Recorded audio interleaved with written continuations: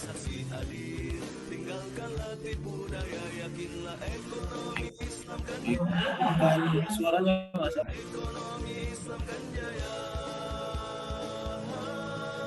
Bangkitlah, bangkitlah pemuda mulia, bersatu padu lintasi katulistiwa. Majulah ekonomi Berbanding bisa, mari sembuhkan ekonomi dunia. Berbagi sesama untuk nuraninya, yakin ekonomi Islam kan jaya.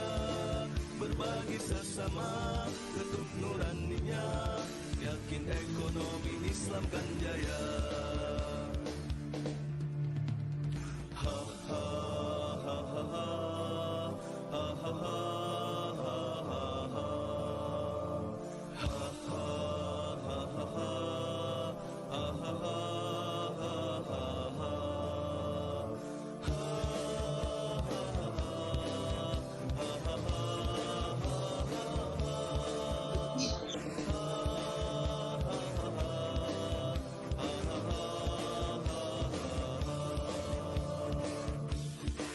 Berjuang jangan mengeluh meski tubuhmu berpeluh, karena kemiskinan semakin membunuh. Bertransaksi adil, tinggalkanlah tipu daya, yakinlah ekonomi Islam kan jaya. Yakinlah ekonomi Islam kan jaya. Bangkitlah, bangkitlah pemuda mulia, bersatu padu lintasi katulistiwa. Majulah ekonomi Berbanding bisa, mari sembuhkan ekonomi dunia.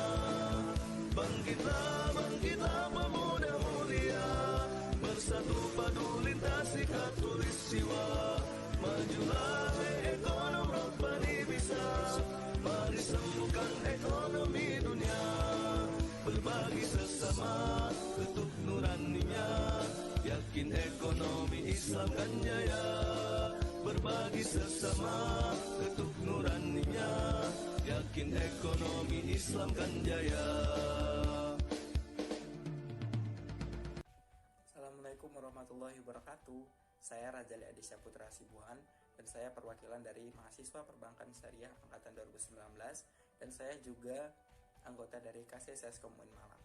Di SESCOM, saya belajar dan mendapat banyak sekali pengalaman.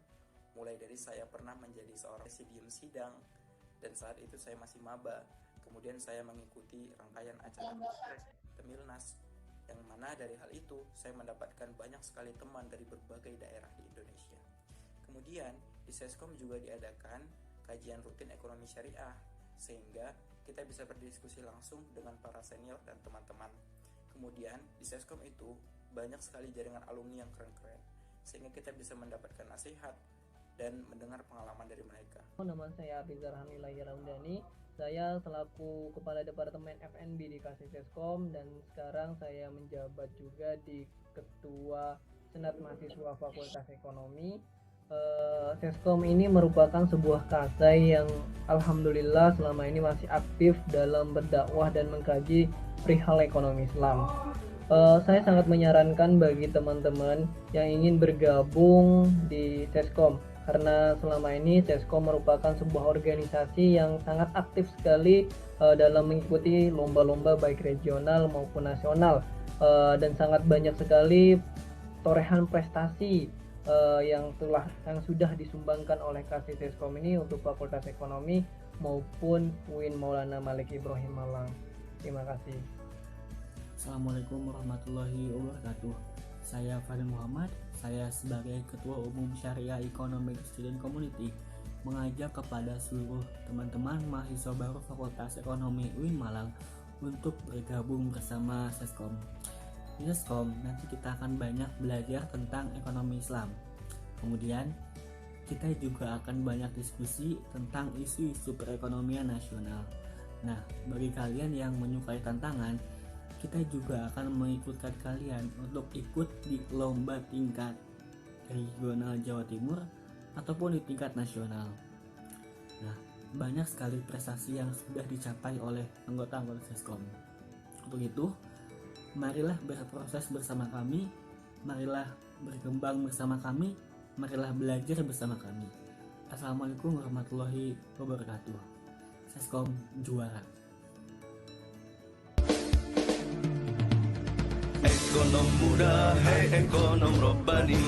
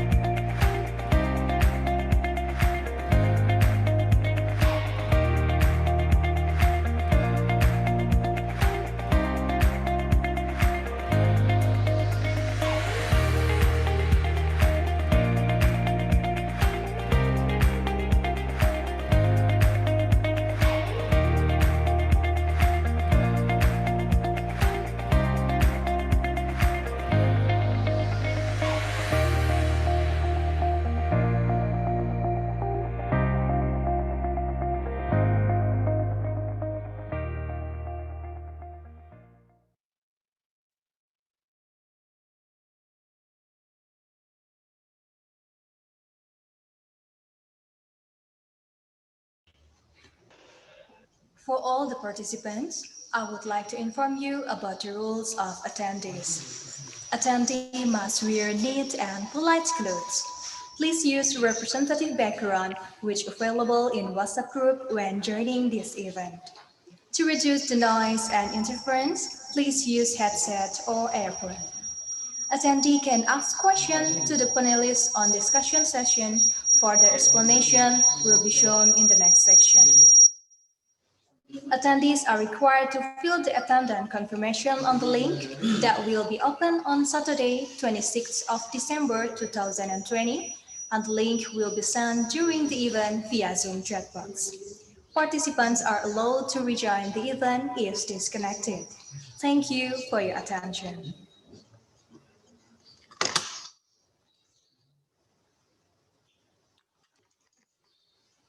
Baik teman-teman peserta webinar internasional SESCOM Universitas Islam Negeri Maulana Malik Ibrahim Malang. Ada beberapa aturan yang akan saya jelaskan pada webinar kita kali ini. Pertama, peserta diwajibkan memakai pakaian yang sopan dan juga rapi. Peserta dapat memakai virtual background yang telah dikirimkan panitia di grup WhatsApp. Untuk mengurangi gangguan suara, peserta diharapkan memakai headset atau earphone. Peserta dapat menanyakan pertanyaan kepada pemateri dan format pertanyaan akan dikirim melalui kolom chat Zoom. Peserta diharapkan mengisi link absensi yang akan dikirim di tengah acara untuk mendapatkan sertifikat webinar internasional. Apabila terjadi gangguan jaringan di tengah acara, peserta dapat bergantung atas perhatiannya. Kami mengucapkan terima kasih.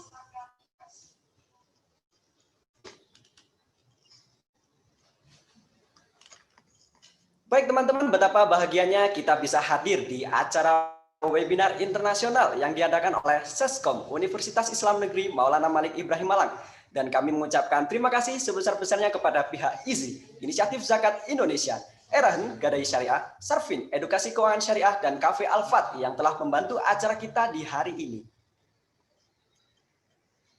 Well, ladies and gentlemen, may I have your attention please? Our opening ceremony is about to begin. And we would kindly advise for all delegates and participants in this seminar to turn on the camera and switch off the audio in order to avoid any interruption during the seminar. Thank you for your attention.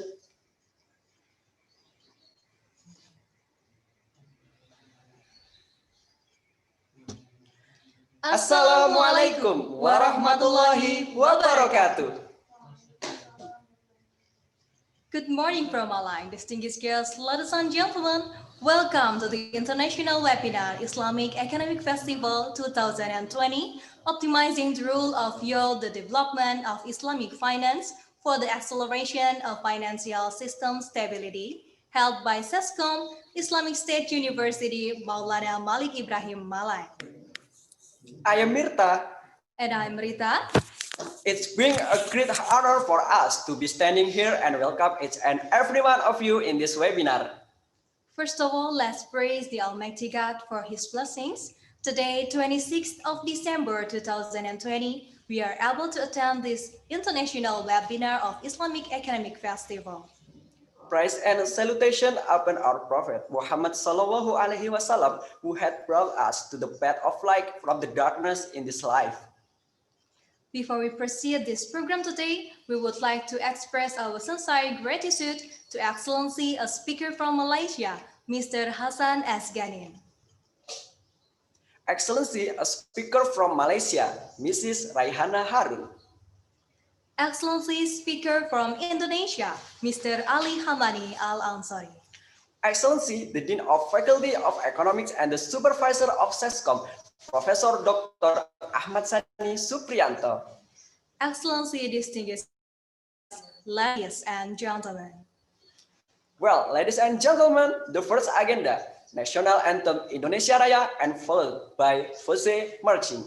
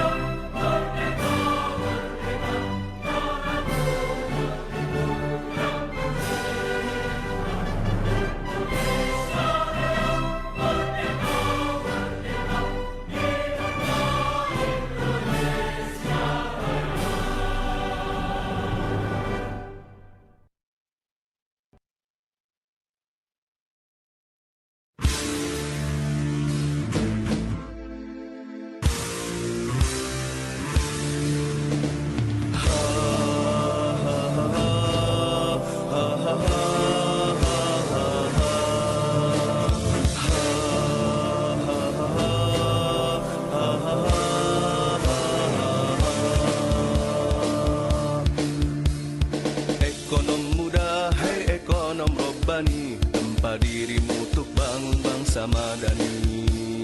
Ekonom cerdas, hai ekonom robbani. Mari mandiri kembangkan potensi. Berjuang jangan mengeluh meski tubuh berpeluh, karena kemiskinan semakin membunuh.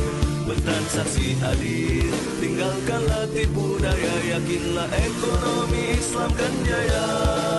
Yakinlah ekonomi Islam kan jaya. Bangkitlah, bangkitlah pemuda mulia, bersatu padu lintasi khatulistiwa.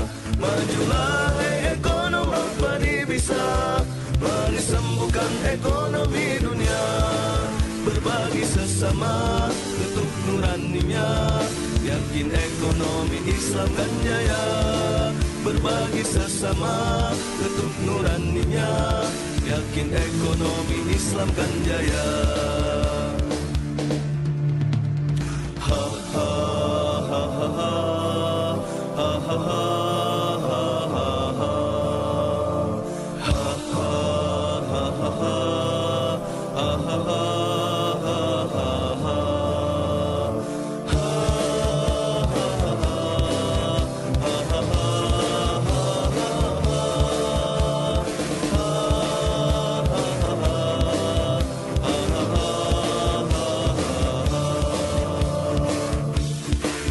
berjuang jangan mengeluh, meski tubuhmu berpeluh karena kemiskinan semakin membunuh.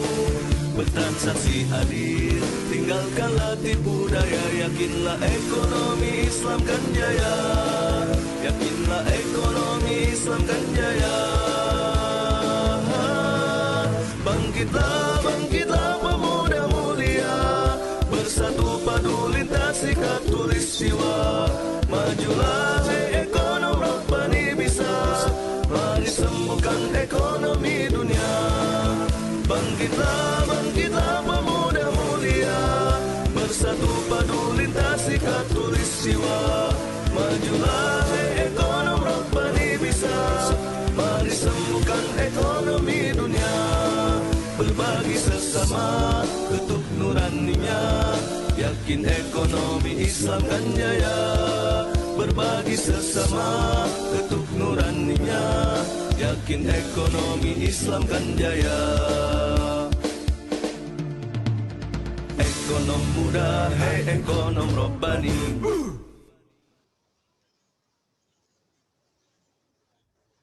Ladies and gentlemen, the next agenda is reciting Holy Quran, who will be recited by Akhi Uwais Al-Karni.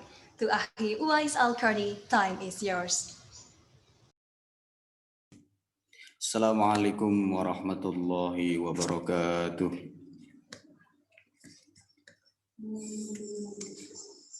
A'udzu billahi minasy syaithanir rajim.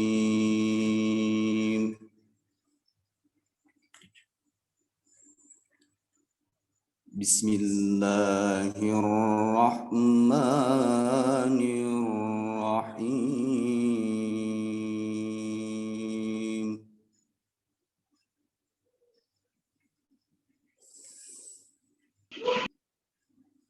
Laisal birra an tuwallu wujuhakum qibalal masyriqi wal maghrib.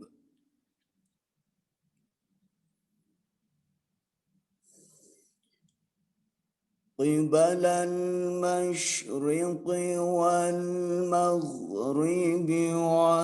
ولكن البر من آمن بالله واليوم الآخر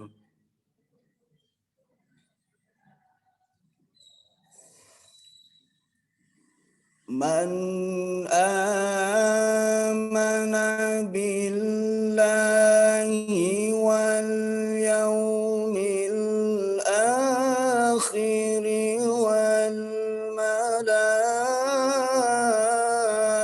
والملائكة والكتاب والنبيين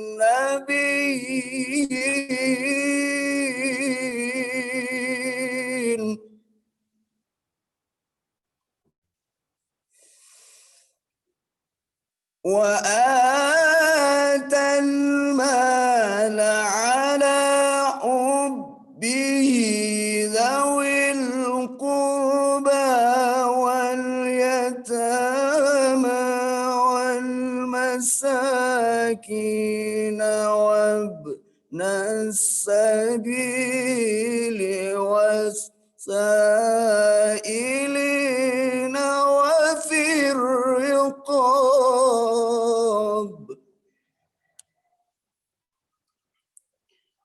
وأقام الصلاة وآتى الزكاة والموفون بعهدهم إذا عاهدوا والصابرين في البأساء والضراء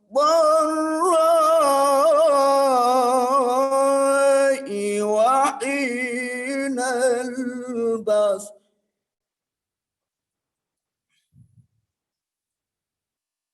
أولئك الذين صدقوا وأولئك هم المتقون.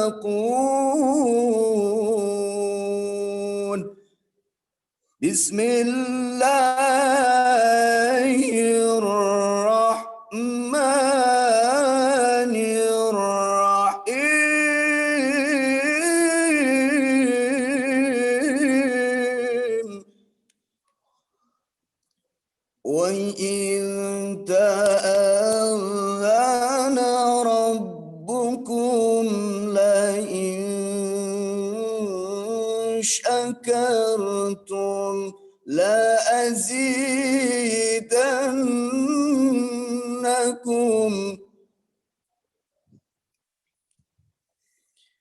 وإذ تأذن ربكم لئن شكرتم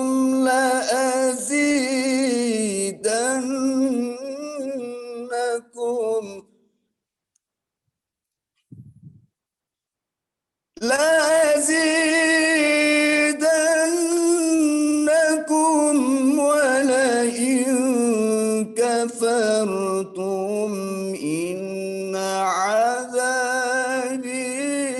لشديد.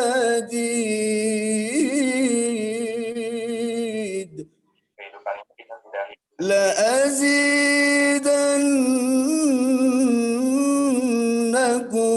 ولئن كفرتم إن عذابي لشديد.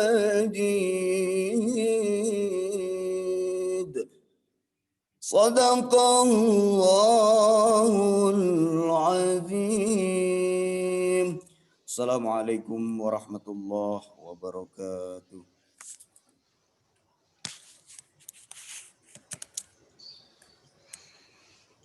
Ladies and gentlemen, without further ado, we would like to invite to the screen to deliver his welcoming speech as the chief of the organizing committee for Brother Muhammad Difa Al-Islam. Please give a warm applause. Assalamualaikum warahmatullahi wabarakatuh. Honorable the Vice Dean of Faculty of Economic, Islamic State University of Maulana Ibrahim Malang, and also Advisor of Syariah Economic Student Community, Professor Dr. Ahmad Sani Supriyanto, MSc. Honorable the Chairman of Syariah Economic Student Community, Fadil Muhammad. And honorable all the speakers of this webinar, Mr. Hassan Azganin, Ms. Farhana Harun, and Mr. Ali Hamani Al-Ansari, and all of the committees and participants that I love and proud of. First of all, let's say thanks and praise to Allah Subhanahu wa Ta'ala, who has given us such a chance and pleasure that we can be gathered on this webinar in a good conditions. Salawat as well as greetings to our Prophet Muhammad Sallallahu a role model behaves for all Muslims in the world. As a chief committee, I would like to say thank you to all of the speakers, committees, and others who helped this event can be held. And also, thank you to all of the participants on this webinar right now. As a chief committee, this webinar is a part of a second Islamic Economic Festival event by Syariah Economic Student Community. The theme of this event is optimizing the role of development of Islamic finance for the acceleration of financial system stability. We choose this theme because we have a hope this event can motivate the youth generations to give their contribution to the development of Islamic finance. Last but not least, I would like to apologize for the imperfection of this event, especially for the lateness this event on this morning. We are very open to some advice so we can be better at the future event. That's all from me. Thanks for your attention. Wabillahi taufiq wal hidayah. Wassalamualaikum warahmatullahi wabarakatuh. Thank you very much for the welcoming speech. It is now my deep pleasure to introduce the Chairman of SESCOM, Brother Fadil Muhammad. Ladies and gentlemen, this is the Chairman of SESCOM. Please give a warm applause. Assalamualaikum warahmatullahi wabarakatuh. The Honorable Supervisor of SESCOM and also as Vice Dean of Faculty of Economics UIN Malang, the Honorable Speakers, Mr. Hassan Azganin, Mrs. Raihana Harun, and Mr. Ali Shamani Al-Ansari, who has joined this webinar, and respectable committee who has arranged this agenda seriously, and my beloved audience, International Webinar of Islamic Economic Festival. Firstly, I would like to say thank you for the supervisor of SESCOM and also as Vice Dean of Faculty of Economics UIN Malang, Mr. Professor Dr. Ahmad Sani Suprianto, and Mr. Dr. Siswanto, who has support this agenda. Secondly, I would like also say thank you to Mr. Hassan Azganin, Mrs. Rehana Harun, and Mr. Ali, who has become speaker on this Webinar International. And for information, our agenda is not only Webinar International, but also we are arranged public speaking and writing skill training yesterday, and tomorrow the agenda of Islamic Economics Festival is National Essay Presentation, and the participant is from many university in Indonesia. Why we choose this theme, the role of youth in developing Islamic finance? Because we believe that a young generation can have many ideas to implement it in our life, especially in financial field. And why we choose to choose the international webinar, because we can share, we can discuss, we can compare the idea from Indonesia and also from the Malaysia. And lastly, please enjoy this webinar, and we can share many to this we can share many idea to the speaker. And thank you very much for your attention. For me, Assalamualaikum warahmatullahi wabarakatuh.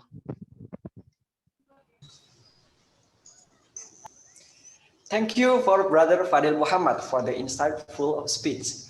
The third speech will be delivered by the supervisor of SESCOM, His Excellency Professor Dr. Ahmad Sani Suprianto, to deliver the speech, and afterward we would like to request the supervisor of SESCOM to officially open the International Webinar Islamic Economic Festival 2020. Ladies and gentlemen, please give a warm applause.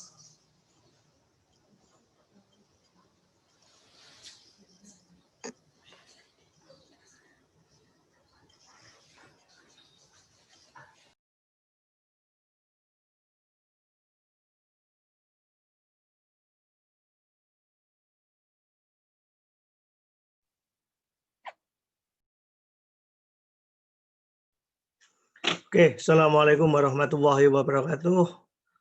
Alhamdulillah wa syukriyah la haula wa la quwata illa billahil aliyil azim. Amma ba'du. Yang saya hormati para narasumber dalam seminar internasional ini, ada Bapak Dr. Hassan Azganin PhD, kandidat dari IEF Malaysia. Yang saya hormati Ibu Raihana Harun PhD, kandidat dari INSIF Malaysia. Yang saya hormati Bapak Ali Shamani Al-Ansari dari Basnas Nasional Indonesia. Yang saya hormati Bapak Dr. Siswanto sebagai pembina SESCOM, dan yang saya hormati moderator, ini Mbak Najim Nur Fauziah, IEF Malaysia, yang mahasiswa kami. Dan yang saya banggakan adalah panitia kegiatan ini, SESCOM UIN Maulana Malik Ibrahim Malang, serta para peserta yang berbahagia dan saya harapkan sehat semuanya. Amin. Pertama-tama marilah kita panjatkan puja dan puji syukur kehadirat Allah Subhanahu wa taala atas berkat rahmatnya kita dapat berjumpa ya dalam agenda Islamic Economic Festival meskipun lewat daring karena masih pandemi COVID. Sholawat serta salam semoga tetap tercurah kepada baginda Rasulullah SAW. Semoga insya Allah kita menjadi penganut yang kafah yang sempurna. Amin ya rabbal alamin. Bapak Ibu narasumber dan juga peserta Islamic Economic Festival tahun ini, saya ucapkan atas nama Fakultas Ekonomi UIN Maulana Malik Ibrahim Malang mengucapkan terima kasih banyak kepada panitia SESCOM yang telah menyelenggarakan kegiatan hari ini di sela-sela pandemi COVID dan di sela-sela waktu libur panjang, tapi masih tetap semangat untuk menyelenggarakan kegiatan akademis yang pasti akan sangat bermanfaat bagi kita semua. Kegiatan kali ini, Islamic Economic Festival kali ini yang diselenggarakan oleh SESCOM mengambil tema yang cukup menantang. Temanya adalah optimizing the role of youth in the development of Islamic financial for the acceleration of financial system stability. Tema ini cukup panjang dan juga cukup menantang bagi kita semua ya. Bagaimana kita mengharapkan peran pemuda mahasiswa dalam pengembangan ekonomi Islam, khususnya adalah finansial, dan bagaimana mempercepat stabilitas ekonomi keuangan di Indonesia. Tema ini adalah sangat strategis bagi Anda semua, bagi peserta ini, bagi pemuda, bagi mahasiswa semuanya, karena kita mengikuti perjalanan bagaimana kebijakan keuangan finansial terutama perbankan syariah yang di Indonesia yang dimulai tahun 1990-an, di mana setelah Kongres MUI tahun 90-an sekitar bulan Agustus itu merumuskan sebuah kebijakan untuk membuat lembaga finansial yang berbasis syariah. Dan alhamdulillah tahun 1992 di Indonesia telah berdiri bank syariah pertama, yaitu Bank Muamalah Indonesia. Ini adalah cikal bakal dari perbankan syariah di Indonesia. Kemudian dengan berjalannya waktu, dengan berembusnya angin reformasi di mana kebebasan umat Islam untuk mendirikan perbankan syariah telah dicapai dengan disahkannya undang-undang, peraturan perundang-undangan nomor 2001 tahun 2008. Nah, di situ secara sah bahwa perbankan syariah dapat berdiri di Indonesia. Baik itu berupa UUS, unit usaha syariah, maupun bank umum syariah. Nah, di dalam undang-undang itu sudah jelas bahwa terdapat 10 produk perbankan yang bisa beroperasi di Indonesia. Di antaranya adalah tabungan syariah, deposito syariah, murabah, mudharabah, dan sebagainya. Ini adalah produk-produk yang secara sah bisa beroperasi di Indonesia. Perkembangan berikutnya tahun 2011, 2012, 2013 itu semakin berkembang jauh sehingga berdiri sampai saat ini 12 bank umum syariah, termasuk bank-bank swasta, Permata Syariah dan Bank Mega Syariah dan sebagainya. Ini menunjukkan bahwa sebenarnya bank syariah sangat diminati oleh masyarakat di Indonesia maupun pelaku bisnis. Berikutnya adalah tahun 2019 ini pemerintah sudah membuat roadmap bagaimana perjalanan ekonomi syariah di Indonesia. Roadmap itu disebut dengan meluncurkan Master Plan Ekonomi Syariah atau disebut sebagai MEXI. Jadi MEXI itu adalah roadmap Master Plan Ekonomi Syariah di Indonesia 2019 dan sampai 2024. Apa yang diharapkan dari pemerintah dengan diluncurkannya MEXI tahun 2019 sampai 2014 ini? Pertama adalah menginginkan Bank Syariah Indonesia masuk di dalam 10 besar perbankan di Indonesia. Artinya perbankan syariah diharapkan masuk sebagai 10 besar bank syariah terbesar di Indonesia. Yang kedua, di dalam Master Plan Ekonomi Syariah ini diharapkan adalah penguatan halal value chain. Jadi diharapkan adalah ekonomi syariah selain di bidang finansial juga di bidang halal value chain. Apa itu? Di bidang fashion, di bidang food, beverage, di bidang guest house atau hotel yang berbasis syariah. Yang ketiga adalah sektor penguatan keuangan itu sendiri. Nah, dan yang keempat adalah sektor penguatan UMKM, terutama yang berbasis syariah. Jadi ini adalah 4 tujuan dari Master Plan Ekonomi Syariah 5 tahun ke depan. Di mana harapannya adalah keempat prioritas ini bisa tercapai dan sustainable sampai tahun-tahun berikutnya. Saya melihat bahwa tema kali ini sangat sesuai ya dengan Master Plan yang diharapkan 4 tahun ke depan, yaitu di bidang percepatan di bidang sistem stabilitas finansial keuangan. Karena sekali lagi bahwa harapannya adalah perbankan syariah itu masuk di 10 besar perbankan di Indonesia. Berita menggembirakan lagi yang terakhir adalah telah bermergernya, telah bergabungnya 3 bank ya, syariah menjadi Bank Syariah Indonesia, ya, yaitu Bank Mandiri Syariah, Bank BRI Syariah, dan Bank BNI Syariah. Ini adalah wujud dari Master Plan yang pertama yang telah diwujudkan di dalam proses merger yang bertujuan untuk meningkatkan kapitalisasi dan pasar di Indonesia. Dengan bergabungnya 3 bank ini mengindikasikan bahwa pemerintah dan kita semua, yang masyarakat umat Islam, mengharapkan menjadikan bank syariah menjadi tujuan utama dan menjadikan bank syariah menjadi bank yang terbesar di Indonesia. Bukan hanya di Indonesia, diharapkan bermergernya bank syariah itu menjadi Bank Syariah Indonesia, menjadi bank terbesar di Indonesia, dan juga menjadi 10 bank terbesar di global atau di dunia. Ya. Untuk itu kami berharap partisipasi adik-adik sekalian dalam seminar kali ini untuk merumuskan ya kebijakan yang strategis, yang praktis, ya bagaimana wujud dari perkembangan bank syariah yang semakin baik ini dapat diterima oleh masyarakat luas. Dan bagaimana mewujudkan pasar kita yang masih di bawah 10% ini ke depan bisa lebih dari 10%.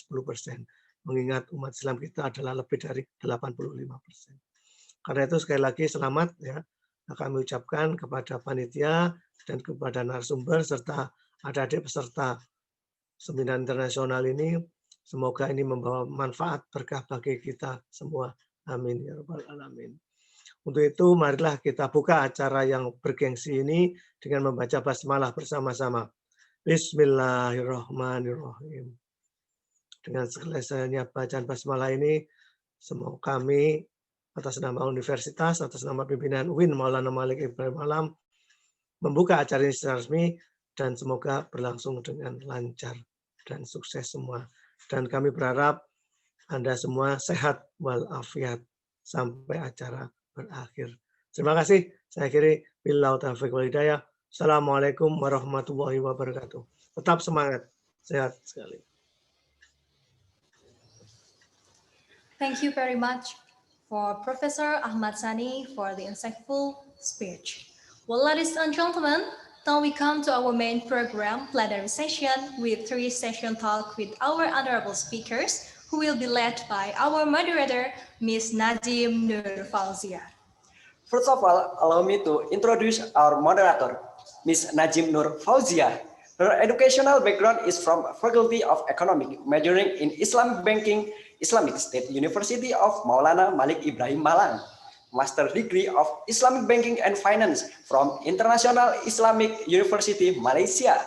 And she has awardee from my bank, Islamic Postgraduate Sponsorship. Well, ladies and gentlemen, please join me in welcoming Mrs. Najim Nur.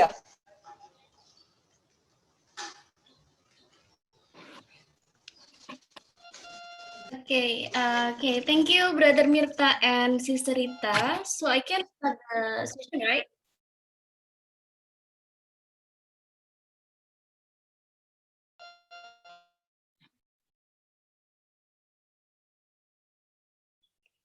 Okay, so everyone, please let me start the session. Okay.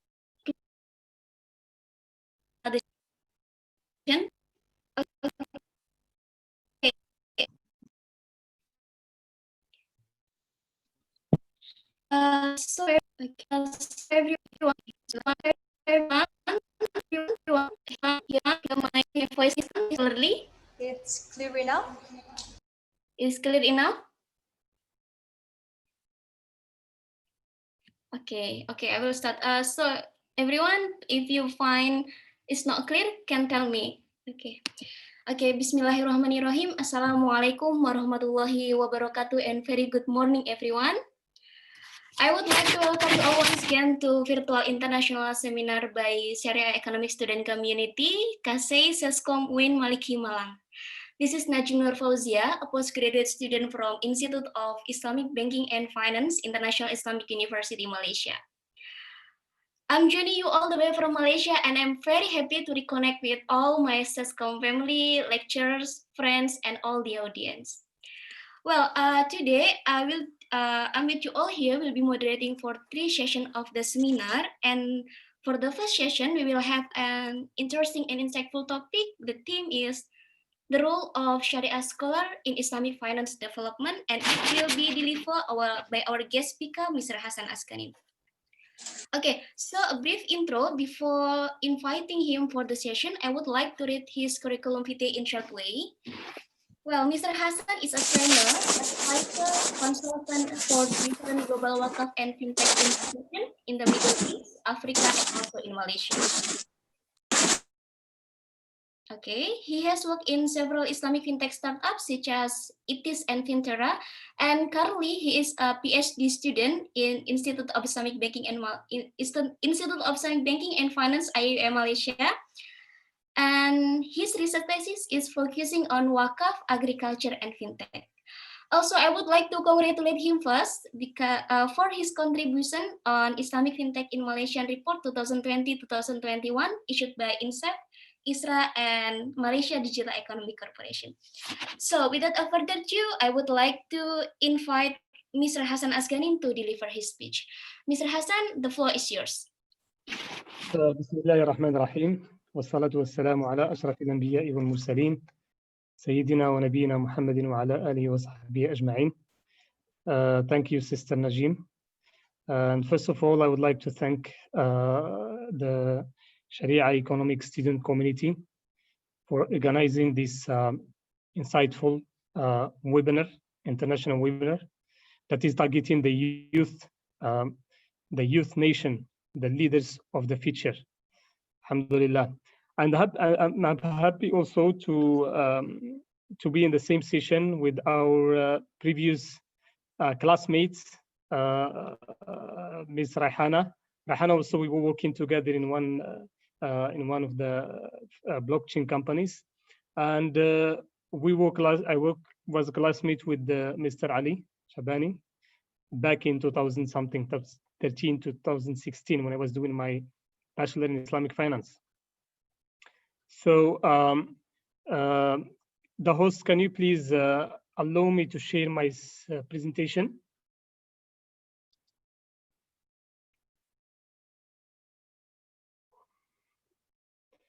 I would like also to thank all the attendees from Indonesia. I have a lot of friends from Indonesia, and Alhamdulillah, I feel this is the big nation, the big Muslim nation in the world with 200 million Muslims. So I'm happy to be here with you today to share our little knowledge on the Islamic finance and the Islamic fintech, inshallah. So let me share this. Let me share my screen right now.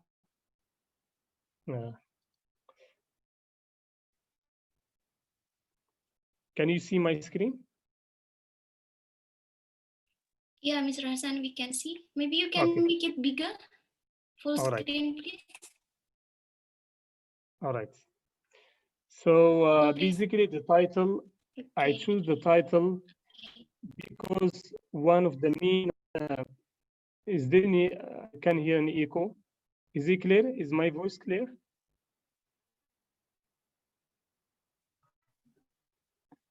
Can you hear me? Is it clear? Can you hear me? Yeah, it is clear. Is it clear? Is my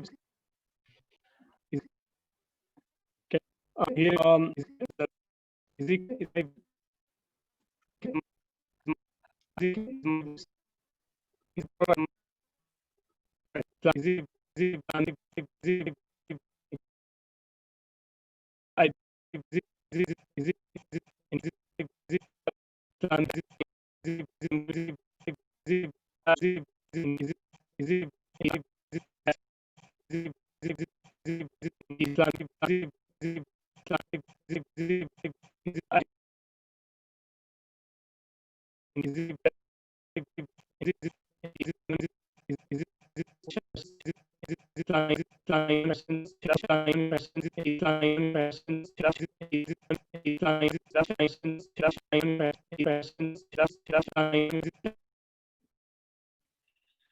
Yes, Mr.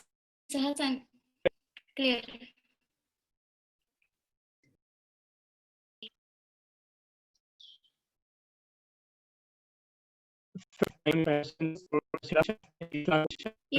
You know, a little background, a little background, a little background, a little background, a little background, a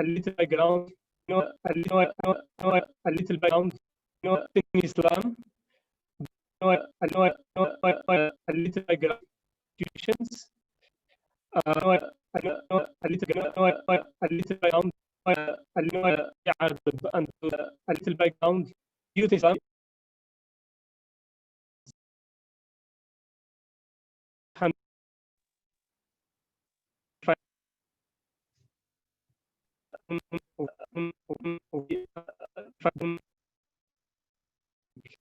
Actually,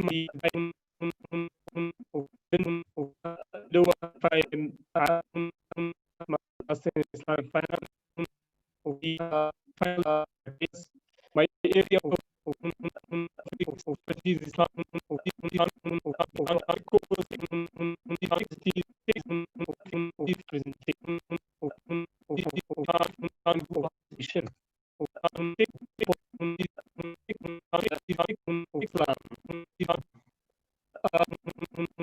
the model that we should follow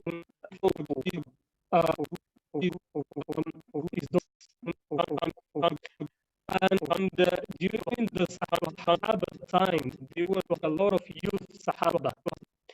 If we would like to know the story of Mus'ab ibn Umayr, Mus'ab ibn Umayr was the first ambassador in Islam, and his age was between who has assigned him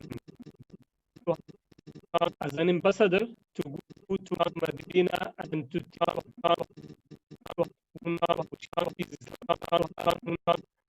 the hadith.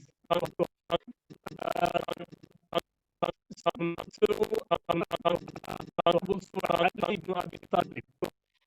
The Sahabi Ali ibn Abi Talib was among the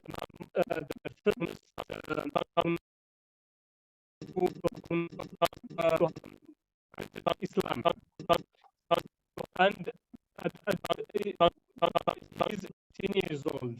Would like also to give the Sahabi Usama ibn Zayd, who was assigned by the Prophet Muhammad sallallahu alaihi wasallam to lead the army in one of the battles, and he was only 18 years old. So we had a lot of Sahaba or youth Sahaba that has contributed enormously to spread the Islam throughout the whole world. So basically, one of the main questions our brothers and sisters from the Islamic Economic University may ask: what are the requirements that needs to be a Sharia young scholar need to have? So basically, there are certain requirements to fulfill or to become a Sharia scholar. The first one is the Arabic language. Arabic language is very important, and I'm sure there is no problem in Indonesia. I think one of the main languages that are prioritized during the elementary school, primary school, and secondary school in Indonesia is Arabic. And I have a lot of friends, Indonesian friends who can understand and speak Arabic. So the second one is usul al-fiqh. I'm going to give a definition later on the usul al-fiqh and the qawaid fiqhiyya. They need to have also an extensive knowledge on Quran and Sunnah. The Quran and Sunnah of the Prophet of Allah subhanahu wa ta'ala, and the Sunnah of the Prophet Muhammad sallallahu alayhi wa sallam. And why I said Arabic is very important, because the Quran has been revealed to us in an Arabic language. And if you don't understand Arabic, you will find difficulties to extract the rules, because as a Sharia scholar, or a Sharia committee in Islamic banking or Islamic financial institutions, you will find difficulties to extract the rules from the Quran and the Sunnah. So the Arabic is an important language. Also, the scholar need to have a knowledge of, or should know, the objectives of Sharia and legal maxims. One of the quotes by Erasmus, she says, "The main hope of nation lies in the proper education of its youth."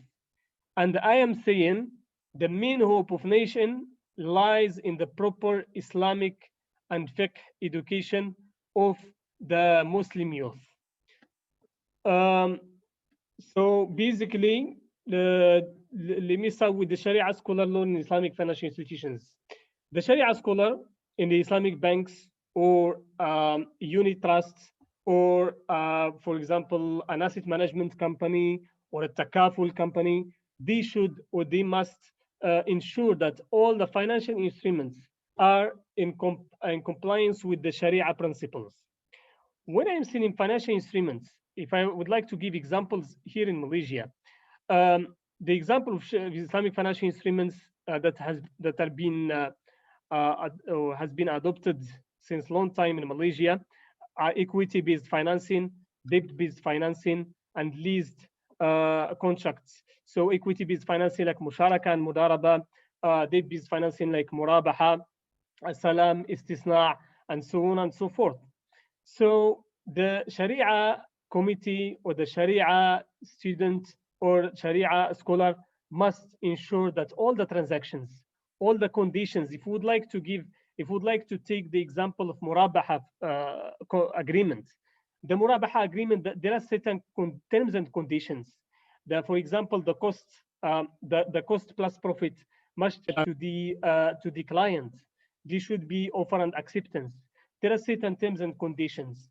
So the Sharia scholar must ensure that all these conditions has been put in place during the review and the approval of the new product or new Islamic finance product. Same thing goes to the asset management or wealth management Sharia committee. They also need to make sure that all the investments are being used fully in a Sharia compliant portfolio management. So what is called right now is Islamic portfolio management. The second thing, the Sharia scholar must verify transactions for compliance with in terms of its compliance with the Sharia. The verification of transactions, basically from the transactions, these are in the Islamic financial financial market, for example. There are certain agreements and the transactions that are being conducted between the parties. So they need to make sure that all these transactions are in line or in compliance with the Sharia principles. Another rule, it is the calculation of zakat and the disposing of non-Sharia compliant income. Have you heard of non-Sharia compliant income? I think as an Islamic economic student, you must heard of the cleanliness of the fund. The Islamic banks, some of the funds are not Sharia compliant, so they need to filter these funds and channel them to the charitable for charitable purposes. This type, if I would like to give an example, is the late payment penalties. For if someone defaulted or before defaulting, he's not paying back the bank the installments. So the bank will impose penalties on him. So the late penalty here in Malaysia, it is around 8%. So 7% must go to the charity and 1% to cover the costs. So basically, the Sharia scholar must know how to filter these funds properly. Also, the advising and the distribution of income among investors and shareholders. So what are the objectives of Sharia? I mentioned the objectives of Sharia are the backbone of Islamic finance. And of course, the Sharia is not only the backbone of the Islamic finance, but also is considered to be the ground framework that provides guidelines and directions to the Sharia scholar, so he would be to realize basically the maslahah or the public benefit. I'm sure you've heard of public benefit. But what is the Sharia? What is the definition of objectives of Sharia or maqasid al-Sharia?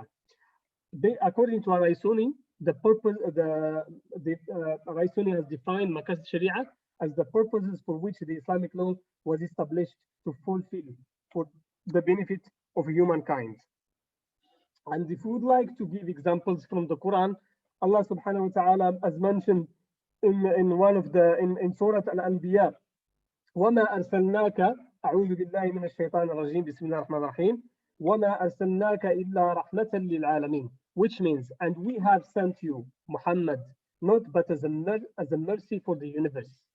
So we should, Ibn Qayyim also states that the Sharia aims at safeguarding the people's interest and preventing them from harm in this world and the next. This is a necessity that is needed by all mankind. Well, what we can understand here by the objectives of Sharia is to bring benefit to the society and to remove harm. So this is the concise definition of the objectives of Sharia. You can see in front of you the pyramid of the objectives or the hierarchy of maqasid al-Sharia.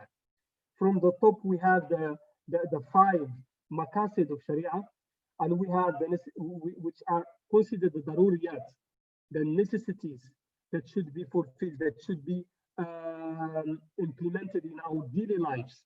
And we have complementary or hajiyat. Complementary objectives are not that important for the Muslim, but they can actually at least bring some benefit to the Muslims.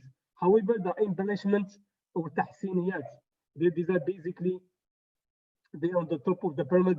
They are basically of the things that can complement the Muslim life or the way the Muslims in terms of not only in terms of Islamic finance or Islamic financial institutions objectives, but also in terms of the daily life of Muslim youth. We have here the 5 objectives of the Sharia. We have the protection of religion, the protection of life. The protection of religion is to fulfill the requirement of when Allah subhanahu wa ta'ala says, وَأَقِيمُوا الصَّلَاةَ وَآتُوا الزَّكَاةَ. We need to pray and we need to pay zakat. We need to fast. We need to go to Hajj at least once upon life. So the preservation of the protection of religion is done through these daily ibadat or daily practices. We have also the protection of life. Allah subhanahu wa ta'ala has prohibited to kill innocent people or other people. The protection of intellect. So why alcohol is prohibited is basically to have the full control on our brain, and so the protection also of progeny, or they call it in Arabic hifdun nasl, which is, and because of this Allah subhanahu wa ta'ala has prohibited fornication and relationship outside of the marriage. And also the main important objective of Sharia that we are going to focus on today is the protection of wealth. Basically, the protection of wealth is the main objective of that Sharia scholar in Islamic financial market should be aware of. So Islam has established rules to protect the wealth of mankind. So through the Islamic financial instruments, we need to make sure that the agreements that are adopted within the Islamic banking system are actually protecting the rights of both parties, the rights of the clients as well as the banks. So not only this, the avoidance of prohibited transactions. We are coming to that. The prohibited transactions, or the main prohibited transactions that has been revealed to us, the interest riba is haram. When Allah subhanahu wa ta'ala says in Surah Al-Baqarah, end of Surah Al-Baqarah, يا أيها الذين آمنوا بعد أعوذ بالله من الشيطان الرجيم يا أيها الذين آمنوا اتقوا الله وذروا ما بقي من الربا إن كنتم مؤمنين فإن لم تفعلوا فأذنوا بحرب من الله ورسوله. So basically Allah subhanahu wa ta'ala has prohibited riba and claims war against those people who are dealing with riba. So these are examples of prohibited transactions. I'm coming to that in the next slide, but the main idea here is that also the wealth distribution concept needs to be taken into consideration by the not only Muslim scholars but anyone or any Muslim. So we should have a balanced wealth distribution or wealth system. I can say the resources should be allocated from the surplus sector to the deficit sector, and that could be done also to the integration of the Islamic social finance like zakat, wakaf, sadaqah, and so on and so forth. Also, what is also one of the things that are prohibited in Islam is speculation. Speculation basically is somebody who's taking, or who's, for example, you are buying rice now because it's cheaper, and you stock it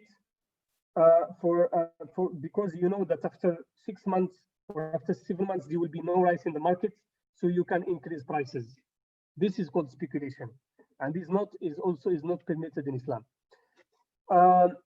Also, corruption and the misuse of funds or wastage is not also encouraged in Islam. It is also prohibited. And we have a lot of verses from the Quran. There is in Surah Al-Isra, Allah subhanahu wa ta'ala doesn't like people who waste too much for example, not only money but food and so on and so forth. Within the financial activities, we need to make sure that the wealth circulation objective is being implemented within our Islamic financial system.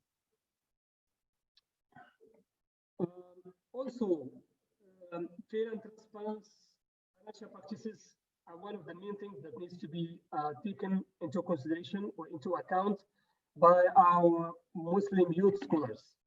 So they need to ensure that there is freedom of contract. You cannot enforce anyone or to sign an agreement without his permission. So this should be a freedom of contract. This could bring to us a fairness, could bring also equity, justice, and high morality to the society. We should ensure also that there is transparency in all the transactions. I'm sure you've heard of gharar or uncertainty. where bringing the transparency can to certain levels can eliminate the gharar or the uncertainty. I'm going to explain the gharar in next slides. So all financial transactions must be conducted in such a manner where all parties are clear about the facts concerning the transactions. If you are going to sell a car, for example, and there is a defect in the car, you should mention that there is a defect in the car. So this is why we should always be transparent whenever we are going to have an agreement with a third party. We should also be fair toward others. So strengthening the equity value between the transacting parties. So we should have the moral values like honesty and truthfulness are very important. And one of the main things I would like to highlight on is the amana. We should have, or we should fulfill the amana. What is the amana? We should be honest to others. We should not cheat others. We should fulfill all the requirements that has been imposed by Islam in terms of the good morals toward the other people. So a transaction that is misrepresented or takes place under pressure and fraud is not valid in Islam. Also, is not also permitted, or Islam has prohibited commercial practices and transactions that involve explicit or implicit harm. So, for example, you are going to conduct an agreement with a third party, but you know that there is something that you don't want to mention in the agreement, because you know if the client or the other party knows about it, won't sign the agreement, or this thing or this implicit information is going to bring harm to the other person. Okay, so basically the objective of Sharia is we should remove harm. We should think about the public benefit. We should not think about we should not prioritize our interests, individual interests. We should always prioritize public interests.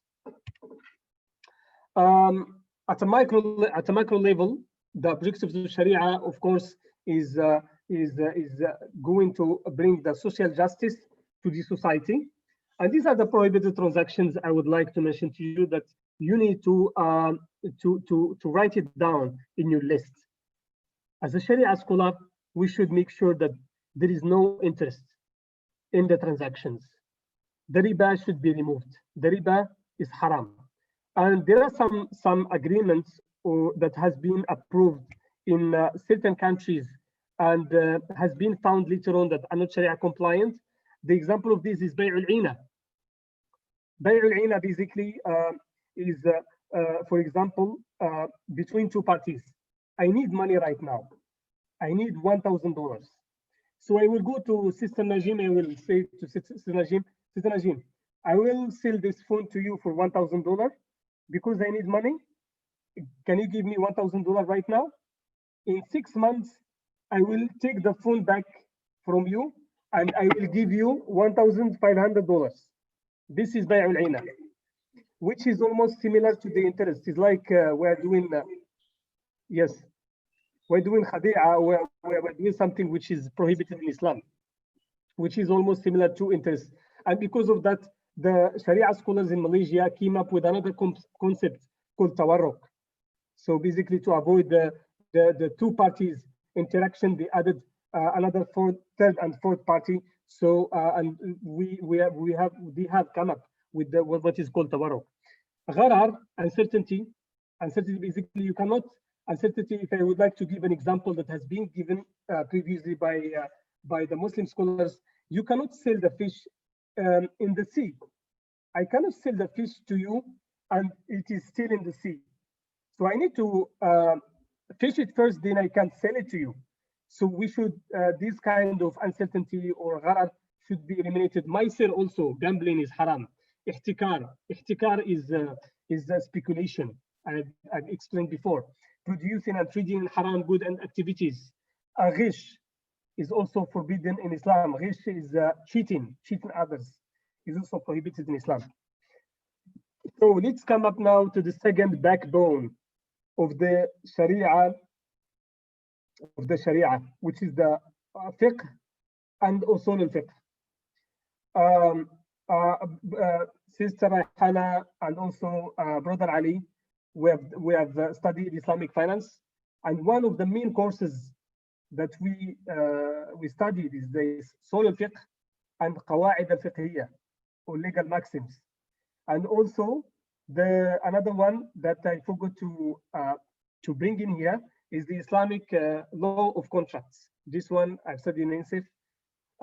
So you, as a student who would like to become a Sharia scholar, or who would like to become at least not a Sharia scholar, because Sharia scholar you need to have other requirements, but at least Sharia, to be a part of the Sharia committee of Islamic Bank, you need to have the knowledge of fiqh and usul fiqh. So basically, what is the fiqh? What is the fiqh? If I would like to explain the meaning of fiqh, is basically Sharia is the knowledge of the Sharia legal rules pertaining to conduct, practical revealed ruling pertaining to conduct, practical revealed ruling that have been derived from the specific evidences. So fiqh is a knowledge of Sharia ruling in the context. I'm sure you've heard of haram wajib, the haram wajib, the prohibited, and the mandub, the compulsory, which is wajib, and the mandub, which is permitted. You've heard of these kind of they call it in Islam al-adillah, not al-adillah, al-ahkam al-shar'iyya. They call it the legislative sources. So makruh as well as so all of these are extracted from the dalils, which are tafsili, while taking al-kitab and as-sunnah as the sources. So for example, Allah subhanahu wa ta'ala says in the Quran, Ya ayyuhalladhina amanu wa aqimu as-salata wa atu az-zakah. This is an order for Muslims to pray and to pay zakat. So this is called a compulsory or a wajib. It is a wajib or a compulsory for Muslims. So the fiqh basically is a general concept that has to do something to do with the normal dealing, or the daily dealing between Muslims. For example, also in the transactions like renting, loan, prayers, fasting, hajj, zakat, as well as anything related to the actions of a mukallaf. Okay, a mukallaf, all of us are Muslims. If we reach the age of 18, we are mukallaf. Okay, and understanding the ruling of each of them. However, usul al-fiqh, or the definition of usul al-fiqh in Arabic is istinbat al-ahkam al-shar'iyya min al-adilla al-tafsiliyya. Okay, so at the roots, the usul fiqh at the roots of Islamic law expound the indication and methods by which rules of fiqh are derived from their sources. So Shafi'i jurists define usul fiqh as the knowledge of the proofs of fiqh in general, methods of deriving the rules from the proofs, and position of a person who derives the rules. So basically, usul fiqh applies to the knowledge of three things. So the knowledge of three things: the proofs of fiqh, or al-adilla shar'iyya. The proofs of fiqh are four: the Quran, the Sunnah, the ijma', and the qiyas. These are the four things of the adilla shar'iyya, or the proofs of fiqh. The method of its utilization requires the knowledge of the method of ijtihad. A Sharia scholar must has the ability to conduct the ijtihad, to do ijtihad, to extract the rules, because every year there are new things that, for example, in Islamic finance, there are new challenges. So how we are going to solve these challenges? We need to go back to the adilla shar'iyya, or to the proofs of fiqh, and ijtihad cannot be done simply with just, you must understand Arabic, and you must also have the knowledge of fiqh and usul fiqh, so you will be able to go directly to the verse or to the qaida fiqhiyya or legal maxim that has has been introduced by the Muslim scholars for specific transactions, for example. And I'm coming to the qawaid fiqhiyya in the next slide, because they're also very important. If I would like to give an example of legal maxims, is the first one that is well known is إنما الأعمال بالنيات. Matters are determined according to intention. Okay, the Muslim scholars bring these legal maxims from the hadith of the Umar ibn Khattab radiallahu anhu, when he says إنما الأعمال بالنيات وإنما لكل امرئ ما نوى فمن كانت هجرته إلى الله ورسوله فهجرته إلى الله ورسوله ومن كانت هجرته لدنيا يصيبها أو امرأة ينكحها فهجرته إلى ما هاجر إليه. So we have this one, the major legal maxim, matters are determined according to intention. We have also al-'adatu muhakkama, custom is arbitrary. And there are certain transactions, Islamic finance, that are allowed in some countries due to the legal maxim, custom is arbitrary, or the al-'ada muhakkama, and is not allowed in another country. So basically, and the third one is the necessities justify that which may be unlawful. This is ad-darurat tubih al-mahdurat. Okay, for example, if you are in a desert and you are going to die, and you found in that desert alcohol, which is prohibited in Islam, but because you are going to die, it is allowed for you to drink alcohol at that moment, just at that moment, because you are going to die. So there is this legal maxim which is called ad-darurat tubih al-mahdurat. In English is necessity justified that which may be unlawful. I think I only have 7 more minutes, so I'm going to go fast, inshallah. So this is the framework or the Islamic finance activities. We have two sides. We have the commercial ones and we have the charitable ones. The commercial ones, we have trade, financing, banking, investment, and so on and so forth. For the charitable ones, that is also a part of the Islamic economic is also the zakat, the wakaf, the charities, the free loan, which is Qard al-Hassan, and I'm sure you know what is Islamic finance. So I'm going to skip this slide, the Islamic finance definition. So one main fundamental thing in Islamic finance is that the principle of sharing profit and loss. The sharing of profit and loss is and we have certain products like musharaka and mudaraba, which is equity financing products. Also murabaha, debt financing products, but are not profit and loss sharing. These kind of principles in Islamic banking finance. And also we have the prohibition of the collection and payment of interest by lenders and investors. So I'm sure you, as Islamic economic students, you've been through these concepts. So I'm going to highlight here on the importance of the Sharia Advisory Council, or how the Sharia advisories, or if I would like to give the example of Malaysia, has developed the Islamic finance or has contributed to the development of Islamic finance industry. So as you may be aware of, the Sharia Advisory Council is under Bank Negara Malaysia and was established in 1997. The scope, of course, covers not only Islamic banking, but cover other aspects of Islamic financial finance, which is takaful, unit trust, and also we have also the fintech side that I'm going to highlight on, like crowdfunding and so on and so forth. There are certain Sharia rules that needs to be adopted within that that market. So one of the main roles of the Sharia Advisory Council is to provide the supervisory role to ensure that all Islamic financial institutions are complying with the Sharia principles. So it is a supervisory board that is actually supervising all the Sharia committees in Islamic banks. Also, they are providing advice to the Islamic banks on any Sharia issues. As I mentioned before, there are challenges in Islamic finance. There are new Sharia, or what is called the new Sharia, or the new transactions that need a Sharia advisory from the Sharia committee. So basically, the Sharia scholar And we will also have here the what is called the Sharia governance framework that has been established by the Bank Negara Malaysia. So basically, to ensure that all the transactions within the Islamic financial system are in compliance or in line with the Sharia principles. And as you can see here, the Sharia committee is independent, is an independent board.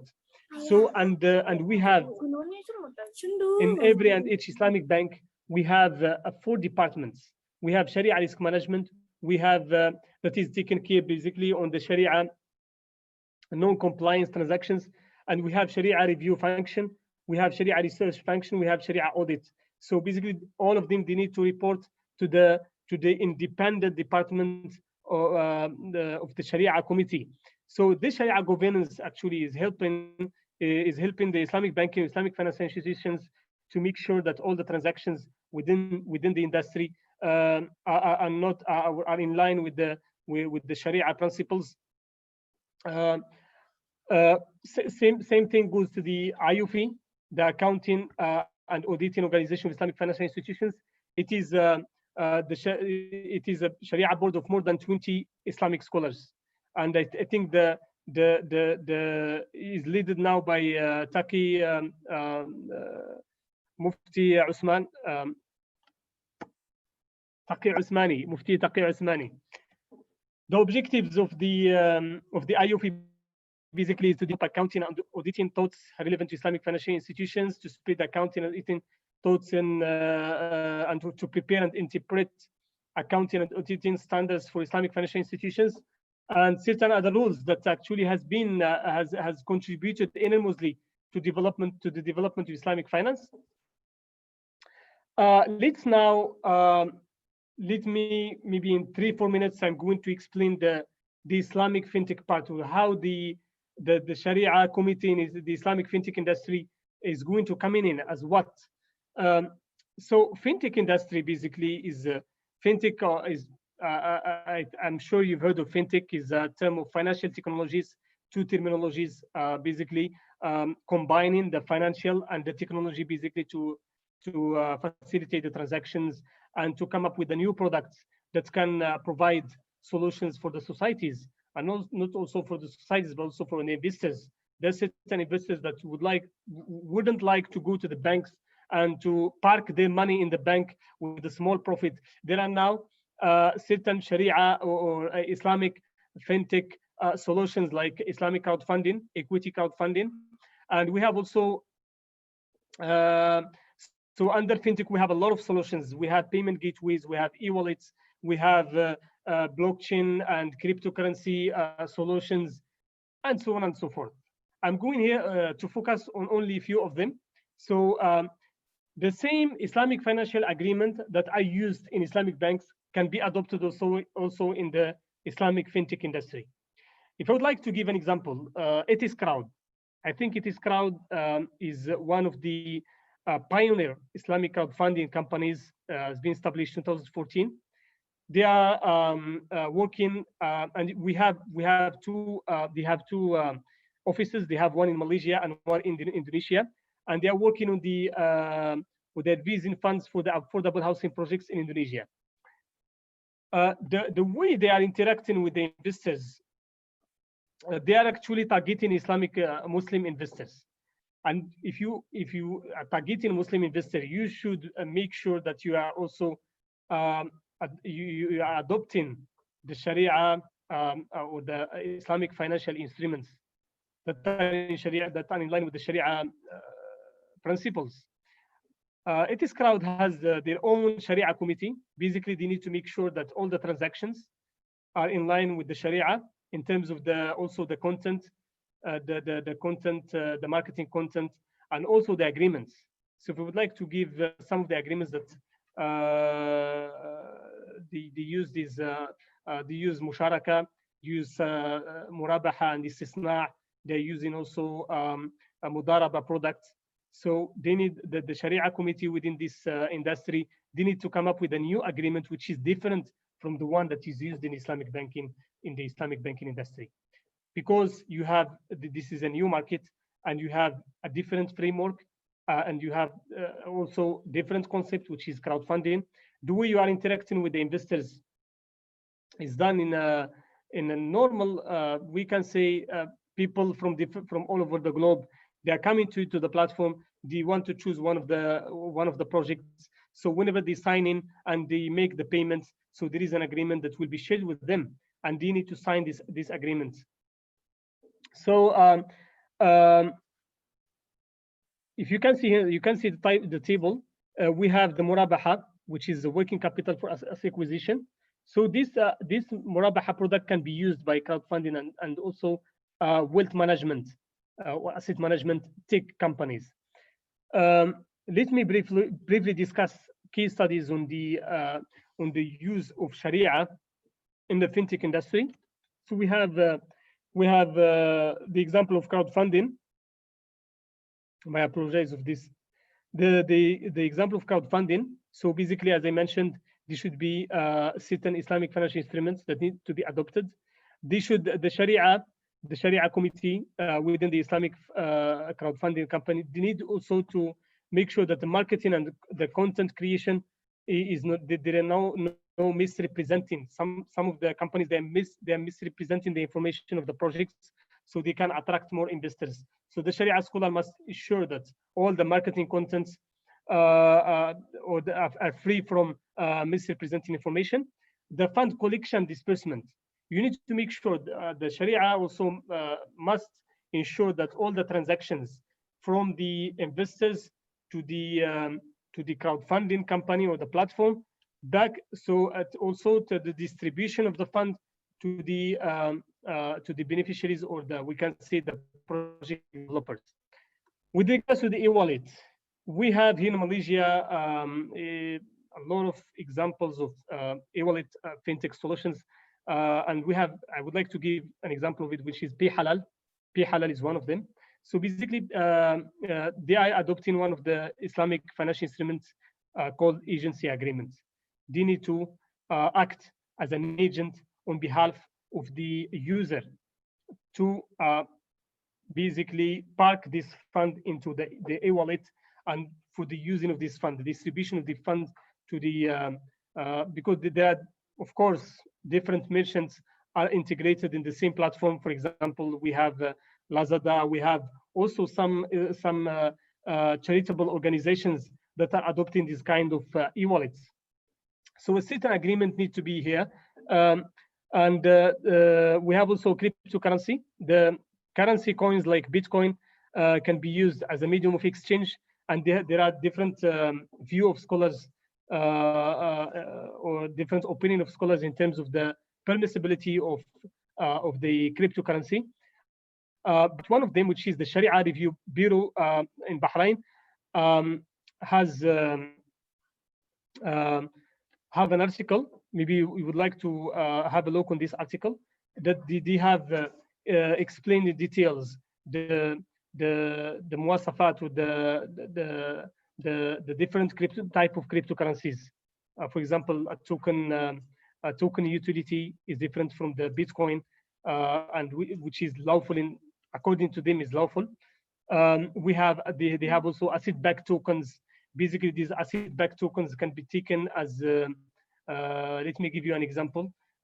If, let's say, an Islamic crowdfunding company would like to establish or to build a project, so they can issue asset-backed tokens that are actually based on a blockchain.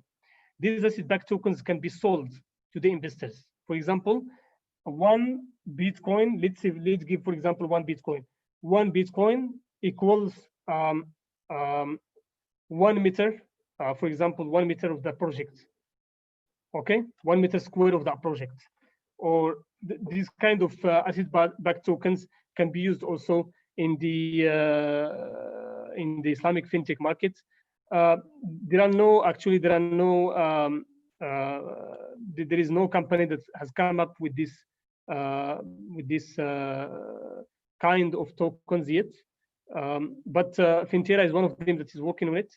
And we have other fintech solutions, basically to ensure that there is a proper agreement with the users, and to look more at the funds procedures or in our digital cash. So basically, the collection and disbursement and the management of the users' funds need to be also taken into account by the Sharia scholars in terms of ensuring that it is in compliance with the Sharia. So this is the last slide. Actually, I have another appointment. I'm leaving right now. So thank you so much, Sister Najim. I'm going to give you 5 minutes or to 10 minutes, if possible, if you have any questions for the audience, if you have any questions. Okay, thank you, Mr. Hassan. Oh, it's only 5 minutes?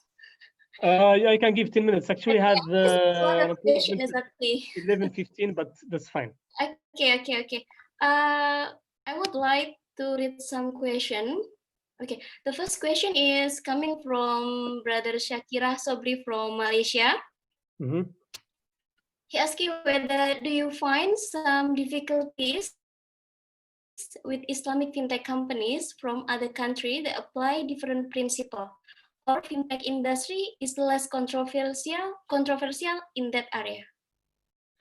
So basically, for the Islamic financial or Islamic fintech, or the application of Sharia in Islamic fintech industry, is a thing that just need to have a proper Sharia committee, that could take over the responsibilities and should have the capacity to come up with the proper products. For example, housing products or housing project products, we need to have certain type of agreements like mudaraba, musharaka, istisna, for example, the concept of istisna. So whenever you have a proper Sharia committee, you won't have any problem in any part of the world. Of course, they need to comply with the, for example, in Malaysia, there are certain agreements that are allowed by the Sharia Advisory Council or the Bank Negara Malaysia, which are not allowed in Middle East, like tawarruk. Some countries in Middle East, or in Morocco, for example, tawarruk is not allowed. However, here in Malaysia, it is allowed. So maybe in that country, the Sharia committee or the Sharia scholar within the Islamic fintech industry, they can come up with the agreements that are, of course, approved by the central, here in Malaysia, Sharia Advisory Council, or the central bank of the country. Okay, next. Maybe he already got the answer. Okay. But Sabri, please respond if you enough with the answer. For the second question, it's coming from Brother Lubis. He asking your opinion what is the role of Islamic finance on the pandemic era in this current situation, and why the Islamic finance is better than other economic view. Okay, as I mentioned before, Islamic finance is not only the Islamic finance activities are not only limited to the financial system or the financial market. If you, one of the slides, I presented the two sides of the Islamic economic activities, which are the financial ones and the charitable ones. So the financial ones, we have, of course, trade financing, we have Islamic banking institutions, we have unit trusts, Islamic unit trusts, we have asset wealth management. So if I would like to explain about differences between the conventional Islamic one, let's take the example of the late payment penalty.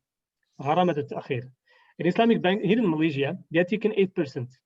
So 7% is going directly to the charitable projects. And we know that during this pandemic, a lot of people lost their jobs.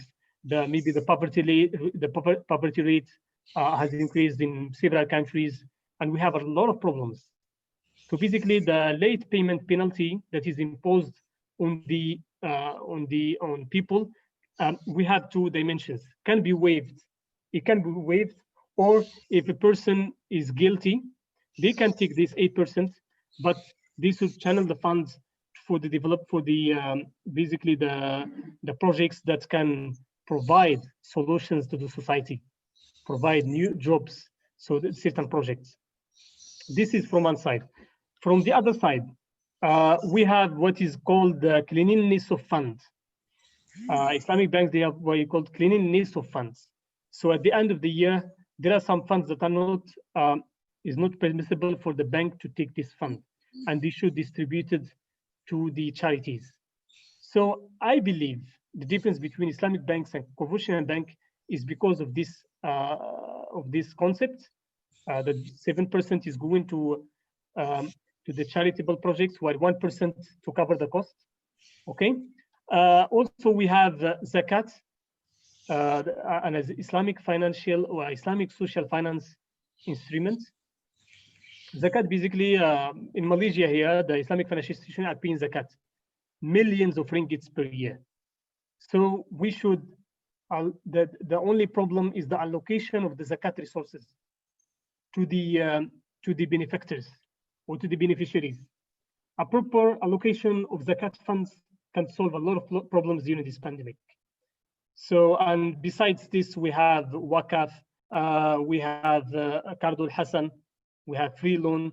Many of banks also, they are giving free loans. We have Wakaf.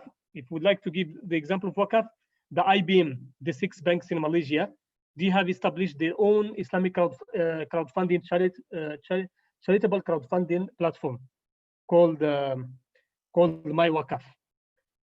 So these kind of initiatives are going to certain limits eliminate the problems that are caused by the coronavirus pandemic, I believe. Yeah, thank you so much. Is there another question you have? Okay, yeah, we still have one question. Okay. Okay, for the third question is coming from Brother Muhammad Ihsanul Nurijab from Makassar. He asking, he mentioned that currently we understand that there are new role model of the economic and new solution of the problem. Yes.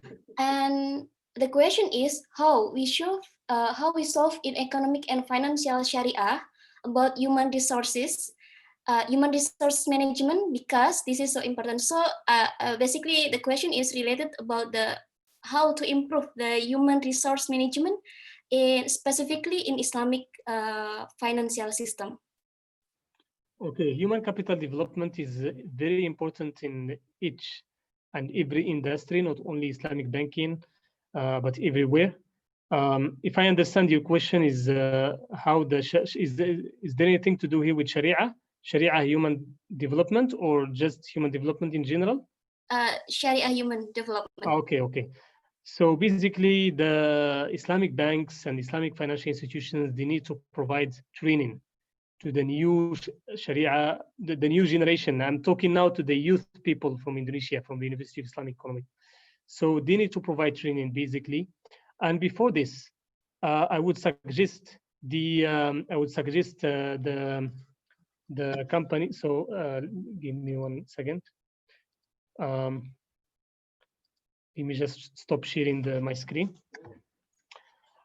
The university must have a collaboration with the Islamic financial institutions in Indonesia to provide training from time to time to students. So you should invite them to, because for me, I'm not a Sharia person. I don't have full understanding of the Sharia practices within the Islamic banks. So probably that could solve the problem of human capital is very important, and some of the main issues they're facing when they go to the Islamic banking industry, they're facing a lot of problems. For example, in terms of knowledge, many of them, they may have lack of Arabic understanding, or may have lack of usul fiqh and fiqh knowledge, and other requirements I've mentioned before that the Sharia person should have to participate in the Islamic banking industry or Islamic financial development industry. So I believe training is very important to be adopted within the Islamic banks in order to boost or to help the Sharia young scholars to contribute enormously to the society, because I believe a weak Sharia committee would probably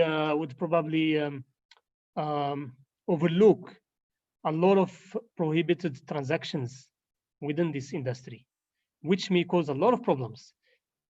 With a single approval of an agreement, for example, which is for example, if there is any kind of, let's say, for example, uncertainty, or the three prohibited transactions like riba, gharar, I don't know, mayser, ghish, cheating, or any kind of transaction that are prohibited and are within this agreement, this may cause a lot of problems, because this agreement will be used for years, and a lot of people will come in and participate in this new product, or this new Islamic product that is released by a bank, for example, Islamic bank.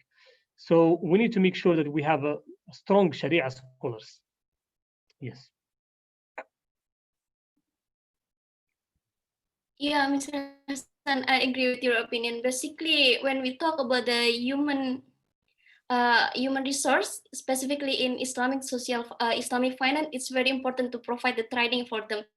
And as we know, as you mentioned before about the abundant resources of wakaf, and also the big number of zakat, the huge number, but it less use. I mean, like they still lack of the technician how to have a good management to distribute the zakat and wakaf. So that's why I think the government in Indonesia, I would like to share with everyone that wakaf board Indonesia, they already start to give the training for the Sharia scholar, like how to manage the wakaf, and how to find the right recipient, and many others. So I think maybe we need also to be aware with the program. I mean, like we also need to look forward what their agenda to support the role of youth in Indonesia. Yes. Okay, thank you so much, Mr. Hassan, for your insightful topic and sharing with us. We are happy to be with you here today. And for the next session, ladies and gentlemen, I would like to ask for the committee as a mark of appreciation to deliver the certificate to Mr. Hassan Azganin, and I would like to ask Mr. Hassan to stay on the camera. Okay, the committee, please.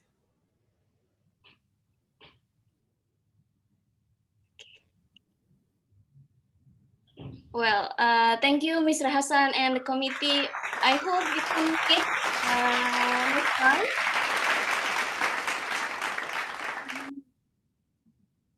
Please let us know when you visit Indonesia. Maybe you can visit Win Maliki Malang and meet all SESCOM member. Okay, thank you, Mr. Hassan. So for the next session, we are delighted to have our next speaker, Ms. Raihana Harun. Ms. Raihana Harun, she will deliver the topic under the title, The Role of Millennial in the Digital Age of Fintech Revolution. Okay, a little intro before inviting her to deliver her speech. She is a legal practitioner, academician, fintech product developer, specifically on IoT and blockchain, as well as she is a business development and sales professional. She has worked in several companies such as Fintra as a business development manager, and now she is working with Islamic Market Ltd on how sukuk wakaf on the blockchain can be implemented to fulfill the financing gap for the session financing gap for the fulfillment of the United industry. So without further ado, I would like to invite Mr. Hannah to please start with her presentation. Mr. Hannah, I offer to you. All right. Thank you, Najim, for the very kind introduction. I think I got accidentally logged out just now, so I'm back. Alhamdulillah. Hello. Can you all hear me? Yeah, it's very clear. Okay. All right. That's great. There seems to be like a delay a few seconds from my side, so just let me know. Just a message in the chat.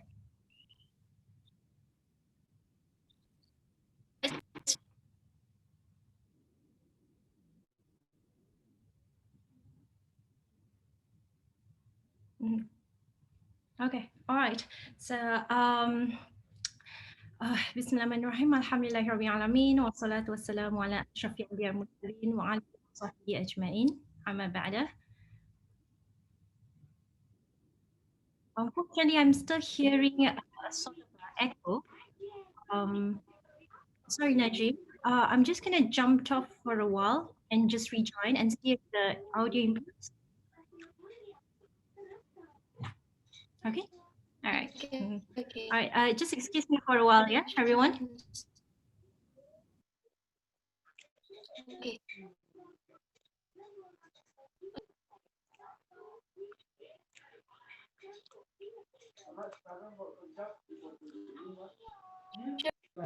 Sure, you can take time.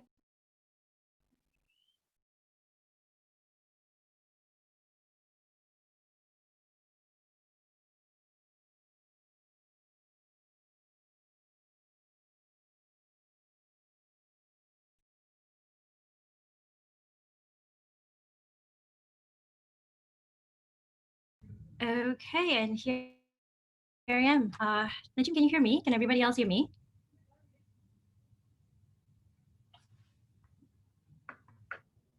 Okay, unfortunately, I'm not able to hear you, but I hope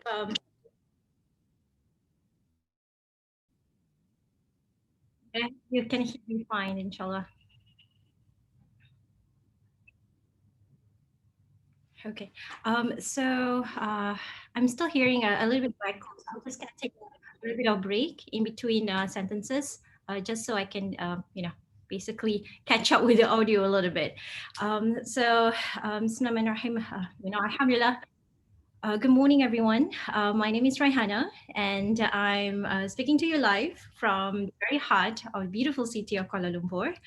I'm Malaysian. I'm based in Kuala Lumpur. And before we jump into the meat of our discussion today, being a Malay, I would really love to just share a short pantun Pak Kerat with all of you. So here it goes. And by the way, I wrote this just this morning, just like a couple of hours ago. So hopefully, you like the pantun Pak Kerat I have for you. Di tepi pantai belah bunyi bahtera, penuh berisi dengan belian. Assalamualaikum dan salam sejahtera kepada hadirin hadirat sekalian. So that's a little bit of my pantun. Just to break, just to have something a little bit of spice up our morning. Now, my session, it's not going to be very formal. Rather, this is just going to be kind of like more like a casual chat, because I can see like all of you, most of you are actually from Maliki, Malang, yes? Unless we have any Malaysians here, but I can see for most of you, you're actually from Maliki, Malang. So very happy to meet you today. And, I've always been the kind of speaker who's like, probably would go the informal route rather than the formal route in most conferences. So since this is going to be a sort of like a chat, right?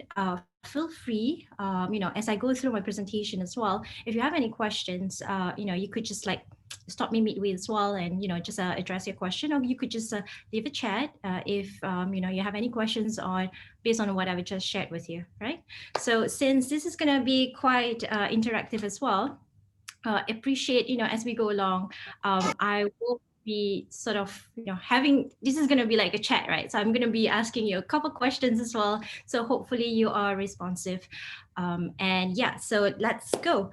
Now, to jump straight into our discussion today, which is the role of millennials in the digital age of fintech revolution, I guess I would like just to begin by basically sharing with you the scope of our discussion this morning.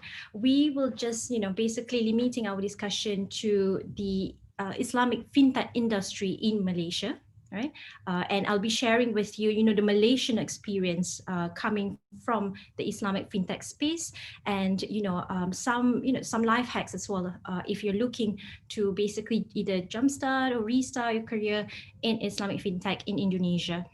So some of my content, since I wasn't actually aware that Hassan wasn't going to share anything on Indonesia specific. So I did, look up some data, and I'll be sharing with you some key insights on the development of Islamic fintech in Indonesia as well, to compare the experience with Malaysia. Okay, so just to move along, can we click on the next, can we move to the next slide, please? Okay, thank you very much. Right, now, so here's an outline of our discussion this morning. Our first stop is, we'll be gonna go over an overview. We're gonna basically just like briefly recap the development of the Islamic fintech industry in Malaysia. Right, and then following that, I'll be sharing with you some of the challenges in the development of the Islamic fintech industry, and of course, finally, which is the highlight of our discussion this morning, that's going to be the role of millennials in the Islamic fintech industry.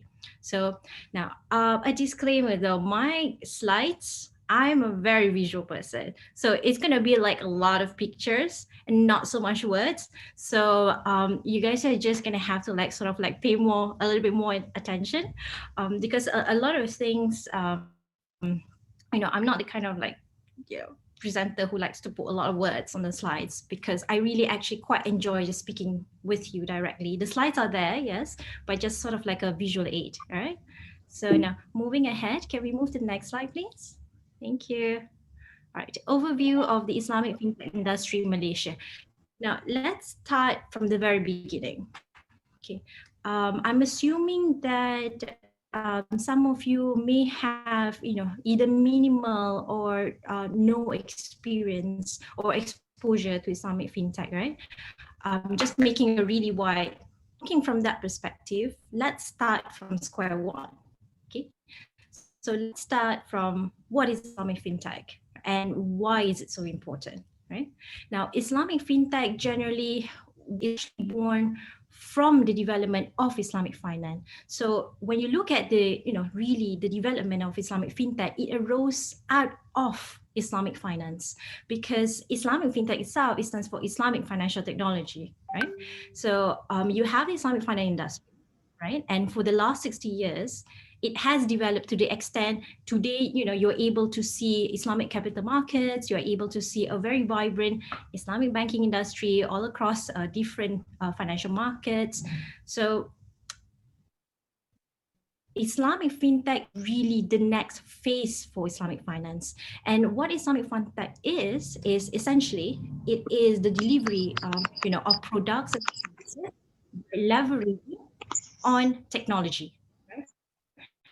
And when I say technology here, that technology can take any kind of form. And if you were to look, just the last 5 to 10 years, the rise of disruptive technologies. I'm sure you've heard of blockchain, yes? Or, it also goes by the name of distributed ledger technology, DLT. I'm sure you've also heard of IoT, Internet of Things, right? I'm sure you've also, heard of automation and machine learning, artificial intelligence, right? Now, these are just like 3 examples of some of the disruptive technologies that are coming into the market, right? And essentially what Islamic finance does is it combines, Islamic fintech does is it combines Islamic finance. It takes existing financial services and products and put that together with disruptive technologies. And there you have it. You have an Islamic fintech, right? Now, talking about Islamic fintech, really, the question that you're probably going to be asking is, why Islamic fintech? Why is it so important? Why is there a lot of discourse, a lot of discussion around the world about Islamic fintech? And the reason for this is quite simple, really.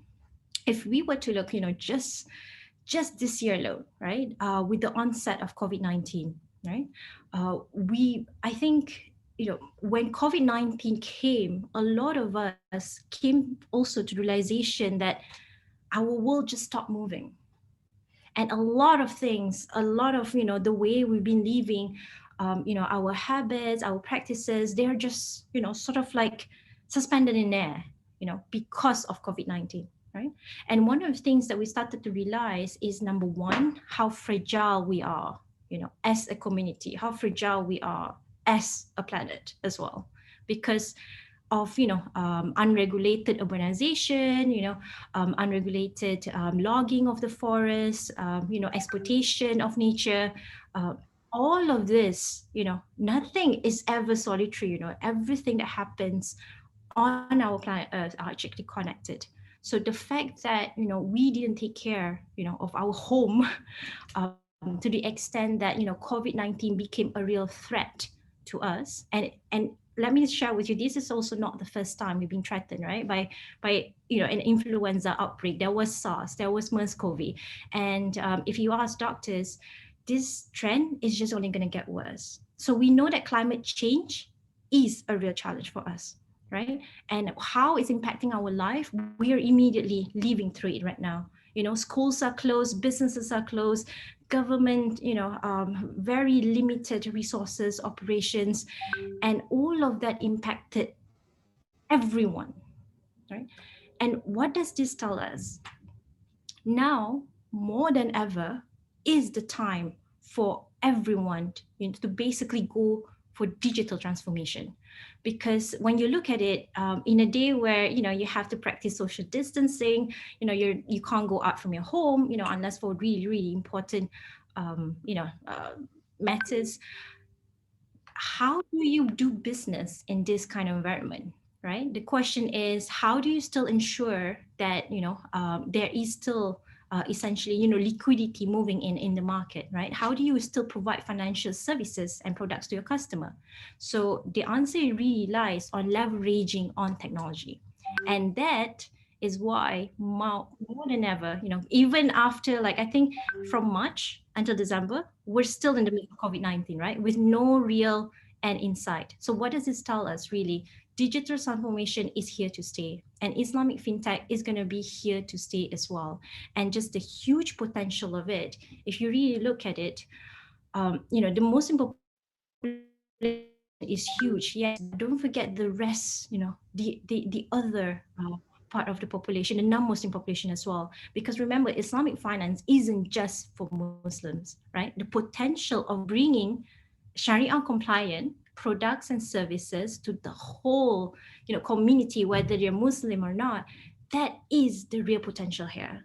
And how do you really create sustainable social and environmental and economic impact is really true Islamic fintech. So having said that, as a sort of like a precursor to our discussion, if you can move to the next slide. I'm just going to be sharing with you, some of the key developments of the Islamic fintech industry in Malaysia, and then we're going to sort of compare this with the situation in Indonesia and see where we're at. Right? Now, with regards to the Islamic fintech industry in Malaysia, of course, just recently, earlier this year, Alhamdulillah, Malaysia was actually ranked first as the world's leading Islamic economy. And what this really tells us is there is a huge market and there's a huge demand for halal products and services for Islamic finance as well. And if you were to look at the development of Malaysia, for example, in terms of its Islamic finance market, market, right? Currently, as of June 2020, Islamic financing stands at 39.9% of total financing in the whole country. So you can see, from back in the heyday, 30 years ago, nobody even imagined we're going to have Islamic finance. Now, 30 years later, alhamdulillah, 40% of all financing in the country is now Sharia compliant. And Malaysia is really riding on the way, not just having a vibrant Islamic finance industry, but also being able to connect that to the halal economy and supporting SMEs, who are providing Sharia compliant and halal products and services as well. So I think that is sort of like, really like, I would say, a little bit of coming out of Islamic fintech. Now, why I'm sharing this with you is there's also another fact that I want to share with you. So apart from Malaysia, being rated, being ranked as a world-leading Islamic economy, at the same time, there is also a high penetration of mobile smartphone usage, right? Now, the combination of these two, really what it really translates into is the fact that, Malaysia is right now poised to become the global hub for Islamic fintech. And you can see this very clearly in, a lot of the initiatives by the government, as well as, because of the support coming out from the government, from the other industry players, from educational institutions as well on the capacity building side. All of this coming together, is really creating an ecosystem where Islamic fintech is really thriving in Malaysia. And to date, if we were to look just this year, we have around 20 to 30 Islamic fintech firms in Malaysia. So this is like really promising, right? Because Malaysia, in fact, right now has one of the highest numbers of Islamic fintech firms in the world. So, after saying all this as well, I guess it also goes without saying, having such a strong ecosystem, regulatory framework support as well.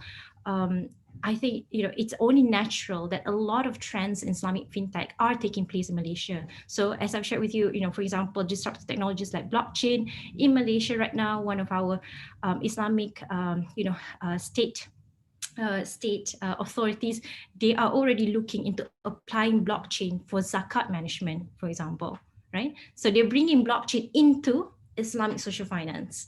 And then, there's also the example of bringing blockchain into the management of wakaf properties as well, and wakaf investment as well, right? So blockchain is like one of the example coming out of when you have a really good ecosystem that can really support, right, the growth of Islamic fintech, you would have all of these developments following it, because then the industry players, rather in this case, fintech firms, would be in situation where they will be free to basically, explore, which technologies would actually work best in delivering Sharia compliant products and services. So other than this as well, I guess just before we move from here, would love to share with you as well, other than development in terms of the adoption of blockchain, there is also, a greater number of collaboration, strategic partnerships happening as well between, Islamic banks and fintech firms in Malaysia. And the idea is really, I'm not sure if you're familiar with, Banking 4.0. There's this book by Brad King on the future of banking. Now, I just want to share with you, essentially Brad King's thesis, right? It's about the fact that in the next 10 years, there are not going to be any more banks. And the reason why is because of fintech firms. Fintech firms, he theorized that they would actually replace banks altogether, right? And having this in mind, I can share with you a lot of our banks these days, they are already, in a situation where they're starting to look into the future and starting to think, this is not going to be great for us. We are providing financial services and products, right? But at the same time, there's a plethora of fintech firms that's coming up and snatching business away, right? So for a lot of Islamic financial institutions in Malaysia right now, the movement is really going towards working with fintech firms, and essentially trying to bring sort of like how big banks, they have legacy problems, right? They tend to move really slow. But fintech firms, because they're nimble, they're agile, they tend to move really fast. So therefore, they tend to be able to serve customers better as well, right? And because of this, banks actually, instead of, if you can't beat them, join them, right? So that is kind of the approach that the banks are having in Malaysia, and they are working now closely together with the fintech firms. Essentially, the idea is really bringing the Islamic finance ahead by leveraging on technology. Yeah. So I'm just gonna be moving to the next slide. Okay. If we can, yes.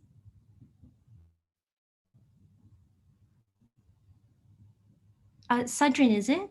Sorry, Sadrin, would you be able to move to the next slide? Okay, thank you. All right. So now, having shared with you, the current state of the Islamic fintech industry in Malaysia, right? Let's talk about challenges. And this is the part where these challenges, they're not just common to Malaysia, but they're common to Indonesia as well. All right. So I'm going to be like, sort of like juxtapose a little bit of the Malaysian experience and Indonesian experience over here. So in talking about the challenges in development of Islamic fintech industry, okay, if you can move to the next slide, please. Yeah.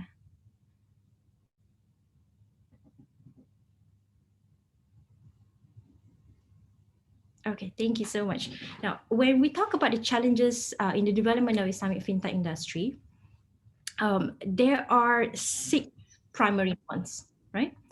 And we're going to start with the first one, which is regulatory framework. Now, when you talk about Islamic and you're talking about challenging, existing banks, new companies, new firms, smaller firms coming in and challenging those banks by being able to offer better products, better services that are sharing and compliant to customers. A lot of the challenges that these fintech firms face is on regulatory framework, right? So that is the first challenge. And why it is a challenge is because, ladies and gentlemen, we are at a frontier that's never before been explored, right? And what it really means is that nobody really knows how this is going to go, right? And regulatory framework, providing a robust regulatory framework to basically, administer or manage a new thing that's coming up in the market is really a big challenge for regulators as well. So the challenge here is not just, on Islamic fintech firm side, but also on the regulator side. Because imagine, a company coming in into the market and saying, oh, you know what, we can offer banking services as well.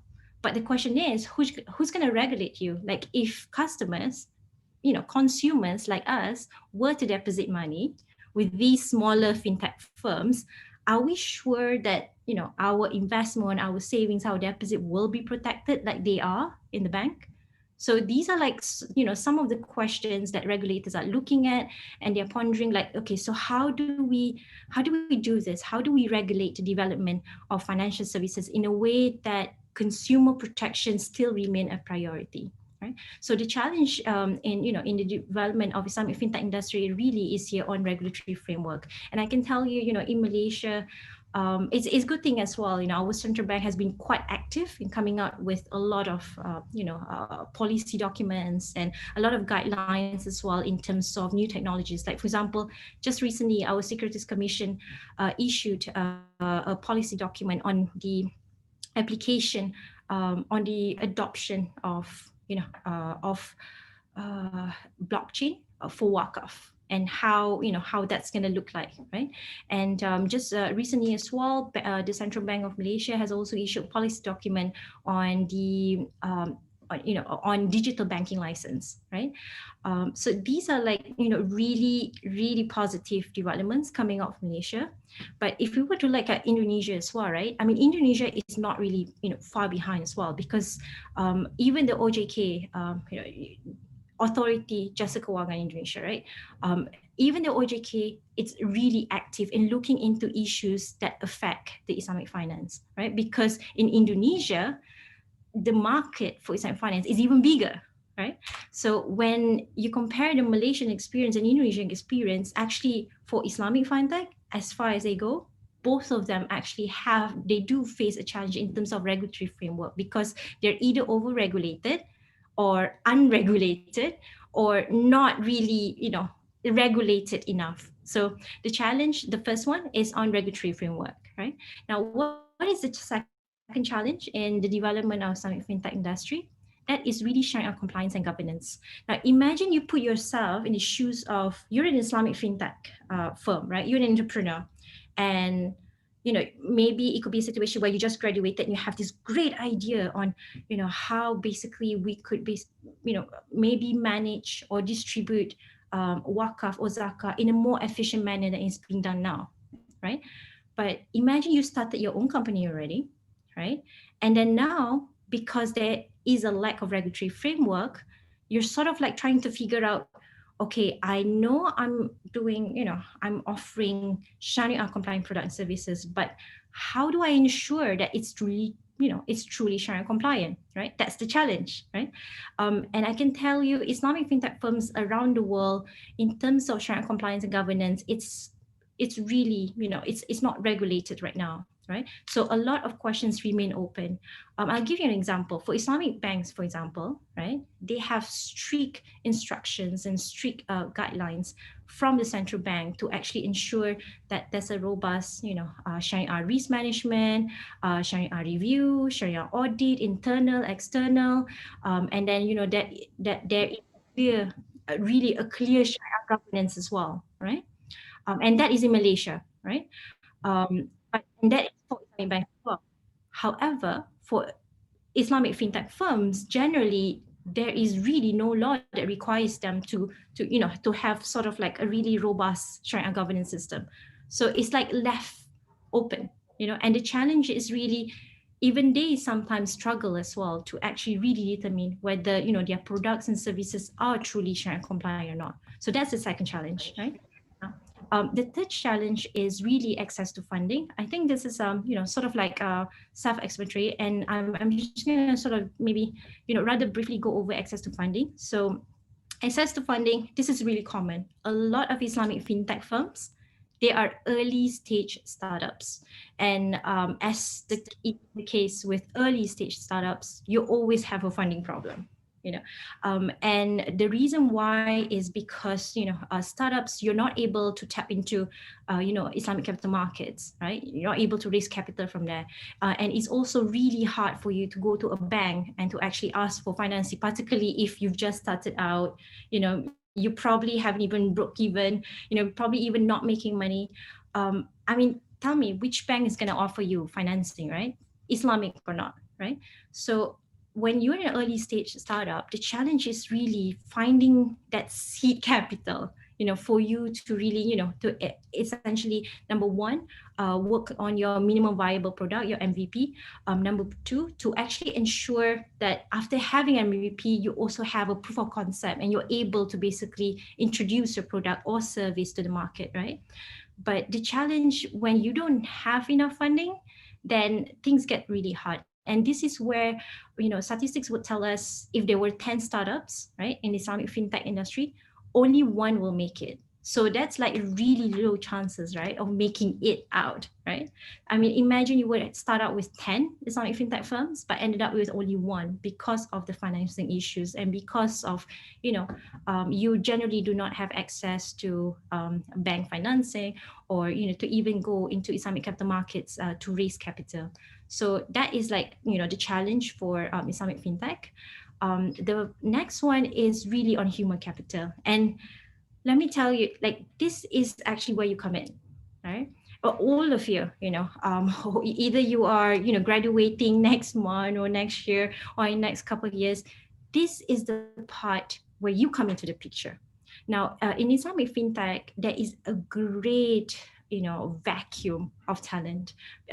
Precisely because, number one, not many are quite familiar in terms of these new disruptive technologies, right? There are not many experts out there just yet. We may have enough experts on Islamic finance, but not so much on Islamic fintech. And I can tell you from experience, right? You can literally count with your fingers how many professionals out there who's actually versed not just in Islamic finance, right? Not just in Sharia, but also in law, in legal aspect of it, and also on the product development, on the technical aspect of it, So having said this, is precisely because we're lacking a lot of talent, a pool of talent in Islamic fintech, that it is high time that if you are looking to go into Islamic fintech, then maybe this is the time to do it. And I'm going to be sharing with you as well a little bit on how you can do it as well, right? On how do you basically essentially jumpstart a career in Islamic fintech. But yeah, just to basically share with you, in terms of human capital, there is a really huge vacuum in terms of talent, right? Okay, so the next one is really on market education. Now, the challenge for Islamic fintech industry here in terms of market education is, it's almost always the case when you bring a new product to the market, and because the market is not familiar with it, they're either not familiar with Islamic finance, or they're not familiar with the technology you're using, right? So it's really hard for you to also sort of make any headway or make any progress in the market. Because imagine if today you were to come up with a new platform, right? Let's say it's a blockchain platform, and you're using it to essentially to administer the distribution of zakat in such a way that is more efficient, and it reach all of the asnaf via digital means, right? Now imagine trying to basically introduce that to the market and people not understanding what is blockchain, like how does it work. It's a real challenge. And it's not just for blockchain, it's also for all of other disruptive technologies as well. Yeah. So market indication in terms of when the market is ready, that is a real challenge. Yeah. And finally, I'm just touching on female participation. Now, one of the challenges in development of Islamic finance industry, and I'm talking here specifically to the ladies as well. One of the challenge in development of Islamic fintech is the fact that there is a lack of female experts, right? And this is actually sad because research would tell us the participation of women in the workforce actually lead to better productivity, to better performance, to better profits. But particularly in Islamic fintech, there is really either very minimal, a small number of them, or close to none, female experts in this area, which is why I'm really calling for all of you, all the ladies out there, if you are looking to going into Islamic finance after you graduate, why not consider Islamic fintech? That this is a new area where there's not many female experts, and this is a really good opportunity to basically for you to represent, right? And to be part of that process and be part of history and making changes that will create a sustainable social, economic, and environmental impact. So in terms of female participation, one of the challenges in Islamic fintech is there is a lack of women participation. So yeah, so having said this, right, having shared with you all of the challenges, now we're going to jump into essentially the highlight of our discussion today. Just to check though, Najim, how many minutes do I have left? Because it's like 12:15 now. I think still have 10 minutes left. Okay, 10 minutes. I think, yeah, you still can deliver the speech. Okay, all right, so that's great. Thank you so much. So can we move to the next slide, please? All right, now let's talk about the role of millennials in the Islamic fintech industry. Can we move to the next slide?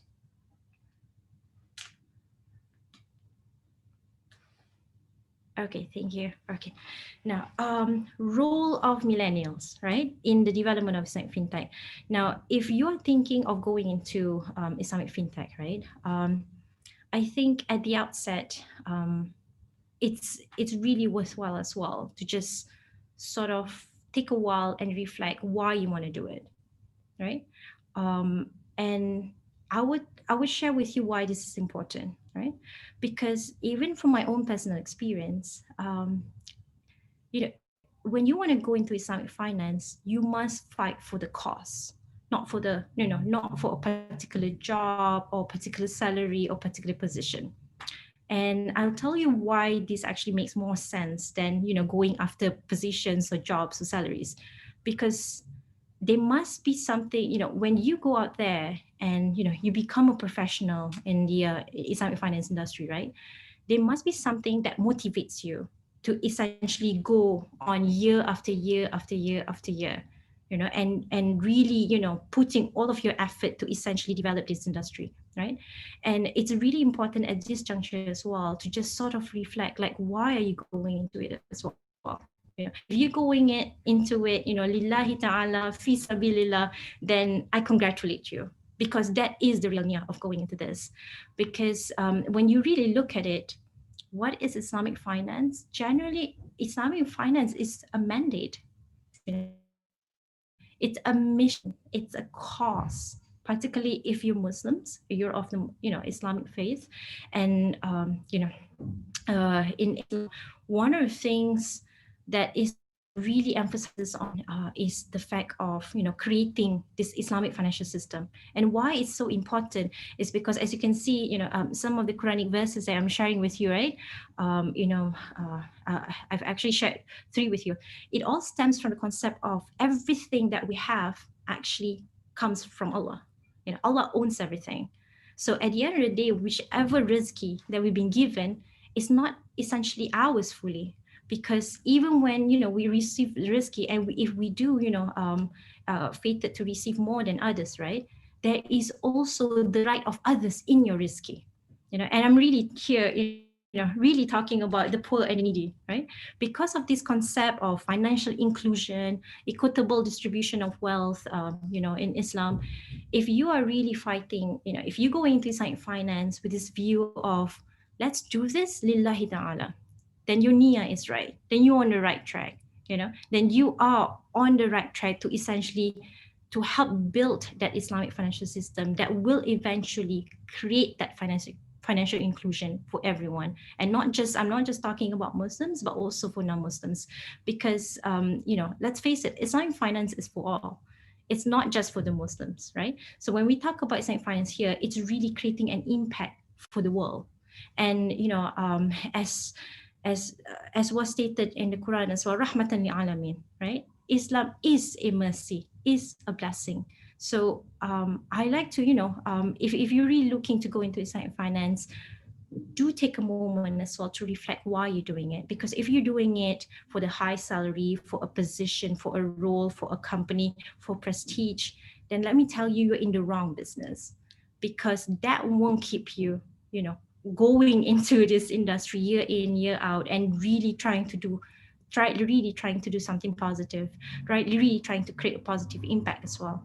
So, having said that, do spend a moment, just reflect on why you want to go into Islamic finance, why you want to go into Islamic fintech.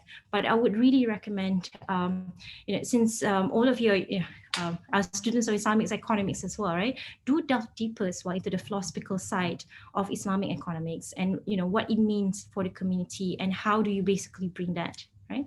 Now, would like to move after this slide. Can we? Yes. Can we move to the next slide, please? Okay. So having said that, right?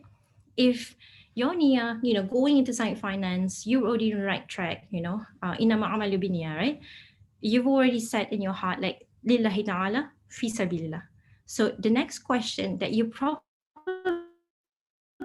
asking yourself is, okay, so if I'm going to go into develop Islamic finance, what do I need to do, right? So here is the part, essentially, I'm going to be sharing with you some key actionable steps that you could definitely, even today, this session, take the first step on already, right? So if you're looking to go into Islamic fintech and you're looking into to really develop Islamic finance, I would say there are 5 characteristics that's truly crucial for you to have, right? And there are the 5 I's, right? So the first I is inform, right? The first thing you got to do if you're going to walk into Islamic fintech industry is really to be knowledgeable. And I'm not talking about, just being knowledgeable on, muamala, or, Islamic law of contract, or usul fiqh.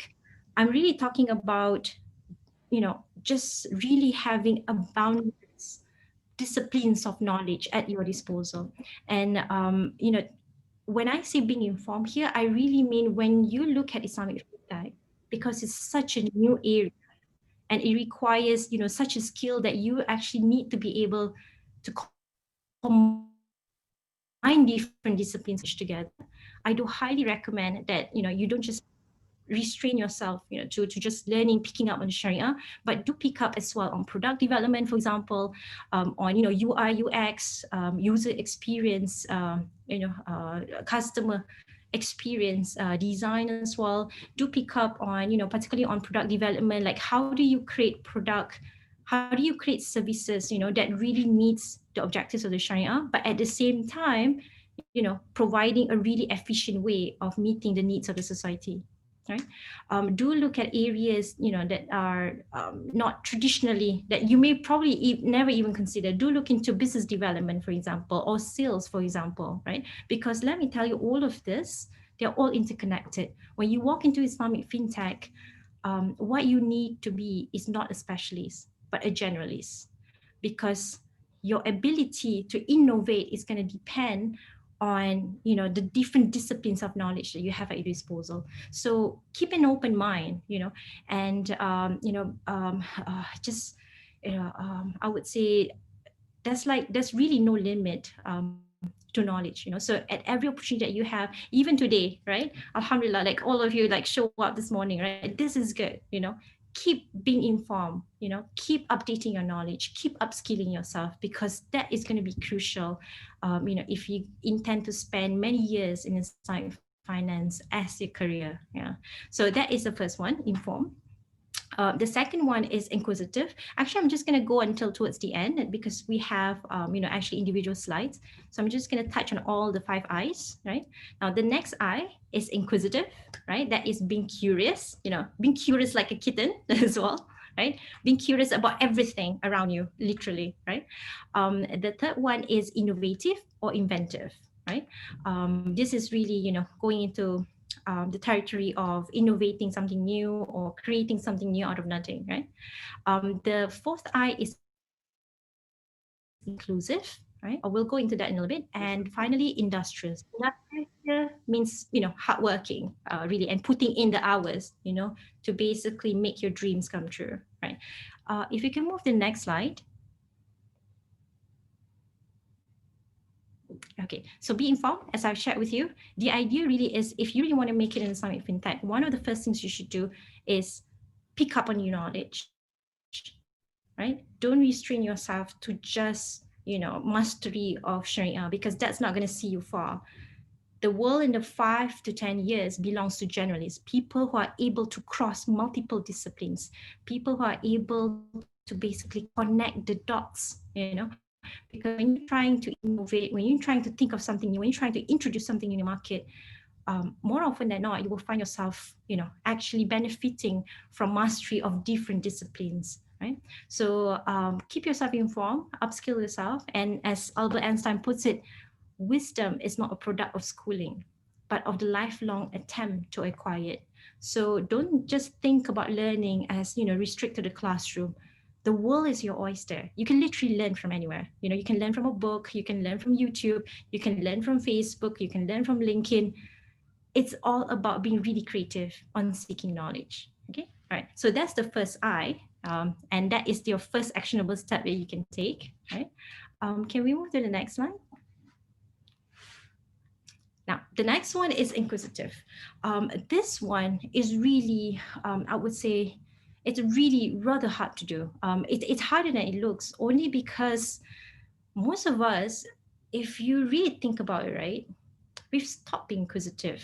Once we sort of move into 9 years old, 10 years old, we stop being curious about the world around us.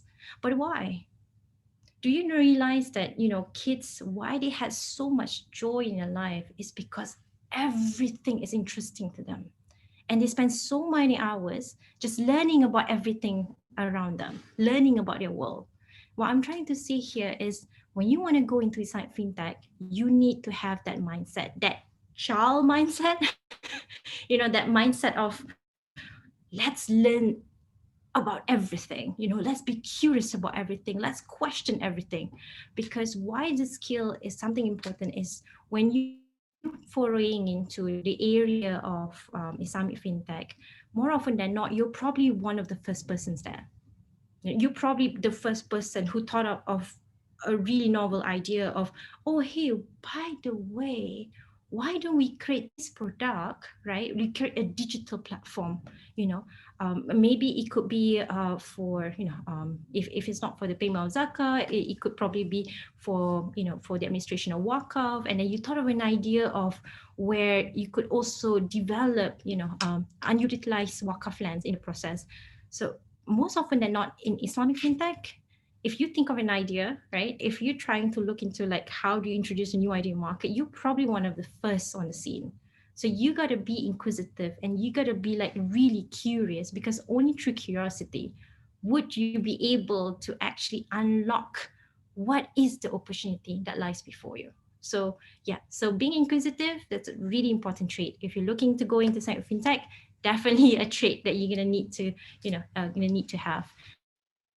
So if you can move to the next one. All right, be innovative or invent. Right, this part where I'm just gonna ask. Does anyone know the difference between innovation and invention? Anyone? Najim, by any chance, would you know the difference between innovation and invention? No takers? Innovation is we are trying to create something new that different from other, and invention is we trying to find something. I think it's the same or what? Okay, thank you for the good attempt, Najim. So innovation versus invention, right? Like what's the difference? Okay, so innovation, what it is really when you take something existing and you figure out a better way to do things, right? So like for example, you could be figuring out, oh, okay, I've got a mouse here, right? But this mouse, like I have to replace the battery, like every week. There must be a better way of having a mouse where you don't have to recharge it at all.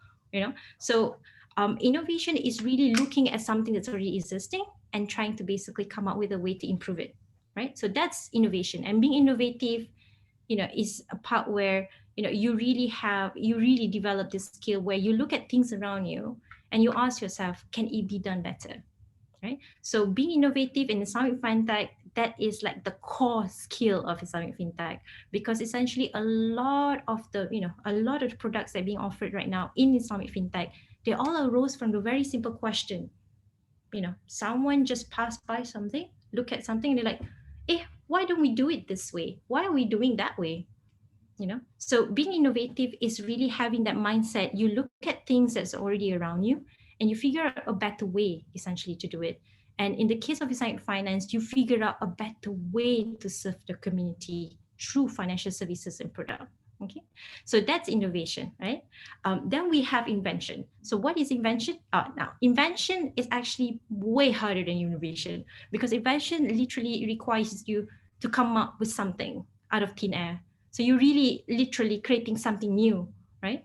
So to invent, basically, I would say, this is really a real challenge, right? I mean, unless, you've spent time like really reflecting, really looking around on, things to create, or you have like an innate skill as well to just create a new product, right? It doesn't have to be anything big. It could just be something simple, right?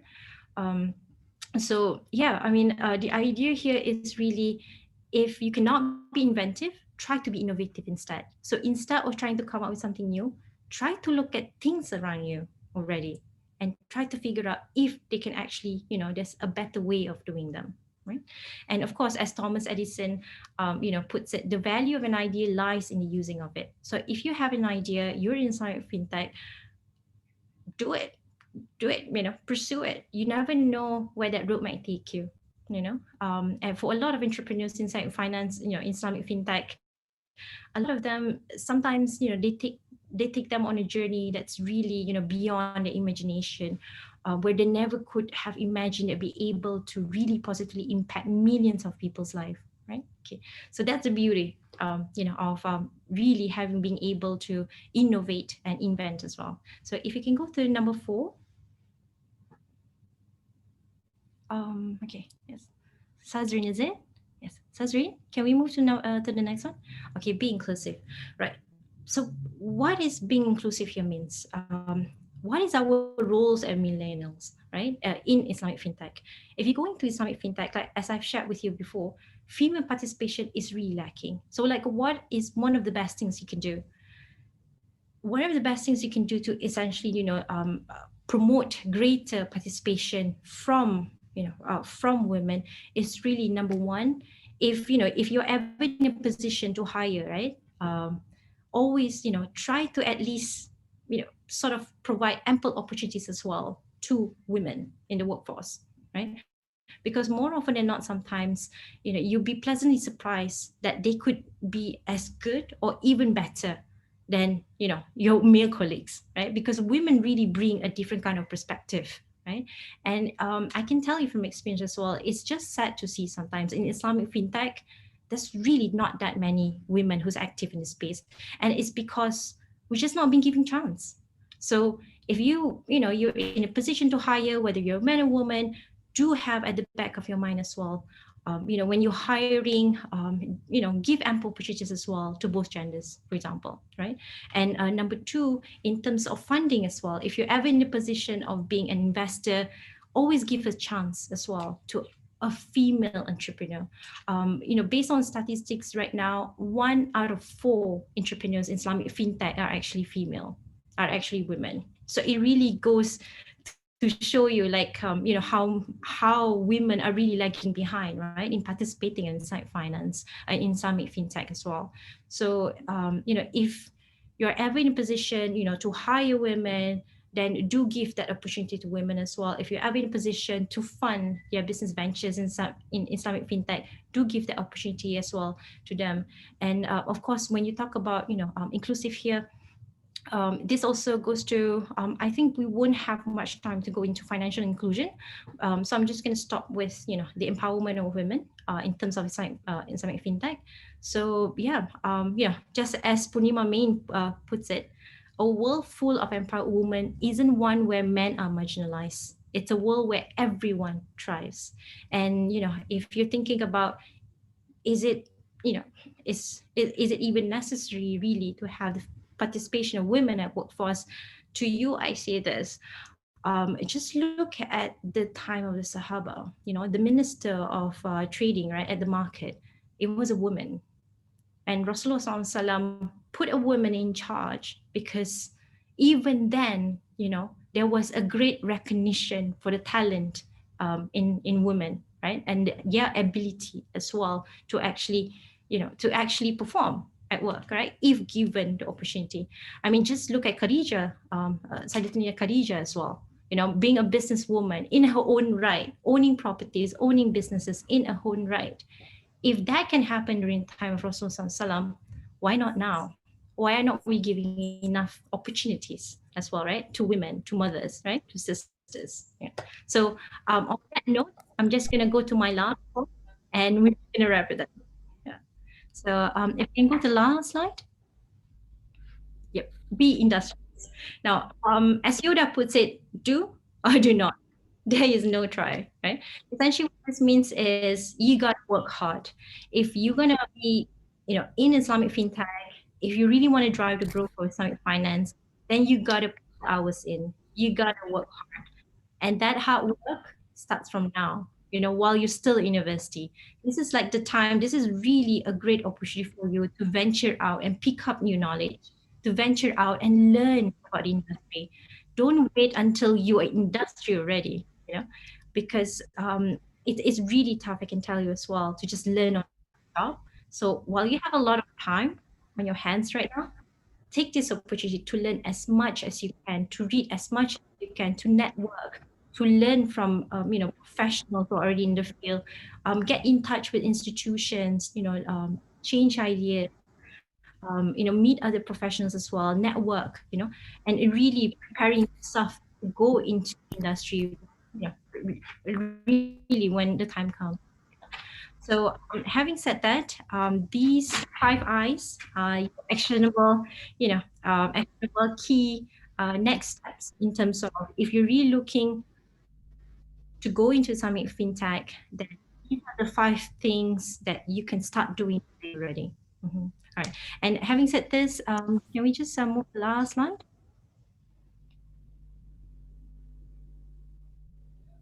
All right. I'm just going to leave you with this thought. It's like fintech.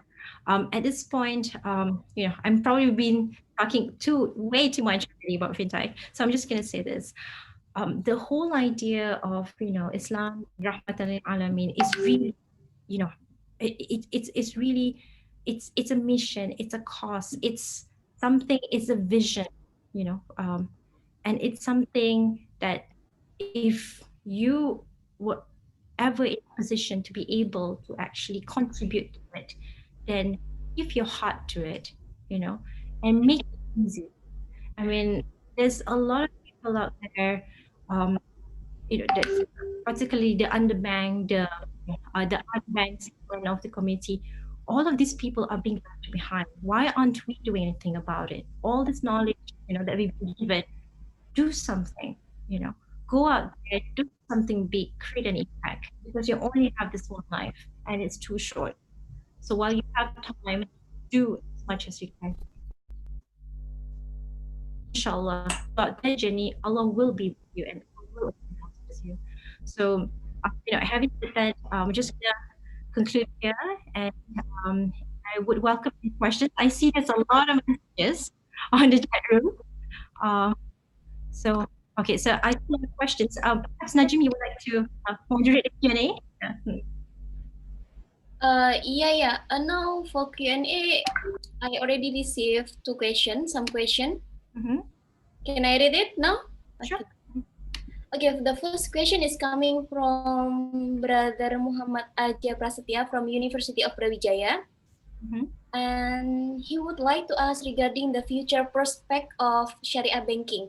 As you mentioned earlier about the fintech, which is grow beyond the bank. From what he know that we understand that Islamic banking in Malaysia is much developer. Grow better than Indonesia. So he asking what is your opinion regarding Indonesian Syariah bank? How to cope with the competition and increase the market share? And is there any idea from Malaysia that we can implement and practice in Indonesia? All right. Thank you for the great question. I'm not sure how to pronounce your name. It's Aji Prasetyo, right? Pardon? I'm not sure how to pronounce it, but I hope I'm saying it right. Thank you for your question, Aji. Aji, yeah.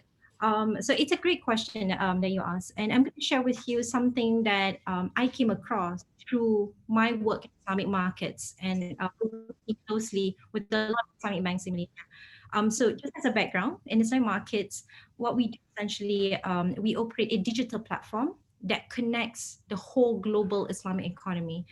If you've never heard of Islamic.com, you could just quickly Google it and check it out. And what it provides is really, data and market intelligence, online learning content, knowledge development, and also a tool for you to basically collaborate and network with other institutions and professionals in the industry. Right. So now, having given you that background, in Islamic markets, essentially what I do is I help support Islamic financial institutions in terms of, if they need data or market intelligence, in terms of their capacity building effort, and in terms of connecting them to other players from other markets, right? For example, connecting them to players in London, right?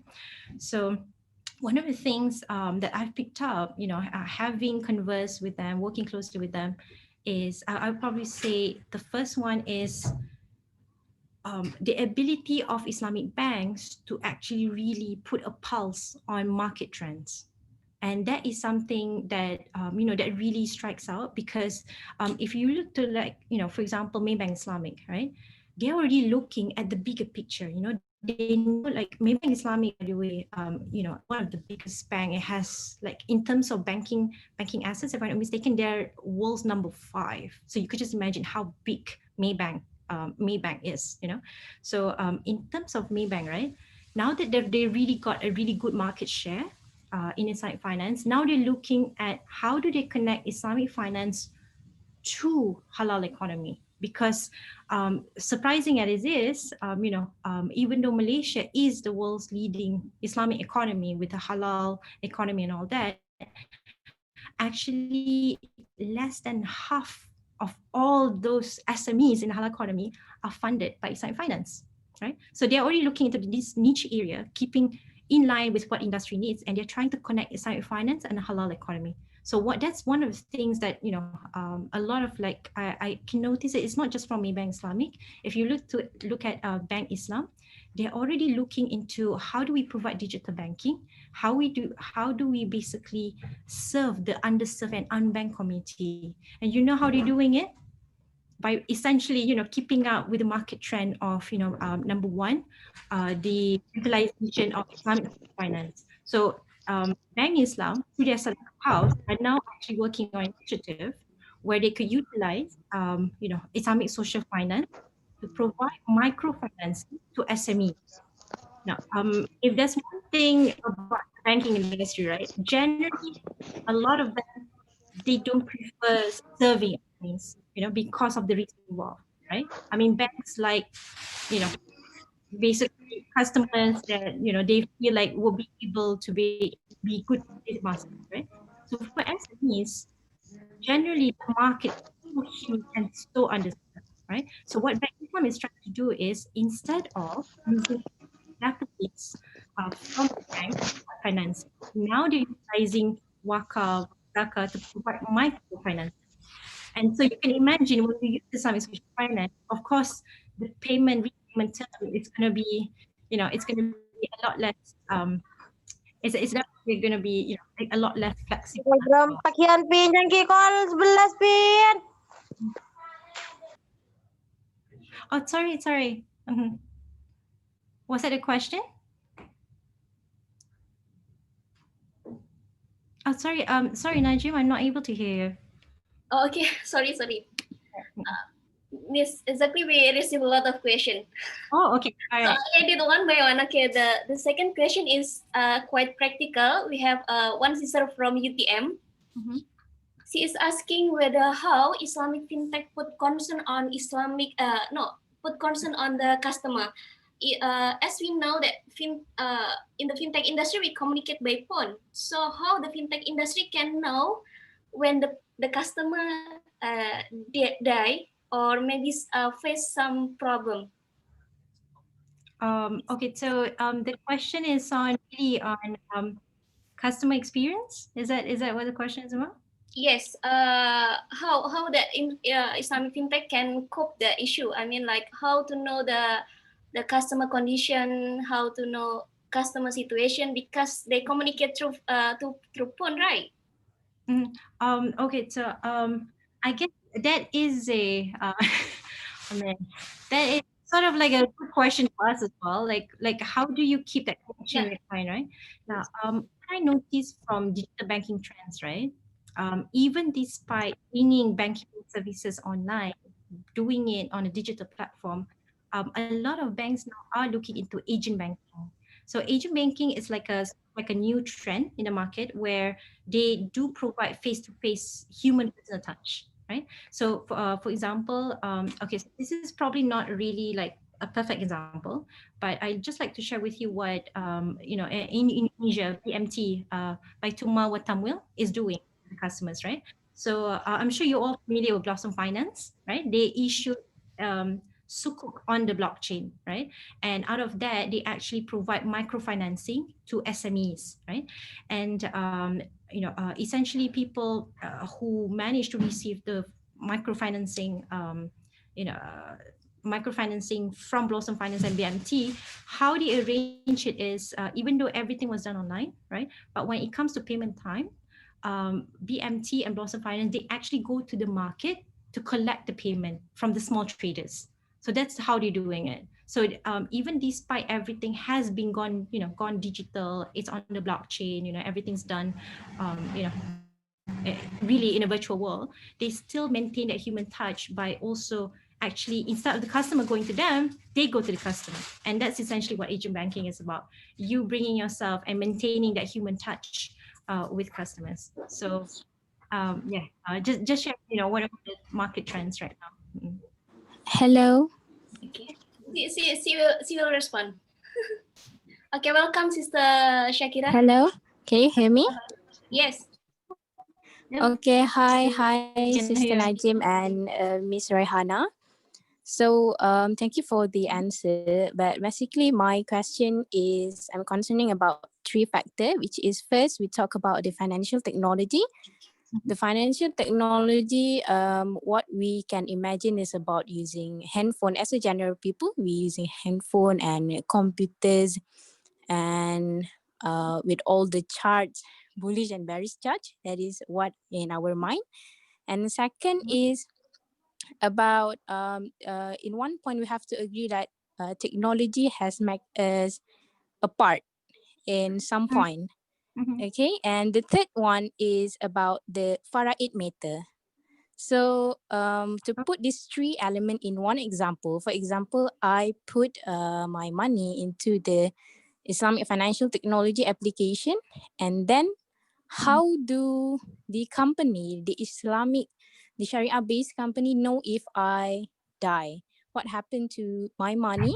And my family may not know, but the beneficiaries may not know I have money in the Islamic, in the fintech company. What is your opinion on that? Thank you for that. Those questions, Shakira. Can I just check with you? Your first question, you wanted to know a little bit more about Islamic fintech, but the question is on, if you could just clarify, what was it on Islamic fintech you wanted to know? I'm sorry? Your first question on Islamic fintech, can you Yeah. clarify? The Islamic fintech, I mean the financial technology, we are using handphones and computers. Yes, we don't even need, we don't know the agent of, I can give you example of Wahid Investment. We don't know who are we communicate with. And then what happened to the money that I invest if I died? Because we never have a face-to-face communication, and my family or beneficiaries, they might not even know I have money if I invest in Islamic financial technology. Okay. So that's a matter. Okay. That's a question. Thank you so much for that question, Shakira.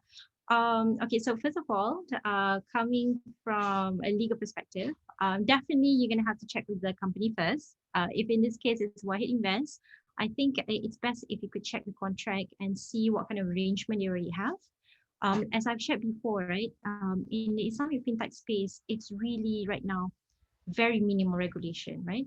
So a lot of times, sometimes as a consumer, we're not sure if something were to happen, like what are the legal consequences, right? Like just in the situation you described, right? So the best way for you to probably do is, number one, to check the contract you sign with them, check arrangements that they may have, right? And number two is, of course, you know how there was this one hadith, let's say tawakal is like after you make an effort, right? So if let's say you want to go, I think it was in a hadith, right? You don't just leave your camel outside, you tie the camel and then you go inside and you have tawakal, right? Like you actually make effort first before before having tawakal, right? So it's the same concept here. If it's always best to prepare for, I would say, for contingencies, right? So in the event, like if you already make investment, and they may, I mean, after all, we're all mortal, right? They will come a time when we will pass away, right? So it would be best to actually for you to do succession planning, and in this case, to actually share with your parents, or your family members, or whoever is going to be your legal heirs, and show them that you have invested here and there. It's the same case you would do. You were to have property, right? You were to own a house, or you would have savings saved in a bank, right? So just communicate with family members, let them know. And essentially, yeah, that will be probably a really quick legal advice, for your first question. For your second question on, digital products and services really bringing us apart, right? I think that's the part where, if you're in Islamic fintech, it's really how do you still create that that human connection, right? And I actually saw like a few companies, right? Even though they have like, for example, robo advisory services, they still have like sort of like they always provide like a button where you can also speak to a real life agent. So when you're really creating you're creating a product, right? And really looking at customer experience, you'd also need to consider, if you're one of those product developers, right? You need to consider how do you still introduce a human touch, even though you're delivering a lot of your product and services online, right? So yeah, so that's on the second question. And this third question is on the para 8, right? On the division of property, or sorry, yeah. The third question was on para 8, yeah? Yeah, the last one is about the Faraid method, because as I just said, it's all about money. And then if my wasi don't know about it, and yeah, how to cater the problem. I see. Okay, so this, it's probably in a situation where like you invested in a fintech, and then there's a Faraid distribution, right? If you're in Malaysia, which I'm assuming you are, if you're in Malaysia, generally the process that's going to go through the normal Faraid distribution process. So it's going to depend on the amount of your property as well.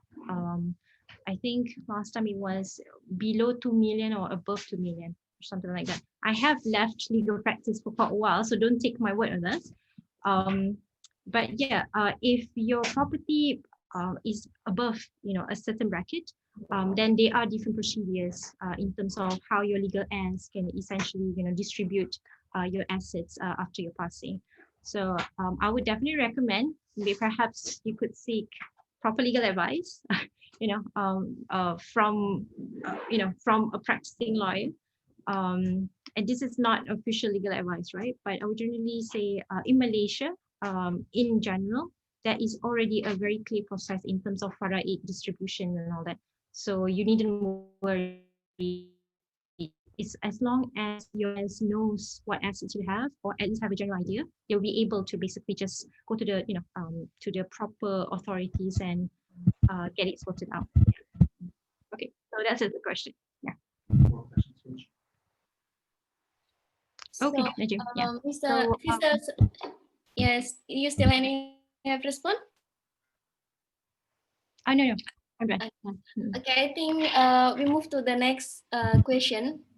Okay, so everyone, I just pick one question because of the time. The question is coming from Alan in Malang. How is the performance of Islamic fintech in Malaysia, especially during this COVID-19? And is there any the different case between the conventional and Islamic fintech? Okay, all right. That's a really good question. Another question. How did Islamic fintech fare in the time of COVID-19? I would say really well. And it's not. This is actually goes across tech industry as well. Whenever you have software as a service sort of solution, or platform as a service or solution, in a time of social distancing, quarantine, all of that digital businesses, it really takes off. So for example, in Malaysia, if you were to look at Etis Crowd, Etis Malaysia, they are really seeing an uptrend in terms of people investing, right? Because people are looking for Sharia compliant investment, right? And if you look at other companies, there's Hello as well. Other than Wahid, there's Hello for the investment.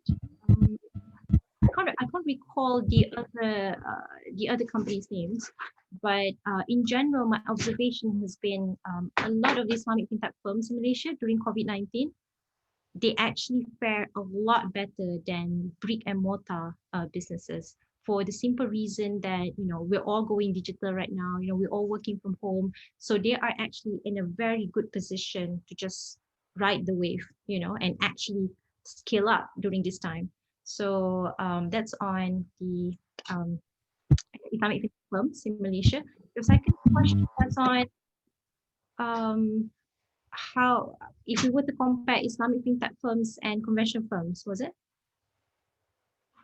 Yeah. Yeah, okay.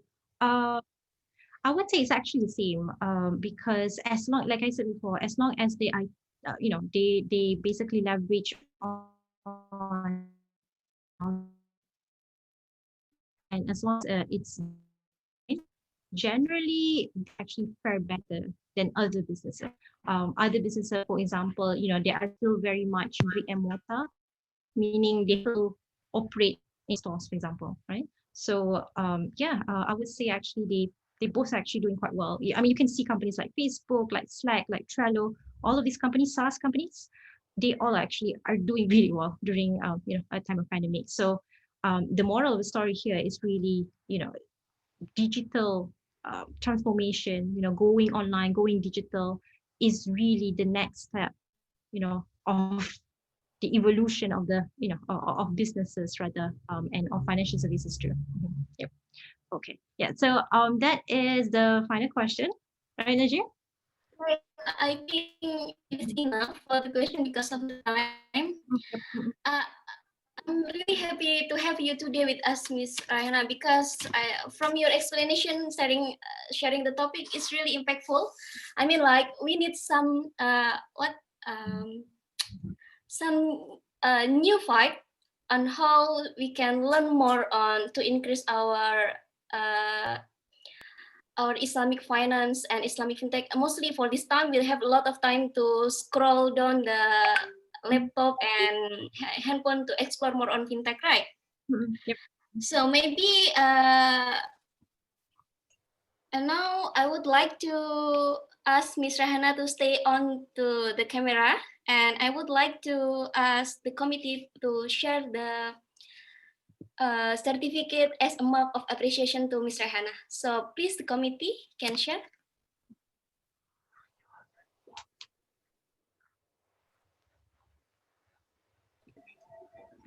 Okay.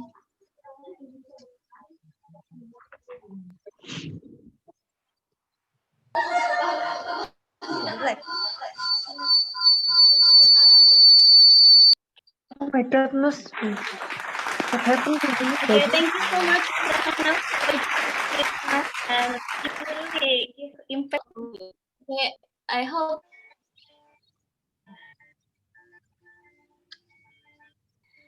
And for the next session, Najim.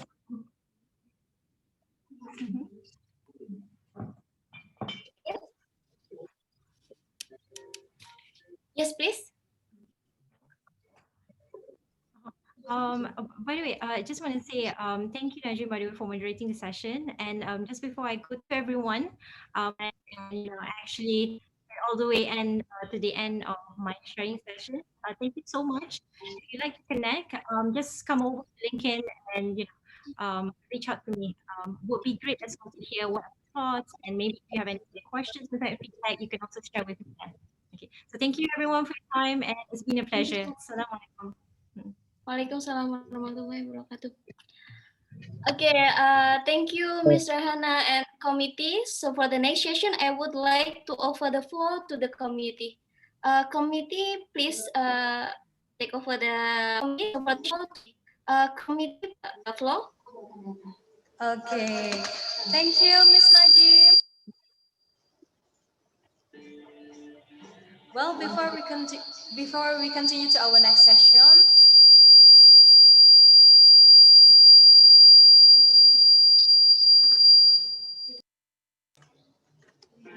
we will invite you to join with us to refresh for a moment. Let's play Guess the Picture. But allow us to speak bahasa in explaining how the game is. Oke Rita, untuk merefresh teman-teman di sini agar lebih bersemangat lagi dalam mengikuti webinar internasional kita di hari ini. Jadi kita punya tebak-tebakan buat teman-teman peserta webinar, tapi ini bukan tebak-tebakan biasa loh. Tebak-tebakan nama Hewan. Hewan. Baik-baik. Ini kayak gimana ya kira-kira ya? Boleh dong operator?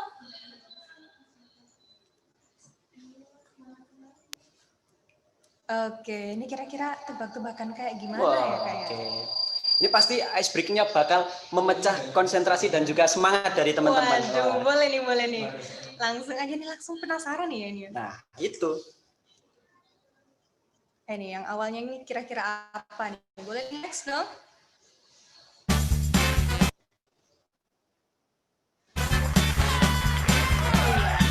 Nanti kita bakalan tebak-tebakan gambar gitu kali ya? Iya.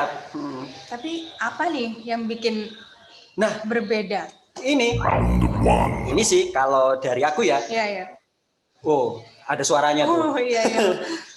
Ini berkaki 4, ada sisiknya dan ada ekornya. Ini ada seperti biawak tapi bukan biawak ya? Iya, ini kalau saya sih ini pasti komodo nih, satu endemik Indonesia pastinya. Iya, pasti bukan salah lagi, ini pasti komodo nih. Iya, komodo nih. Coba kita lihat dulu nih dari teman-teman peserta ini, pada yang bilang komodo, banyak yang komodo. Ada yang dinosaurus, ada sapi. Unta katanya, waduh, unta dari mana ini Mas kok bisa unta? Iya nih, kalau dari ciri-cirinya ini sepertinya komodo ya, fix ya. Komodo, fix komodo. Ini teman-teman udah fix nih komodo nih. Antara komodo dan juga iguana. Oh iya, iguana bisa jadi, tapi ukurannya kayaknya lebih kecil nih iguana kan. Iya. Ini tadi ada jawaban dari Mas Rozali, katanya makhluk Allah. Memang makhluk Allah, tapi makhluknya ini makhluk apa, Mas? Iya, yang lebih spesifik ya. Nah, betul. Gimana? Udah penasaran nih ya? Oke, lo ada yang jawab mantan ternyata Kak Rita. Waduh, serem banget nih mantannya kalau gitu. Ternyata mantannya buaya. Waduh. Gitu. Bukan buaya nih kan. Kadal. Kadal? Kadal kan kecil ya? Iya, ini kurang gede kalau kadal. Mungkin bisa di next teman-teman panitia. Apa nih kira-kira ya? Saya juga penasaran ini. Aku komodo sih. Kalau aku juga komodo. Kok ayam berkepala komodo. Kepalanya ayam, badannya komodo. Iya, gitu. bisa gitu ya. Iya, saya sampai salah nyebutin saking kagetnya ini tadi. Ya Allah. Ini jadi ini unexpected banget nih. memang jahil ini teman-teman panitia ini. Boleh. Kita next lagi nih, kira-kira ada gambar apa lagi ya? Setelah ini pasti bakal benar deh kalau aku jawab. Iya, pasti benar nih. Apa ya? Bisa lanjut nih teman-teman panitia. Oh, apa tuh suaranya tadi kayak suara apa ya? Nah itu, tapi suaranya kayak suara iguana, tapi masa ini iguana? Bukan dong, pastinya. Ada sayap, ada ekornya. Ada kodok. Bukan. Kalau itu apa? Ada yang jawab sapi, kucing, harimau. Apa tuh? Burung berkepala kodok. Wah, ini gajah. Gajah dari mana? Iya ya. Kalau ini spesies burung sih pastinya. Burung pipit. Nah. Boleh. Kalau nggak burung pipit nih, burung hantu nggak sih? Coklat kayak gitu tuh. Burung puyuh. Oh. Kodok bangkong itu spesialis apa Mas ya? Saya baru pertama kali dengar nih kodok bangkong. Iya nih. Ada bilang ke Jawa. Bangkong. Jauh-jauh ini ya. Orang utan kan iya sih ya dimasuk-masukin aja lah. Iya nih, ini pasti burung nih, entah burung apa itu pasti tapi. Gimana nih teman-teman? Udah penasaran ya? Udah penasaran apa belum? Langsung aja. Bisa di next. Pasti nggak salah sih, ini burung pasti. Waduh, ternyata burungnya sebenarnya burung kepala kucing. Ini kepala kucing. Kok bisa kucing kawin sama burung, dari mana ceritanya? Ini spesies langka ini pastinya ya. Jauh sekali nih. Ini katanya Mas Arfian Wisnu, burung yang lain ini, ya spesies lain. Iya. Sama-sama imut tapi ya, cocok lah. Udah salah 2 kali kita. 2 kali salah. Pasti yang selanjutnya ini betul. Pasti bener lah. Yang ketiga itu biasanya betul. Iya, karena yang nomor 3 itu angka ganjil itu sunnah Rasul ya. Iya, betul. Oke, kita lihat nih apa nih ciri-cirinya. Round kayak burung tapi kok kayak sisik-sisiknya gitu ya. Ini apa ya kira-kira? Ini kalau aku jawab bunglon masuk akal nggak sih? Oh, masuk sih, tapi bunglon ada sejak kapan bunglon ada sayapnya ya kak? Nah, itu juga. Itu malah ini salfok sama tumbuhan di samping-sampingnya, katanya janda bolong kak. Ada yang ngomong tuh, burung apa tuh man? Nah. Iya, tadi kan udah burung tuh. Iya. Terus sekarang ini apa ya? Kalau aku sih iguana. Cuma ini perkawinan silang sama burung kakak tua. Oh, bisa gitu ya? Iya. Oh, boleh deh, boleh. Bisa diterima lah. Kadal katanya. Kadal ini masuk akal juga nih. Kadal dari Kak Zanuba, kadal.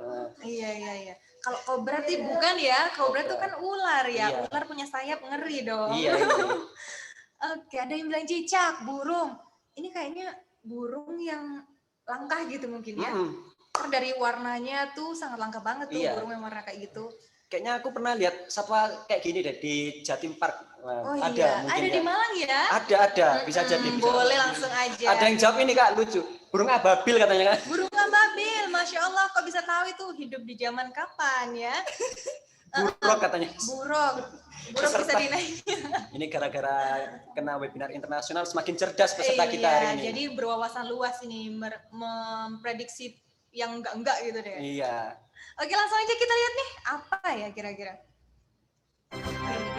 Nah, teman-teman panitia, saya udah, waduh. Masya Allah, ternyata buaya. Buaya dari mana ini? Buaya sekarang memiliki sayap ya. Iya. Lebih imut tentunya buayanya, lebih kecil, imut dan bisa dipelihara. Nah, betul. Ada yang ngomong buaya darat, tapi kok punya sayap ya buaya darat? Iya, itu ternyata ibu ayah, katanya ibu ayah. Ibu ayam mungkin maksudnya Mbak Rizka ini. Buaya. Iya. Bukan ya, itu buaya yang entahlah apa itu. Buaya udara katanya udara. terbang ini. Ya, ada buaya yang di laut, di air, ada buaya darat. Nah. Ini buaya yang di udara. Ini. Masya Allah, ini panitia ini sangat kreatif ya. Kreatif dan cerdas gitu. Di luar nalar saya nggak bisa nebak. Gitu. Iya. Iya, lucu banget buayanya. Kalau kayak gini saya mau satu deh, Kak. Iya, cari di mana ini? Nanti bisa ya? minta tolong kirim oleh teman-teman panitia. Oh iya, kirim. mungkin ada nih yang realnya nih. Udah gambar nomor berapa nih tadi, Kak? Nomor 3. Nomor 3. Ini selanjutnya gambar nomor 4. Kira-kira ada apa lagi nih? Kejutan apa lagi? Gitu. Apa emang benar-benar hewan yang benar atau emang dia yang kawin-kawin silang? Gitu? Saya udah capek nih nebak secara betul, secara benar. Udah capek ini. Mending saya jawab salah-salah aja. Realistisnya sih pasti kucing dong, yang kayak gitu imut-imut punya telinga yang kayak gitu, warnanya hitam, ini black cat. Nah, aku sih juga nebaknya ini kucing-kucing itu loh yang di baterai everyday itu loh. Oh iya. Ada kucing kan itu. Iya, ini bisa nih kucing yang gini-gini tuh ya biasanya. Iya. Nah, itu kucing. Ada yang bilang singa. Ada yang bilang apalagi nih kira-kira. Apalagi nih teman-teman. Kucing apa ya? Kalau aku sih kucing nih. Gajah dari mana? Iya, ada yang bilang kucing garong. Kucing garong bisa juga. Gurita dari mana ya? Ini saya Rita, ini Mirta. Nah, Gurita bukan nggak gurita. ada. Kucing goreng apalagi, astagfirullah. Serigala, kalau serigala masuk ya, peranakan serigala ya ini ya. Masih, ini mungkin serigala yang bisa dipelihara gitu, yang jinak, makanya itu fotonya di rumah. Nah, betul. Harimau, sapi. Jauh. Sapi. Iya, ada yang komen tadi kucing kakakmu gitu katanya. Waduh, kok bisa kucing kakak? Aku jadi melted ini. Iya. Kucing kakakmu juga deh gitu ya. Loh, ada yang ngomong itu majikan saya. Loh, kok bisa majikan saya dari mana? Iya, soalnya kucing itu majikan. Oh iya. Iya, bukan kita yang pelihara kucing, tapi kita tuh sebagai mungkin yang melayani kucing. Jadi kucing itu majikannya. Betul. Iya. Embek katanya. Embek. Bukan nih, kalau embek bukan. Udah capek nih nebak-nebak nih, kayaknya apa deh? Aku nebaknya sih unta sih. Unta. Udah capek kalau jawab betul. Nah. Astagfirullahaladzim. Ini kenapa muka kamu ada di situ, saudara? Loh, kok bisa muka saya ini? Ini mukanya nggak jadi nanti ikut saya kalau ngomong macam-macam di sini. Itu sangat itu ya, sumringah tuh ya. Nah, itu. Giginya Masya Allah, itu apa ini ya? Kira-kira hewan apa ini? Mukanya gorila ya ini ya, bukan ya? King Kong ini. King Kong. Ya itu deh ya, sama-sama hitam tapi cocok. Kalau semua ada yang spesies yang kayak gini beneran pasti serem ya. Kalau dia ketawa, diajak ketawa, bukan meong-meong tapi dia meringis gitu. Malam-malam bayangin ini, serem. Udah ini ngaco ini. Lanjut. Apa ini ya? Ini sepertinya gambar terakhir, Kak. Gambar terakhir. Terakhir udah. Apa nih ya? Berkaki 4. Kupingnya lebar. Cuma nggak ada belalai. Oh iya, ini pasti bukan gajah. Bukan gajah. Kalau gajah kan pasti ada belalainya panjang ya. Ada lagunya tuh. Iya. Apa nih kira-kira? Bukan gajah. Sapi. Pasti sapi tuh. Kalau aku sih nebaknya gajah, cuma hidungnya aja pesek. Oh iya, mungkin gajah Persia. Gajah Persia. Bisa kalau ada kucing Persia pesek ini gajah Persia boleh deh. Kalau nggak gitu yang gajah buntung. Ada yang jawab gorila. Gorila. Cacing. Iya deh, ya nyamuk atau Nyamuk. terserah, nggak apa-apa. Kita buktikan aja nih kira-kira apa. Ayo deh, ayo. Langsung panitia. Teman-teman. Gajah ini pasti. Gajah Ini pasti gajah. Waduh. Astagfirullahaladzim. Ini saudaranya siapa? Kak Rita bukan saudaranya Kak Rita bukan. Bukan saudara ya. Bukan saudara. Astagfirullah, iya deh ya. Ini mungkin sama kayak yang tadi nih, peranakan kucing sama gorila tadi. Ini juga gajah gorila. Ini kakeknya mungkin. Lebih tua lagi ya. Iya. Lebih endemik lagi. Iya. Ini cocok sih sama mukanya. Baik-baik. Waduh, aku udah yang sudah tercerahkan nih sama refreshing kita hari ini nih. Makasih banyak panitia ya. Udah tercerahkan dan juga capek. Capeknya udah hilang ya. Iya, capeknya hilang dan semangat lagi. Iya, capek mikir-mikir tadi hilang tapi capek lagi habisnya gambar. Oke, kalau gitu langsung aja deh kita lanjut ya ke sesi selanjutnya. Betul teman-teman. Okay, now let's continue the next section, that is section talk with our honorable speaker and will be led by our moderator, Miss Najim Nur Fauzia. For Miss Najim Nur Fauzia, I please you. Terima kasih pembawa acara.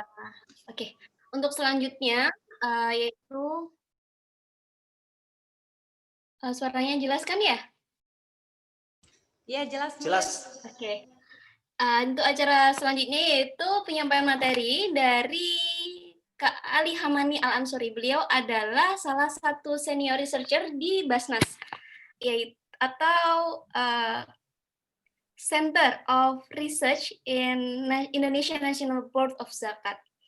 Oke, sebelum kita undang Kak Ali untuk menyampaikan materi, Kak Ali ini asli dari Malang. Beliau lulusan dari IEF tahun 2018 dan kemudian melanjutkan S2 di Durham University, lulus tahun 2019. Kemudian Kak Ali sendiri selama masa studi itu punya banyak banget pengalaman tentang keorganisasian, kemudian pengalaman research, dan salah satunya itu beliau tesisnya dianugerahi sebagai penulis tesis terbaik di Durham University pas waktu beliau lulus tahun 2019 dan sudah dipresentasikan di Kyoto University, I think it is Japan, dan salah satu penelitian judulnya adalah Exploring and Examining Macro Syariah Performance of Islamic Banking, its Determinant and Impact on Financial Performance. Nah, jadi kalau ngelihat baca kurikulum kitanya beliau, ini emang banyak banget pengalaman penulisnya beliau, makanya saya percaya bahwa kalau sekarang beliau itu kredibel banget untuk bekerja di pusat penelitiannya di Basnas.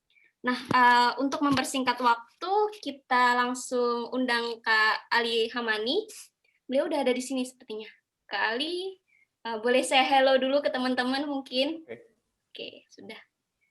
Oke, Kak Ali, silahkan untuk mulai share slide-nya.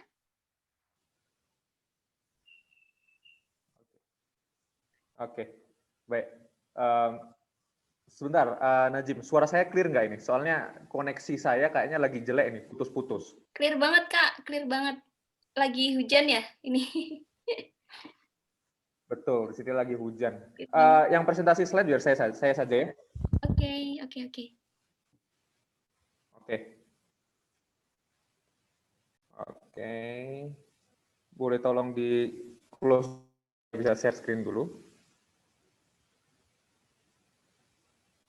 Okay, first of all, I would like to tell to the audiences that I will deliver my presentation in Bahasa Indonesia as requested by the committee.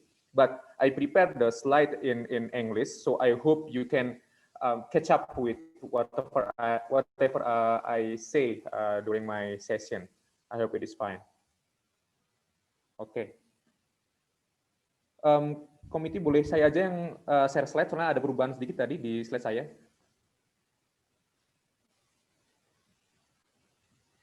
Halo, komite. Oke, saya izin share slide ya.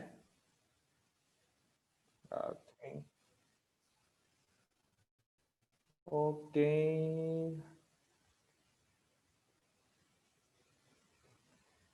Bismillahirrahmanirrahim. Assalamualaikum warahmatullahi wabarakatuh. Alhamdulillahirrabbilalamin. Assalatu wassalamu ala asrofil anbiya'i wal mursalin wa ala alihi washabihi ajmain, amma ba'du. Pertama-tama saya terima kasih ke teman-teman panitia dari UIN. Karena saya dari Malang, saya tahu betul perkembangan UIN Malang dulu ketika saya kecil, TK sampai sekarang, perubahan yang luar biasa, dan ini sebuah kehormatan buat saya akhirnya bisa diundang di kota sendiri, begitu, kota kelahiran sendiri. Dan nanti juga komite tolong beritahu saya ya lewat WhatsApp aja kalau misalnya nanti ternyata koneksi saya atau apa yang saya sampaikan kurang clear gitu. Karena ini lagi hujan, saya agak takut, biasanya koneksi biasanya pecah-pecah gitu. Oke. Jadi hari ini saya izin untuk share pandangan saya. Bagaimana? Halo? Ya, pandangan saya mengenai pemuda sebagai agent of change. Apa Najim? Sebentar Kak, Ya, panitia sebagai agent of tolong change, pembawa perubahan.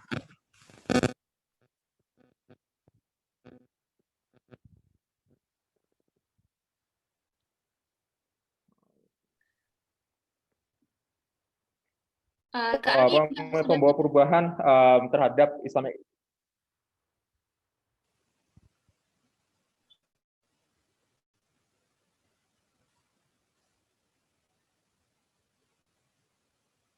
Halo? Halo? Iya Kak, halo, sudah bisa mulai. Oke, ini sudah dengar ya berarti ya? Ada pecah-pecah atau gimana, Najib? Iya, tadi sempat suaranya pecah-pecah, tapi sekarang oke. Sudah.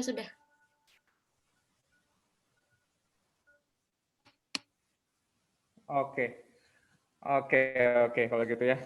Tolong lewat WhatsApp ya beritahunya ya, soalnya saya nggak bisa dengar suaranya Najim juga kadang-kadang, karena ini pecah-pecah juga. Oke, kalau gitu. Kayaknya ini pecah-pecah terus. Wah.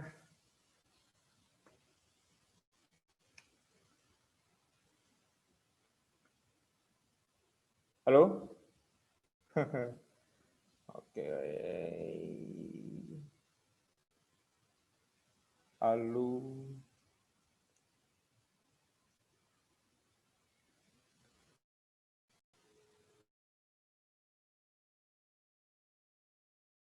Halo?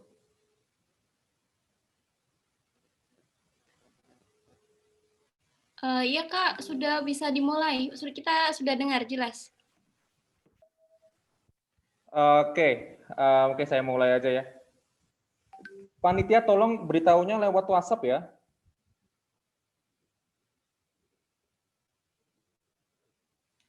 Oke lah kalau gitu, saya akan mulai anyway. Yang pertama saya ingin memberi pengertian mengenai ekonomi Islam itu sendiri. Jadi di Indonesia ini yang saya menemukan menarik adalah kita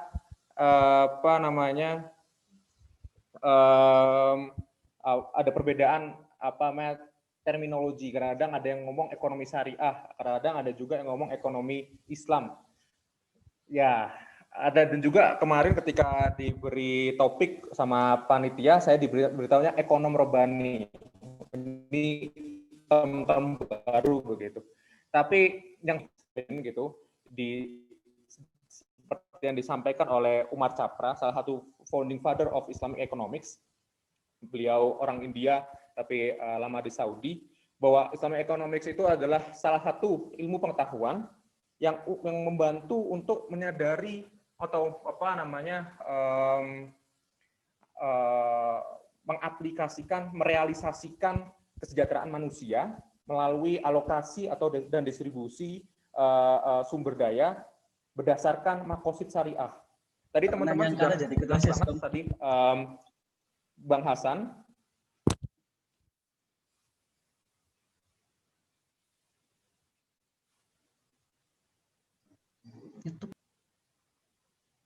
Halo? Tadi sudah dijelaskan oleh Bang Hassan dari Maroko bahwa makosid syariah itu terdiri dari 5 elemen utama. Yang pertama dan yang paling krusial adalah safeguarding religion, hifzuddin, melindungi agama. Yang kedua nafs, hifzun nafs, melindungi nyawa, safeguarding hifzul akal, melindungi intelektual, safeguarding lineage atau keluarga atau keturunan, dan terakhir adalah safeguarding wealth. Tapi di sini saya agak berbeda dengan Bang Hassan tadi yang menyatakan bahwa Islamic economics itu lebih fokus kepada safeguarding wealth. Tidak, saya ingin menekankan bahwa Islamic economics itu dia multidimensional, di mana semua elemen yang ada di makosid syariah itu harus bisa dipertahankan dan bahkan dikembangkan oleh Islamic economics. Jadi tidak hanya untuk wealth, walaupun memang kita nggak bisa memungkiri bahwa ekonomi itu sendiri berkaitan dengan wealth, tapi kita juga harus bagaimana Islamic economics ini bisa mempertahankan atau mengembangkan intelektual orang-orang di Indonesia misalnya, bisa memperkuat dakwah religion di Indonesia dan sebagainya. Jadi tidak hanya wealth. Bahkan ini menarik karena ketika kita melihat dan membandingkan dengan neoclassical economics, classical economics atau capitalism mode of production, itu mereka hanya membicarakan itu ekonomi itu dari sisi materi saja, material saja. Bagaimana kita maximizing profit, bagaimana kita bisa memuaskan keinginan kita, maximizing self interest, self utility, tanpa mungkin memperhatikan yang lainnya. Sebaik produksi adalah bagaimana kita bisa menggunakan input sedikit paling kecil untuk menghasilkan output yang besar begitu. Ini berbeda dengan kita yang sangat ekonomi Islam yang sangat komprehensif, ingin menjadi rahmatan lil alamin, nggak hanya untuk perseorangan saja, tapi ke setiap orang. Oke, ini yang membuat Islamic economics itu memiliki 2 dimensi. Jadi tadi itu kita sudah tahu bahwa ada banyak dimensi yang perlu diartikulasikan oleh ekonomi Islam. Nah itu menjelaskan bahwa ada 2 dimensi di ekonomi Islam itu sendiri. Yang pertama adalah legal dimension. Ini kalau misalnya tadi juga sudah dijelaskan sama Mas Hassan, Bang Hassan dari Maroko ya, bahwa ketika kita membahas Islamic finance itu kita selalu membahas mengenai akad. Apakah akad ini sudah secara fikih sudah boleh atau akadnya ini haram kayak riba? Apakah akad ini sudah diakui dan di-approve oleh DPS, Syariah Board dan sebagainya? Tapi tidak selesai di situ. Islamic finance bukan prohibition driven industry, bukan sebuah industri yang cuma mikirin oh itu halal, oh ini haram, bukan. Perbedaannya adalah di social dimension. Karena kita by definition itu kita Islamic economics harus punya dampak terhadap masyarakat. Itu bukan oh kita punya CSR nih, kita punya produk untuk memberdayakan masyarakat, bukan seperti itu. Tapi kita dari produk utama kita sendiri itu harus punya dampak ke masyarakat, empowering the people, poverty alleviation dan sebagainya. Itu semestinya sudah jadi satu bagian yang tidak terpisahkan. Jadi secara sistem ya Islamic economics itu mementingkan bahwa yang paling penting untuk bisa diartikulasikan adalah membawa maslahat dunia ini, tapi juga hereafter. Utility-nya itu yang kita maksimalkan tidak hanya utility di dunia ini, tapi juga utility nanti ketika kita masuk setelah kita meninggal. Dan ini akan utility yang akan lebih determinan ketika kita membuat decision making in economics. Jadi tidak hanya uang, tapi juga bagaimana uang itu berkah, begitu. Kurang lebih seperti itu. Ini yang membedakan kita sama sekularis paradigm mengenai ekonomi. Dan ini membedakan agent of change-nya antara mereka yang dari konvensional begitu terhadap kita yang di Islamic economy. Dan ini perlu untuk diperhatikan bagi semuanya begitu ya. Kalau di Homo economicus ini yang adalah manusia yang diharapkan dan berdasarkan asumsi dari neoclassical bahwa setiap manusia itu haruslah individualistik. Kita harus berusaha untuk mencari keuntungan sebanyak besar-besarnya. Kita juga materialistik bahwa kita melihat sesuatu itu berdasarkan cost and benefit analysis. Apakah ini menguntungkan buat saya secara material, apakah ini akan memberi kerugian dan sebagainya. Jadi sebuah keputusan itu cuma berdasarkan apakah ini menguntungkan atau tidak begitu. Ini yang kita pelajari di ekonomi, jadi emang sudah terlihat biasa begitu. Dan yang terakhir adalah sudah saya berkali-kali sebutkan self-interest oriented individuals. Kita mencari kita memutuskan sesuatu hanya untuk kepentingan kita sendiri dan kita memaksimalkan sumber daya untuk mendapatkan kesenangan yang kita inginkan gitu. Dan ini berbeda dengan Homo Islamicus. Ini adalah sosok manusia yang diartikulasikan berdasarkan asumsi dari Islamic economics. Yang pertama adalah socially responsible. Oke, jadi terserah saya mau beli sesuatu, saya mau melakukan sesuatu itu terserah saya, tetap terserah saya. Tapi saya juga harus socially responsible. Misalnya saya menjual senjata begitu. Saya ada tanggung jawab di situ. Oh, menjual senjata itu emang halal sih. Itu emang juga menguntungkan sih buat saya.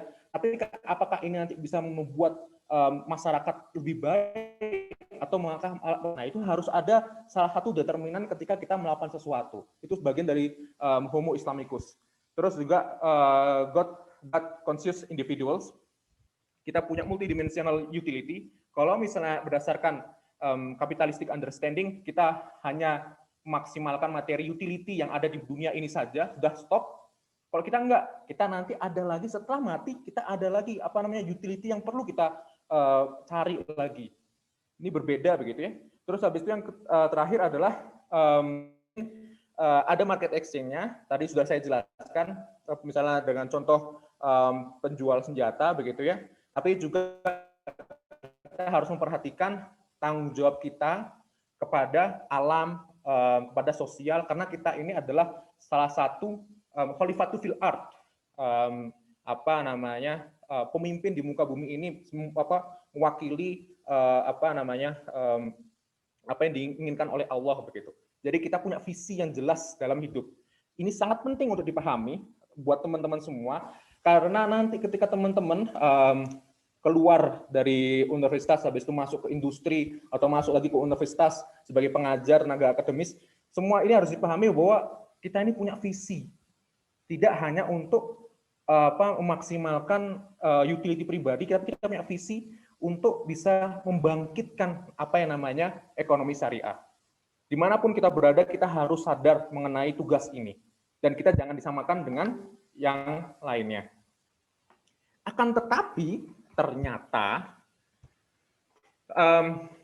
Islamic economics sendiri yang tadi terdengar sangat mulia begitu, makosid syariah, Homo Islamicus, ternyata ketika kita temukan di realita itu nggak sempurna. Bahkan ini Al-Atas, salah satu, kalau misalnya di IUM begitu, ini salah satu orang paling berpengaruh mengenai Islamization of knowledge dan sebagainya. Ini mengatakan bahwa Islamic economics itu cuman seperti classical economics atau Keynesian economics, tapi dibumbui dengan Islamic terminology. Ini tuduhan yang sangat serius. Yang kedua, ada tuduhan lagi dari El Gamal, orang Mesir begitu ya. Beliau mengatakan bahwa Islamic finance itu cuma menggunakan trik aja untuk membuat sesuatu yang haram itu menjadi halal. Dan itu mimikri, atau kata dia itu, tuduhan beliau itu adalah itu mirip dengan konvensional sebenarnya. Dan yang terakhir ada tuduhan juga kritik begitu ya dari profesor saya, Profesor Mehmet Asutai, bahwa Islamic finance itu makin ke sini itu dianggap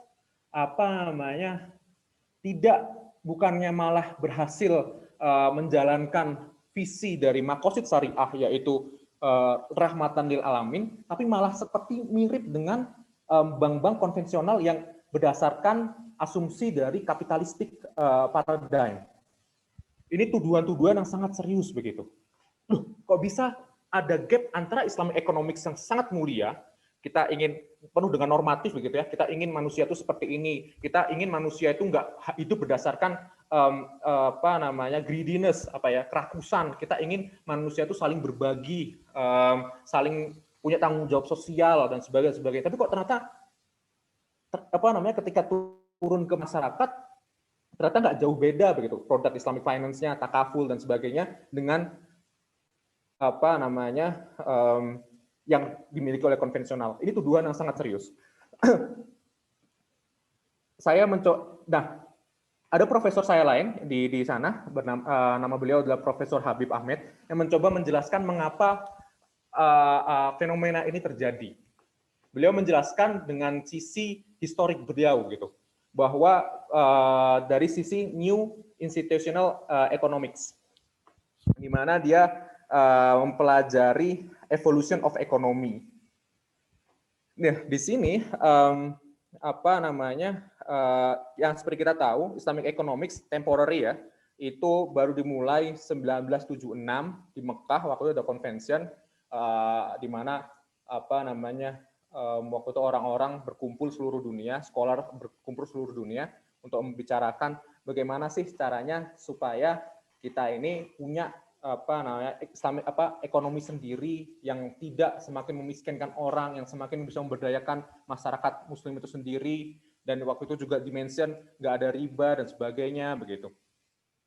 Terus habis itu mulai menyebar juga, kalau nggak salah pertama itu di Mesir, ada namanya, saya lupa namanya, Darul apa begitu. Terus habis itu di GCC juga sudah mulai keluar Bank Islam. Di Malaysia ada tabung haji dulu pertama-tama. Terus habis itu muncul Bank Islam, dasar bank syariah dan sebagainya. Indonesia agak telat tahun 1992 atau 1993, yaitu Bank Muamalat muncul setelah perjuangan yang sangat lama dari orang-orang Indonesia. Tapi memang karena waktu itu Soeharto belum terlalu welcome dengan orang Islam, akhirnya emang dipersulit. Tapi akhirnya alhamdulillah 93-92 muncul Bank Muamalat. Ini sebuah, kalau misalnya dibandingkan dengan cara pembuatan bank dulu di Barat, ini bisa dibilang 1976 sampai tahun 2020 kita sudah punya banyak bank Islam seperti ini, itu sebuah perkembangan yang sangat cepat. Tapi itu juga memiliki kalau misalnya dilihat dari perspektif dari new institutional economy itu ada agak bermasalah. Jadi untuk memahami NIE ini, beliau membagi NIE ini membagi menjadi 4 level begitu yang dipahami. Yang pertama adalah culture.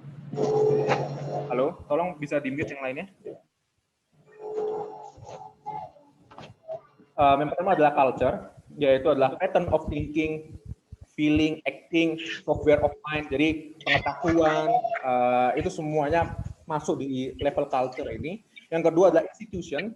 Ini levelnya negara, constitution, hukum dan sebagainya. Terus habis itu ada yang di level ketiga, organisasi. Organisasi ini levelnya seperti perusahaan dan sebagainya. Dan yang paling terakhir adalah market and transaction. Ini alokasi, maksudnya terjadinya transaksi jual beli, demand and supply itu terjadi di level terakhir ini.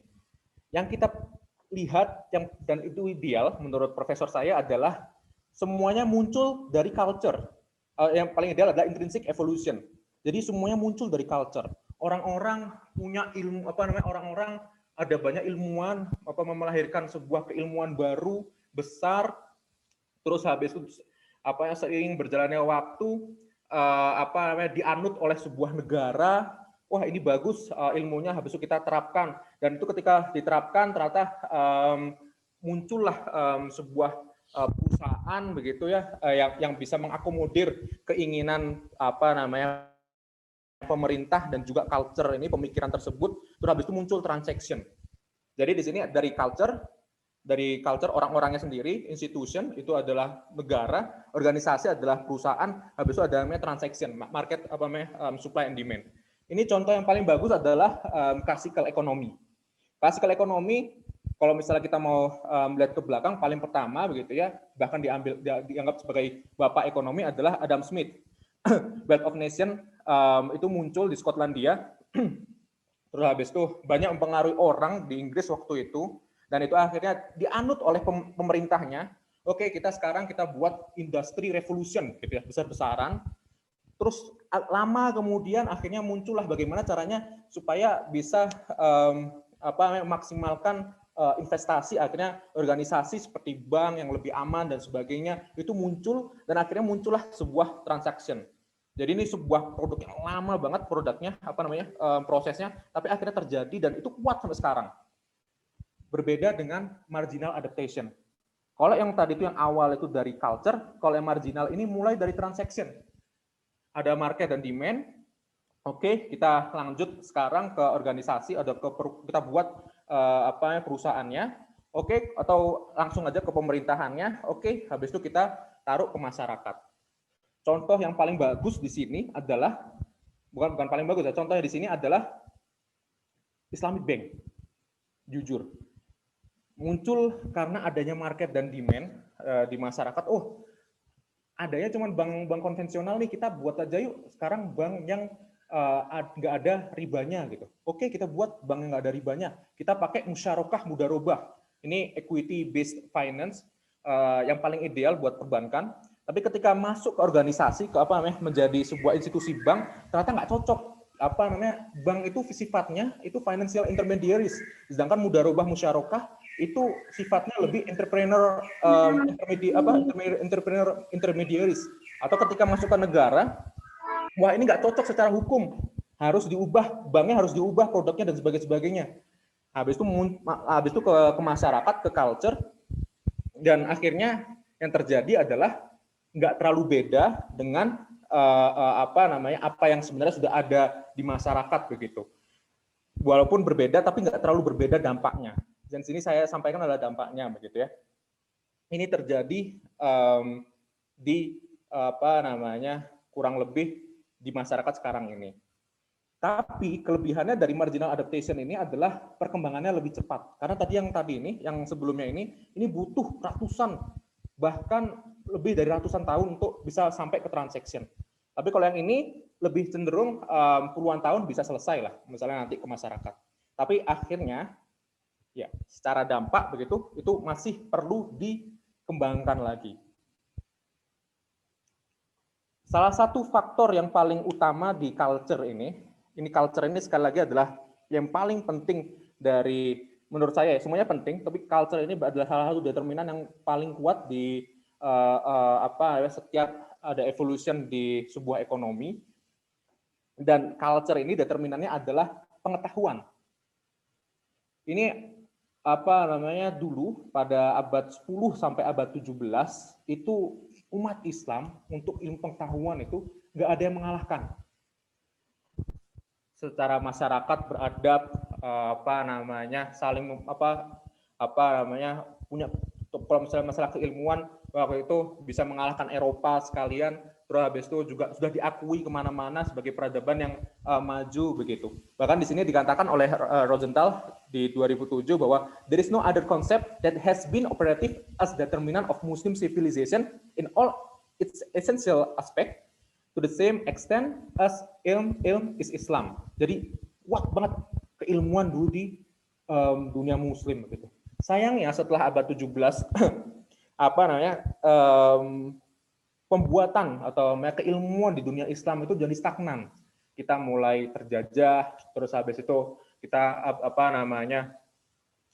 keilmuan kita hanya copy paste dari barat waktu itu. Kalau sekarang masih ada filter ya. Kalau dulu tuh kayak benar-benar kita mengadopsi semuanya begitu. Kalau misalnya katakannya the Muslim mind lost its ability, dari mulai kehilangan kemampuannya untuk mengeluarkan ide-ide baru. Kita merasa inferior terhadap Eropa, terhadap Barat pada abad 17 ke bawah ini. Dan akhirnya ketika kita membuat produk sekalipun, kita membuat produk yang sebenarnya diambil, mengadopsi dari produknya Barat, terus habis itu kita adopsi dan kita modifikasi agar lebih sesuai dengan culture kita. Tapi kita dari produk itu bukan dari culture kita, tapi kita mengadopsi dari yang lain. Jadi sekali lagi, oke, sebentar ya, terbalik sini lagi, bahwa knowledge itu penting buat semua peradaban, terlebih ketika kita membicarakan perkembangan ekonomi Islam. Bagaimana knowledge di Indonesia? Saya jujur bangga sekali melihat ini. Ada sebuah report dari Refinitiv kalau nggak salah minggu kemarin menunjukkan begitu ya di sini ranking perkembangan Islamic finance di dunia. Yang pertama adalah kuantitatif di sini. Kuantitatif ini cenderung seperti market share, habis itu revenue dan sebagainya. Dan kita emang kalau misalnya masuk 5 besar emang agak sulit. Di sini ada Malaysia, terus habis itu Iran yang emang di sana mewajibkan ada harus bank syariah. Begitu juga ada Saudi Arabia di 3 dan sebagainya. Di governance saya alhamdulillah banget, kita mau nggak mau harus mencukuri sekarang ada KNKS, Connect gitu ya. Terus habis itu juga dukungan pemerintah terhadap Islamic finance dari governance itu lumayan kuat. Tapi kita masih belum masuk 5 besar dibandingkan dengan Bahrain yang memang ada EOV di situ, Malaysia yang memang sudah dari dulu sangat kuat dukungan dari pemerintahnya, ada FSB dan sebagainya. Kita masih belum masuk. Di awareness kita juga belum masuk 5 besar, tapi kita termasuk bagus di sini. CSR atau dana sosial begitu, zakat dan sebagainya, kita juga belum bisa masuk 5 besar. Tapi kita masuk 5 besar di knowledge. Ini alhamdulillah sekali begitu, dan ini benar-benar Malaysia dan Indonesia seperti outlier di sini ya. Kalau yang di sini jaraknya tipis-tipis, ini benar-benar jaraknya kita antara yang lain itu sangat jauh. Nanti akan kita bahas lebih detail lagi. Dan ini juga karena kita outlier di sini, kita bisa masuk secara overall IFDI value-nya kita bisa masuk ranking 2 di situ. Apakah ini sebuah pertanda yang bagus? Karena kita secara Islamic ekonomis, kalau misalnya mau bisa mengartikulasikan aspirasi Islamic ekonomis dengan baik, itu perlu knowledge begitu ya. Di sisi lain kita juga sekarang di sisi knowledge juga kita punya investasi besar-besaran gitu, bahkan di ranking kedua. Lebih lanjut ya, ini adalah lanjutan dari knowledge tadi itu.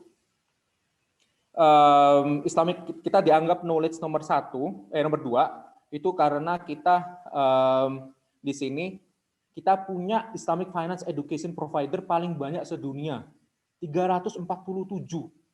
Ini nggak adil rasanya ini grafiknya, di mana 347 sama 65 tapi bedanya nggak terlalu jauh begitu. 65 sama 347 maksudnya gapnya jauh, tapi di sini tidak terlalu terlihat begitu ya. Sangat banyak. Terus habis itu providing Islamic finance degree juga kita tinggi. Ketika untuk Islamic Finance Conference kita second, kita kedua setelah Malaysia.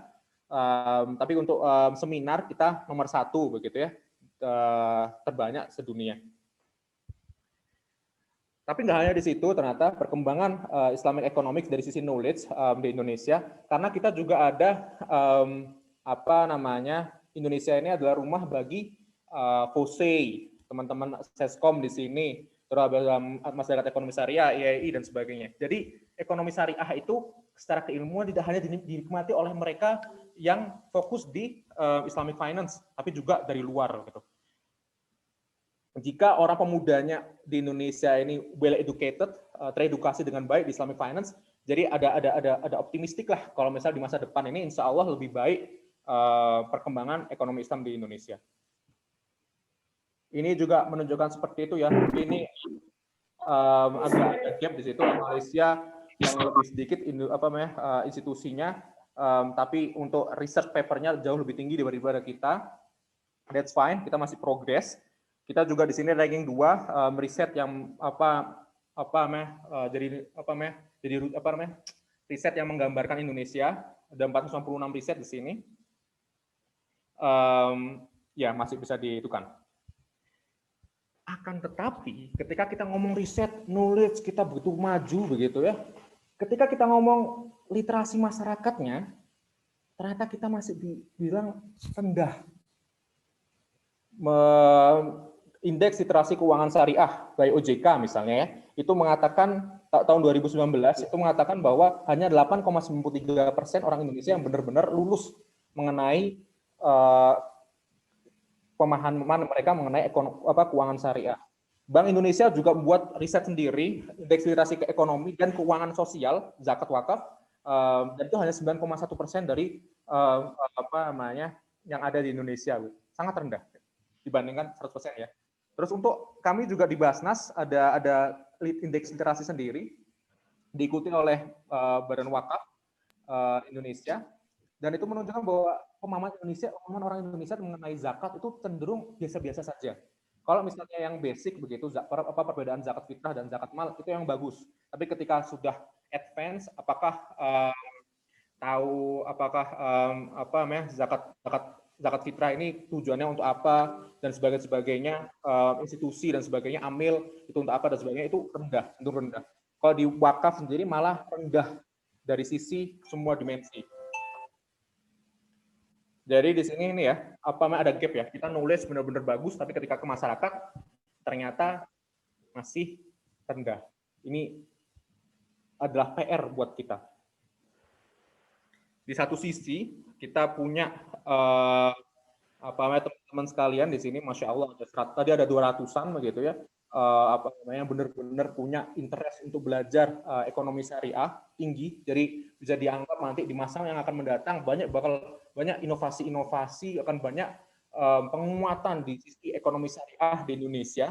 Tapi di sisi lain, literasi masyarakat tentang ekonomi syariah itu sangat rendah. Ada gap yang luar biasa di sini, dan ekonomi syariah jadinya terlihat cuma eksklusif untuk kalangan akademik.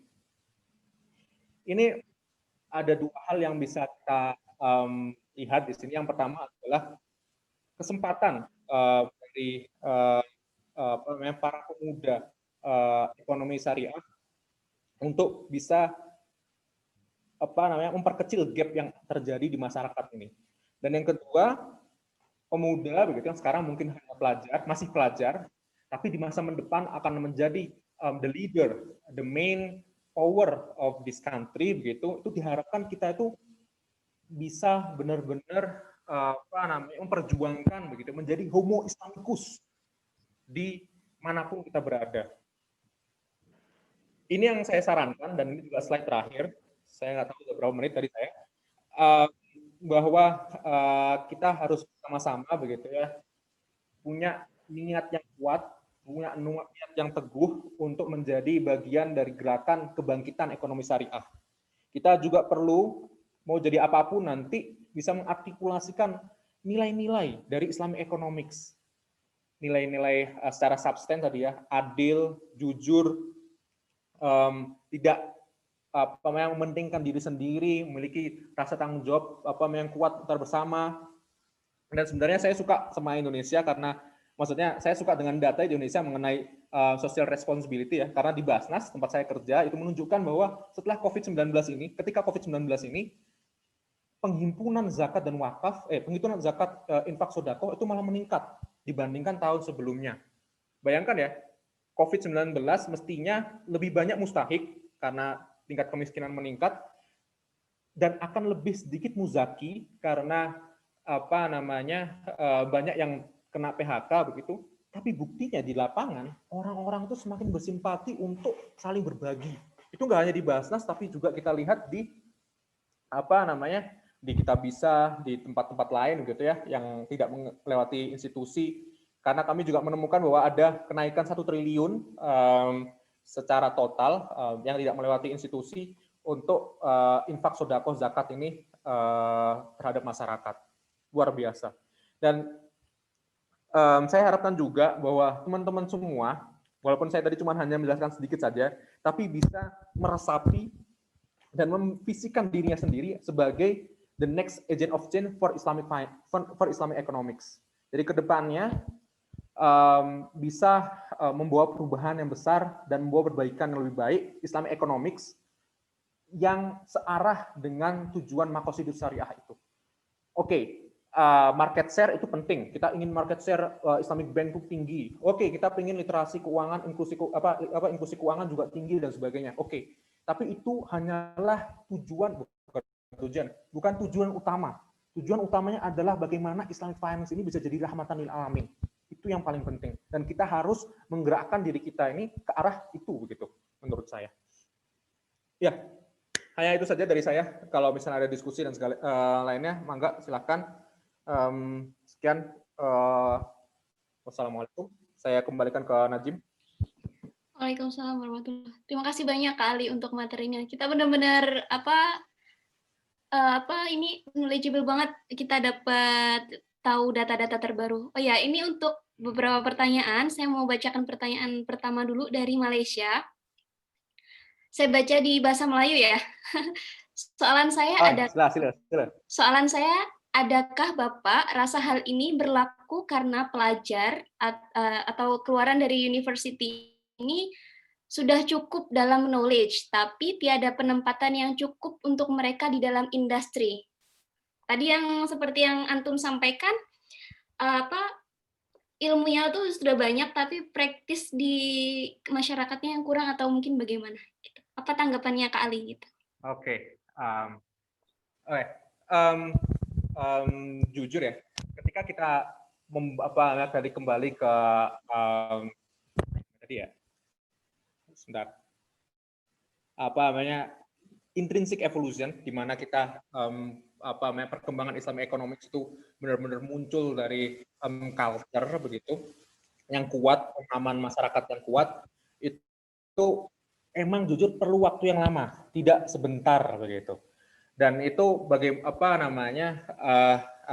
untuk knowledge, saya rasa itu sebenarnya ya, saya sebenarnya juga menyadari ya, ketika dulu saya magang begitu, bisa dilihat di situ bahwa orang-orang kita sebenarnya orang ekonomi syariah juga banyak, tapi ketika di industri lebih suka orang-orang yang lebih dari konvensional, karena mereka sudah punya pengalaman kerja dan juga lebih berpengalaman dan sebagainya. Jadi mereka ditempatkan di tempat-tempat di industri ekonomi syariah, sedangkan orang-orang dari ekonomi syariah akhirnya tersingkir begitu. Itu juga kita nggak bisa memungkiri. Nah, di sini sebenarnya yang saya ingin tekankan adalah knowledge paling penting di sini. Pertama, ini adalah investasi masa depan, bukan investasi jangka pendek ya, ini investasi masa depan. Mungkin 10 tahun, 20 tahun lagi ketika teman-teman di Islamic Finance ini bisa benar-benar nanti sudah settle, sudah jadi dan sebagainya, masuk di jajaran top begitu, baru nanti bisa membuat perubahan. Karena di Indonesia sendiri, kalau nggak salah mungkin baru tahun 2000-an atau mungkin baru akhir-akhir ini aja baru ada program ekonomi Islam. Jadi ini sebenarnya sama-sama lah, di industri semestinya juga menyadari itu, tapi di sisi lain untuk pelajar ini harus bisa advance their knowledge, their capability untuk meyakinkan industri bahwa mereka berhak untuk masuk ke industri begitu. Ya, kurang lebih seperti itu. Iya Kak, betul. Saya juga setuju sebenarnya kalau selain itu juga untuk melihatkan relasi juga mungkin ya, kita dari situ kita bisa pastinya dapat yang telah kita pelajari kali. Oke. Ya. Oke. Ya, saya ada pertanyaan sebelum saya mau ngasih ke pertanyaan teman-teman yang lainnya. Saya mau izin dulu nanya nih. Kan tadi Antum sampaikan bahwasanya sekarang itu justru di saat pandemi ini nilai atau jumlah social finance itu terkumpul sangat banyak. Nah sekarang gimana saat ini tuh apa yang sudah dilakukan oleh Basnas? Mungkin selain Basnas juga mungkin Badan Wakaf juga, apa yang sudah mereka lakukan untuk mengelola dana-dana yang terkumpul gitu. Oke. Oke, saya mungkin hanya bisa mempresentasikan Basnas begitu ya di sini karena yang saya kerja di sana. Yang pertama adalah kita banyak ya empowering the people, the poor people yang emang yang miskin kan. Jadi dampak dari COVID-19 ini terhadap ekonomi itu tidak merata begitu. Kalau buat orang yang menengah ke atas, secara finance sudah stabil, itu mereka terdampak mungkin nggak sebesar terhadap mereka yang mustahik, yang kecil menengah begitu, yang menengah ke bawah. Itu dampaknya mereka yang mayoritas masih pekerja informal dan sebagainya, mereka secara sekarang karena kemarin ada PSBB dan sebagainya, itu mereka sangat terdampak. Nah, ini yang kami lakukan adalah tetap bagaimana supaya bisa memperkerjakan mereka begitu. Kami ada namanya program Cash for Work, di mana kita membuat masker di awal-awal, itu memperkerjakan para supir yang PHK atau yang supir angkut yang sudah nggak mendapatkan pelanggan.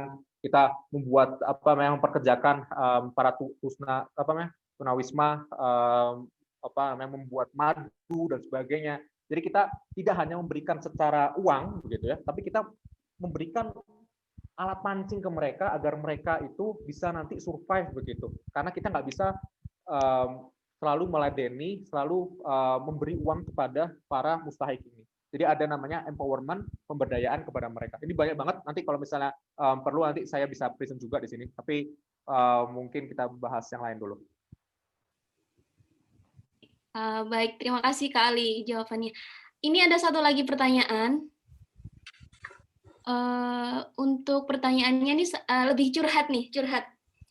Salah dari Kak Linda Trilestari, yaitu saya sebagai alumnus kampus Ekonomi Islam dan sekarang bekerja di lembaga zakat. Ingin tahu apakah di Basnas memiliki wadah penelitian yang seperti Puskas untuk pelaku ekonomi syariah, karena setelah lulus saya merasa kehilangan wadah kompetisi seperti saat di kampus. Terima kasih. Itu pertanyaannya. Oke, memiliki wadah penelitian.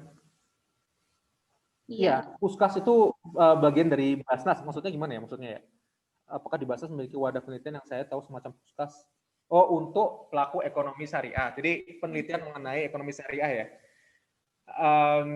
Jadi emang ekonomi syariah sendiri terbagi jadi dua ya, Islamic Finance sama Islamic Social Finance. Dan saya rasa untuk Islamic Finance itu penelitian sudah banyak.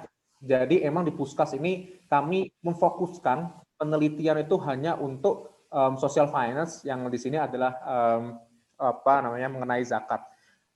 Di sini kami ada namanya IJAZ, International Journal of Zakat. Dan itu juga ketika nanti teman-teman bisa berhasil lulus bisa publish paper di situ, itu nanti kami juga akan memberikan fee begitu ya, untuk sebagai insentif buat teman-teman untuk bisa melakukan penelitian mengenai zakat. Jadi feel free kontak saya nanti kalau misal perlu informasi lebih lanjut mengenai penelitian mengenai zakat ini, insentif dari Basnas.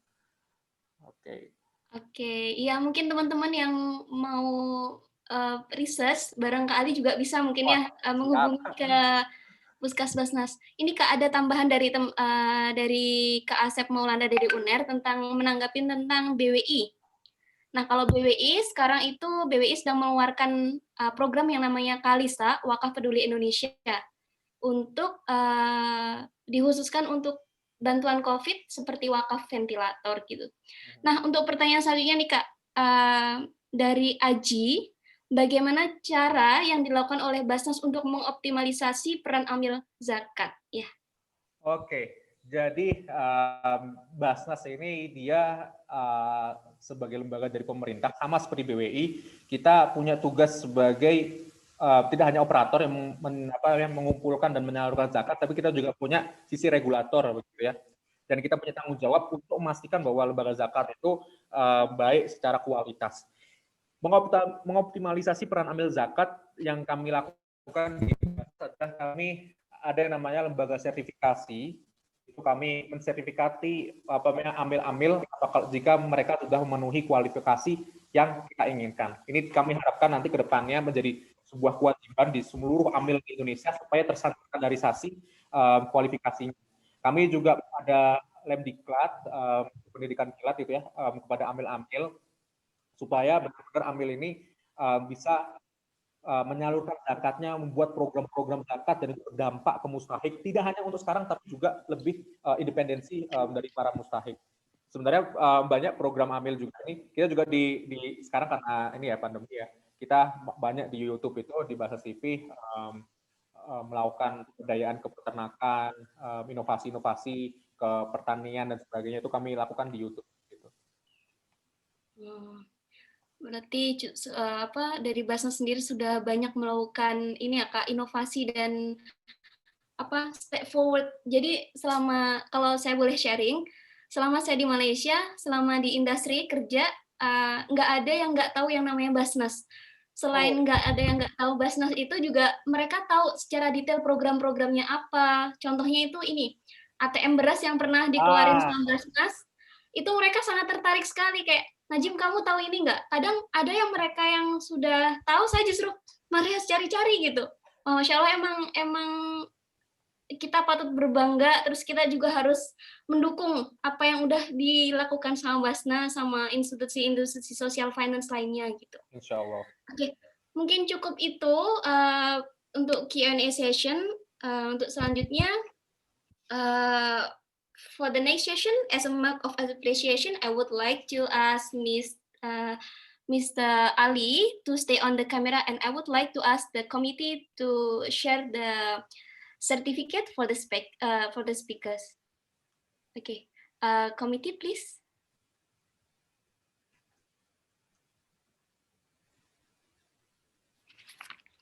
Okay, thank you so much, Kali, and also the committee for today's sharing with us.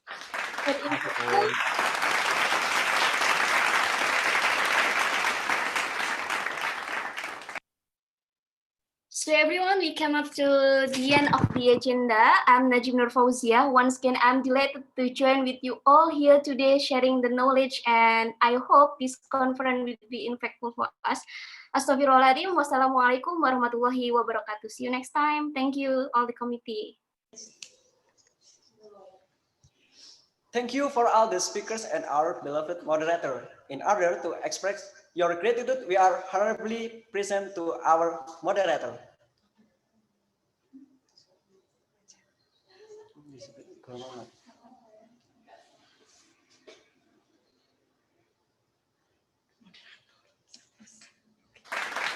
The biggest appreciation from SESCOM awarding certificate will be given to our beloved moderator. Well, thank you for all the speakers and moderator. Before we continue to our last section, let us take a memorable picture. So give your nice pose, please. Okay, are you ready, guys? I will count 1 till 2. I will count 1 till 3. Then we take the picture. 1, 2, 3, cheers. Once again, okay. Smile. Smile, okay. 1, 2, 3, cheers. Okay, give me a thumb now. 1, 2, 3, cheers.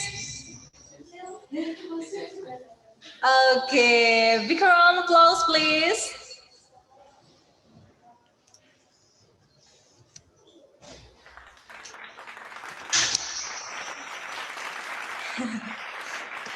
Okay. Well, ladies and gentlemen, now I will show you the procedure for playing quiz. First, the quiz is only held by webinar attendees on Zoom channel. Jadi kali ini akan ada quiz yang hanya boleh diikuti oleh peserta webinar yang hadir di Zoom. Before the quiz begin, all participants must provide the identity of the quiz player according to the rules. If they are attendee who do not comply with the rules, they will be disqualified. Sebelum kuis dimulai, peserta harus menyiapkan identitas sesuai dengan peraturan, dan untuk peserta yang tidak sesuai dengan peraturan akan didiskualifikasi. The format of the identity of the participants in the quiz is the name must be according to the identity card. Format identitas yang perlu dicantumkan pada kuis adalah nama yang sesuai dengan KTP, misalnya Rita Nuril Aini, seperti itu. will be guided by MC and the quiz to is up to the MC decision.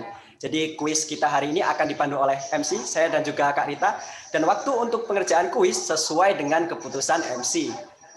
From all the participants will take the quiz, we will choose one winner to get the prize. Jadi dalam kuis kita kali ini akan dipilih satu orang pemenang saja. The winners will be contacted by the committee. Jadi untuk pemenang kuis akan segera dihubungi oleh panitia. Baik, jadi untuk teman-teman hari ini akan ada kuis mengenai materi-materi yang telah disampaikan oleh para narasumber kita. Jadi kuis ini akan ada hadiah, satu hadiah utama untuk partisipan yang berhasil menyelesaikan kuis dengan baik, tentunya yang terbaik ya. Dengan nilai yang paling tertinggi, Kak. Oke, baik teman-teman, langsung saja.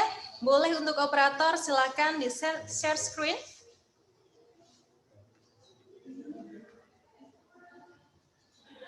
Oke, baik teman-teman, langsung saja. Bisa langsung klik link yang ada di kolom chat Zoom ya, Kak? Betul, Kak Rita. Atau juga bisa langsung klik saja di mana, Kak? Kahoot.it. Kahoot.it. Langsung aja searching di kahoot.it. Oke, jadi teman-teman silakan yang memiliki aplikasi Kahoot silakan langsung join Kahoot-nya atau bisa langsung searching Kahoot. Mengingatkan sekali lagi untuk nama di Kahoot Ya. harus sesuai dengan identitas yang tadi telah dijelaskan oleh Kak Rita. Harus sesuai dengan nama KTP ya teman-teman semua. Bagaimana teman-teman sudah bisa mengakses? Ini masih waiting for players.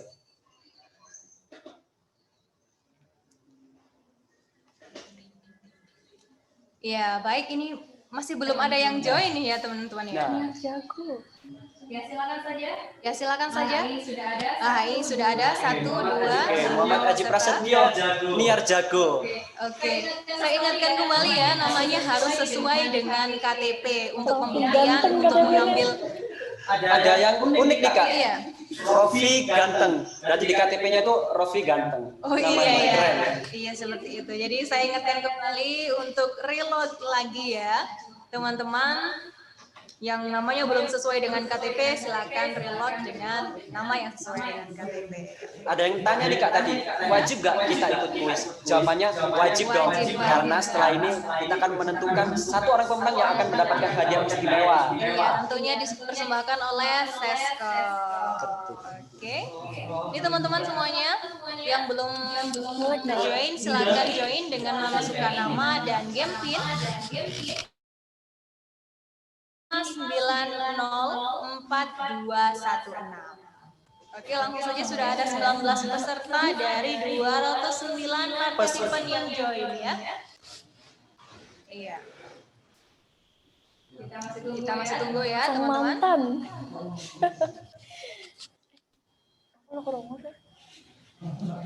Oke, terus bertambah dan teman-teman semuanya.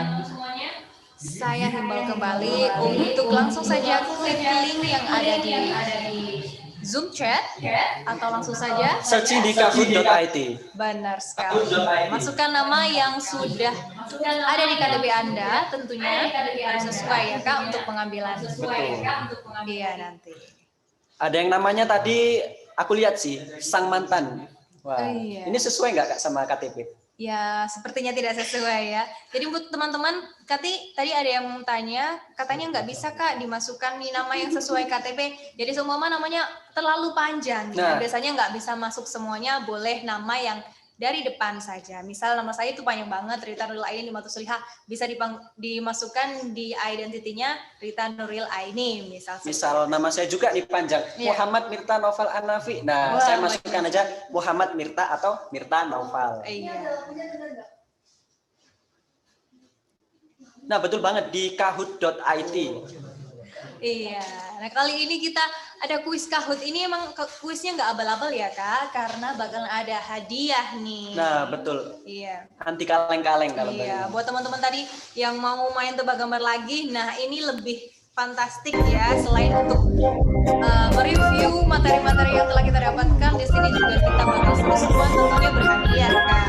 Jadi kita sekaligus mengecek nih pemahaman dari teman-teman setelah penyampaian dari pemateri kita yang luar biasa. Nah, Iya. mana nih hasilnya? Iya, kira-kira nanti siapa yang dapat? Kak Rita dapat salam nih. Iya, mana? Ini di nama pesertanya Kak Rita cantik. Aduh, ada aja ya. Teman-teman semuanya, ayo nyelup aja.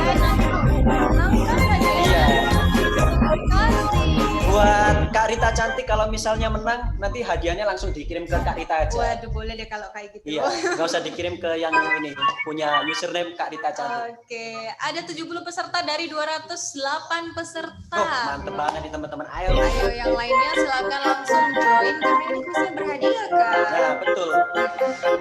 Ini yang tanya nih, link absen mana nih? Tenang dulu, ditunggu dulu. Link absen pasti kita kasih dong ya. Setelah kuis yang berhadiah satu ini. Jadi teman-teman langsung saja jangan dilewatkan kesempatan yang bagus ini tentunya. Oke, 1 menit lagi ya, kita tunggu ya. Ini sudah ada 70 peserta yang 70 join. peserta yang join. Dan rasanya dari 208 peserta, Iya. ketika 70 orang yang ikut, sayang sekali Kak. Harusnya lebih banyak Iya, lagi yang ikut karena hadiahnya harusnya. menarik. Iya. Kalau saya sih langsung ikut ya. Ini tapi kita lagi bertugas nih. Iya. Jadi kita nggak apa-apa deh nggak ikut. Kalau MC bisa ikut, langsung gas ya. Iya. Karena komite sama MC nggak bisa ikut. Oke lah, kita tunggu 1 menit lagi. Ini baru ada 1 orang lagi nih, jadi 71. Saya suka semangatnya Mas Fajri Yuda Pratama. Gas. Iya, Oke. ini udah nggak sabar lagi Iya. nih. Pasti udah siap banget nih. Ini ada yang ngomong link absensi nih, username-nya link absensi. Nanti link absensi akan kita kirim setelah kuis ya teman-teman, sabar. Iya, setelah pengumuman peserta yang berhasil memenangkan kuis Betul. tahun ini. Jadi ikut kuis dulu, nanti link absensi akan kita kirim. Oke. Santai aja teman-teman. Ini nggak bisa masuk Kak, tentunya kita mau ingetin lagi cara masuknya gimana, cara join quiz ini. Kalian bisa langsung saja searching kahoot.it, KAHOOT.it.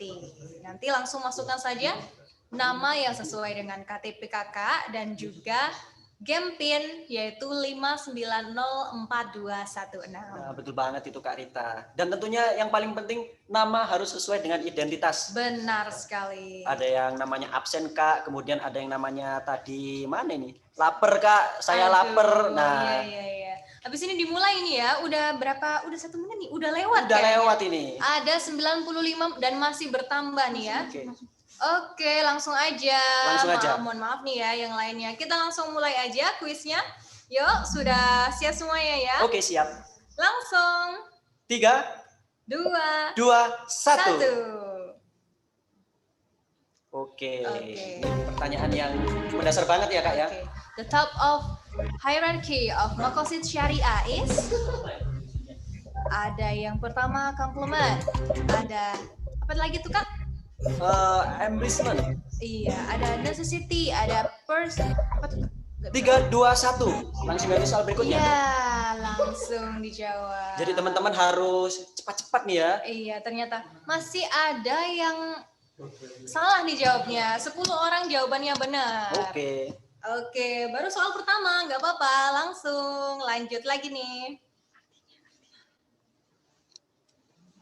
Oke, jadi pemenang sementaranya bisa dilihat. Kak Elsa ya tadi ya. Oke, lanjut soal selanjutnya. We can study the structure and evolution of economy, except artinya Kak Rita? Iya. Ini artinya komponen ekonomi Islam dalam amal kecuali. Nah, apa nih kira-kira? 1. Oke, langsung ganti soal. Wah, ternyata banyak banget nih yang bener nih. Ada 27. Ada 27. Jadi memang kita tuh harus cepat-cepat ya. Iya, waktunya sangat terbatas. Harus set-set. Karena yang dinilai juga dari waktunya nih Kak ya. Oke, kita lihat siapa nih yang bener nih.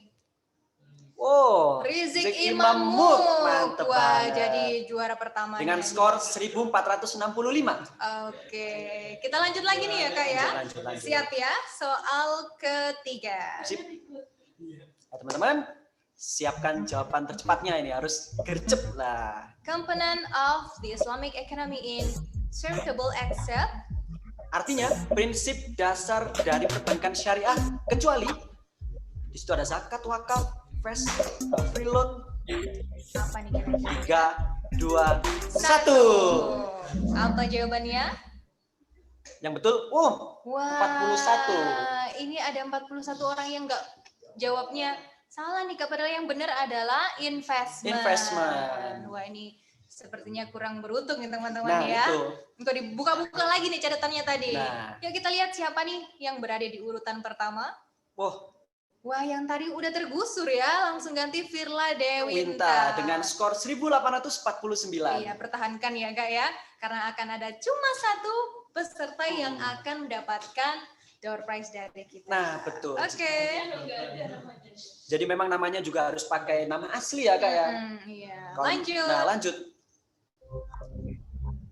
Fundamental principle of Islamic banking is kira-kira apa nih? Apa ya? Ayo teman-teman, 10, 9, 8. Wah, ini udah ada 41 jawaban. Gercep nih ya, gercep. Oh, 69, 70, 71. Wah, 75. Wah, ini pada benar semua nih kayaknya 43 jawab benar nih. Oke, langsung saja kita lihat siapa ini yang jadi juara satunya nih. Nah, betul. Juara sementara. Wah, tetap masih Kak Firla Dewinta. Iya, masih dipegang Kak Firla nih. Wah, harus dipertahankan ini ya Kak betul, ya. Betul. Oke, boleh lanjut ke soal selanjutnya. Mungkin untuk Kak Firla Dewinta bisa ganti username-nya Mirta Naufal. Nanti hadiahnya biar dikirim ke saya. Waduh. Oke, lanjut soal selanjutnya. Nah, ini. When Islamic knowledge creation reach zenith in the area. In the era. Nah, apa ini? Ini kapan nih kira-kira ya? 2, 1. Iya. Ini rupanya agak sulit mungkin ya. Iya. Yang jawab 25 yang benar. Oke. Kita lihat apakah Kak Firla tadi saya lupa namanya tetap menjadi pemuncak klasemen. Kita lihat yuk. Wah, masih tetap nih. Ayo Kak Firla segera ganti username-nya Mirta Naufal biar dikirim ke saya ini. Iya. Ini awas tersusul nih ya. Ada yang nomor 2 nih. Rizik Imamuk. Wah, ini sepertinya saingan terberat nih ya. Betul. Oke, kita lanjut lagi soal selanjutnya. Bisa jadi juga jodoh nih Kak. Waduh. Bisa saling iya, rival ya. Istisna. Nah, istisna. Use of contract for. Jadi kontraknya istisna ini apa ya teman-teman? Definisinya apa? Iya, kira-kira yang mana nih ya? Ada 40 jawaban. Iya, ternyata ada jawabannya adalah construction and project financing. Oke, kita lihat nih siapa nih jawabannya yang benar nih. Siapa yang jadi pemuncak klasemen atau tergusur nih oleh Mas Imam Rizik? Kira-kira tergusur apa enggak nih ya? Waduh. Firla Dewinta lagi-lagi 4.385. Luar biasa. Kak Rizik malah mundur nih ya. Nomor 3 tersalip oleh Kak Sinta Melinda. Iya. Oke, boleh dilanjut lagi nih. Masih ada 10 soal dari kuis kita hari ini. Iya. Freedom of contract. Nah, kecuali apa ini teman-teman? Iya.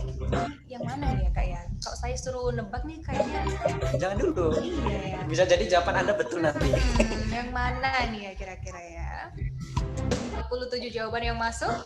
3, 2, 1. Wah, kok cuma dikit ya Kak ya?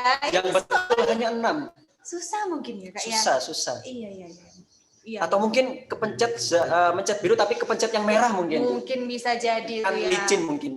Saking dredegnya nih ya. Groginya ingin cepat-cepat dapat hadiah. Iya. Coba kita lihat nih siapa kira-kira ini yang jadi. Siapa pemuncak klasemen? Tetap Kak Firla Dewinta. Kak Firla Dewinta. Memang. Ini yang lainnya tetap semangat ya. Masih ada kesempatan untuk menyalip Kak Firla ini ya. Oke, lanjut Kak. Jangan menyerah teman-teman, tetap semangat. Iya. Nah, itu ya. Ini harus dibakar semangatnya. Oke.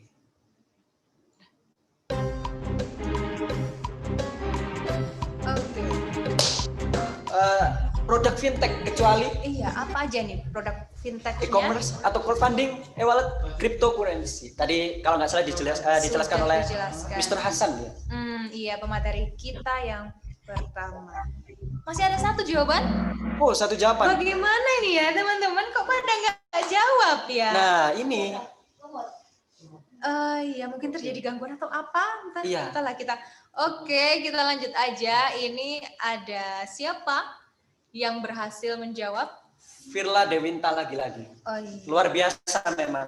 Oh, sepertinya ada gangguan sedikit nih. Oh, Oke, ya. kita anggap saja yang tadi nggak ada yang jawab kan ya. Iya, Jawabannya betul. satu masuk tapi salah. Iya. Oke, kita lanjut ke soal selanjutnya. Kayaknya kita harus belajar nih ke Kak Firla Dewinta ini. Ekonomi Islamnya paham banget nih. Iya, ini kita nanti kenalan ya Kak ya sama Oke. Kak Firla. Oke. Oke, selanjutnya ini jangan sampai kelewatan lagi. Ini kira-kira apa nih jawabannya ya? Mudorobat, musyarokat. Iya, ada banyak banget ini pilihannya. Kira-kira apa? Mana ini? 3, 2, 1. Terot. Tawarruk ternyata. 21. Lumayan, masih banyak nih ya yang jawab benar. Oke, kita lanjut. Silakan. Tetap Kak Firla Masih Kak Dewinta. Firla. Semakin melesat jauh. Iya. Jauh ke atas. Tapi masih ada kesempatan juga buat yang lainnya untuk menyalip nih ya. Nah, betul. Karena masih ada beberapa soal. Oke, lanjut Kak. Soal selanjutnya.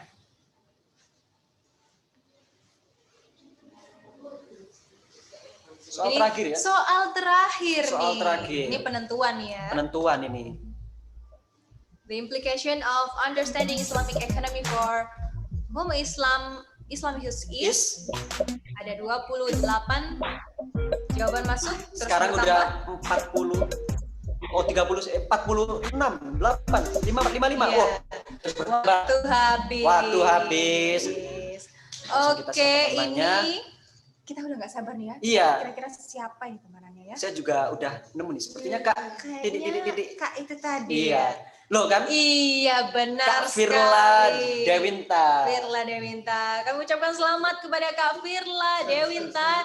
Jangan lupa untuk screenshot Kak, karena ini nanti akan menjadi bukti untuk pengambilan hadiahnya. Jangan lupa. Dan juga DM ke Instagram @if.winmalang dengan menyertakan bukti screenshot bahwa Kak Firla Dewinta memenangkan kuis hari ini. Oke, sekali lagi selamat ya untuk Kak Firla Dewinta. Tapi untuk teman-teman semuanya jangan langsung sedih gitu karena habis ini akan ada absen untuk mendapatkan sertifikat internasional webinar kali ini. Oke, waktunya absen.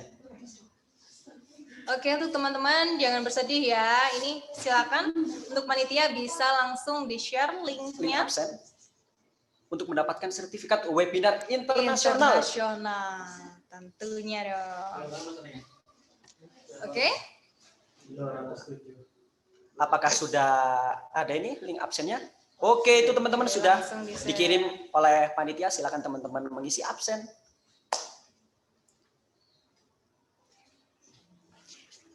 And ladies and gentlemen, to express your gratitude to the Almighty God, Allah Subhanahu wa Ta'ala, I would like to invite Ahi Muhammad Hanif Muafi to lead our prayer.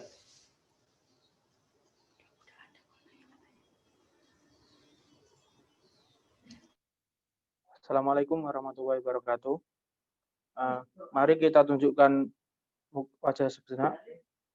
Sembari kita mohon semoga diberikan keberkahan atas webinar pada pagi hari ini. Bismillahirrahmanirrahim. Alhamdulillahirabbil alamin.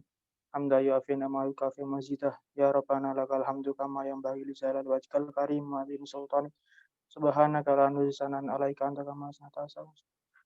Rabbi zidni ilman nafi'ah warzuqni fahma. Rabbi shrah li sadri wa yassir li amri wahlul 'uqdatam min lisani yafqahu qawli. Rabbi firli wa li walidayya wa amin. Rabbana atina fid dunya hasanah wa fil akhirati hasanah wa qina adzabannar. Wassallallahu ala sayyidina Muhammad walhamdulillahirabbil alamin. Wassalamualaikum warahmatullahi wabarakatuh. Waalaikumsalam warahmatullahi wabarakatuh. Well, ladies and gentlemen, thank you for your actively participating in this webinar. Once again, thank you to all the speakers and moderator. Thank you to all the sponsorship. Let's close our event today by reciting Hamdalah. Alhamdulillahirabbil alamin. And thank you for your coming and your nice attention. Wassalamualaikum warahmatullahi wabarakatuh. See you guys. Jangan lupa absen ya. Jangan lupa untuk mengisi link absen.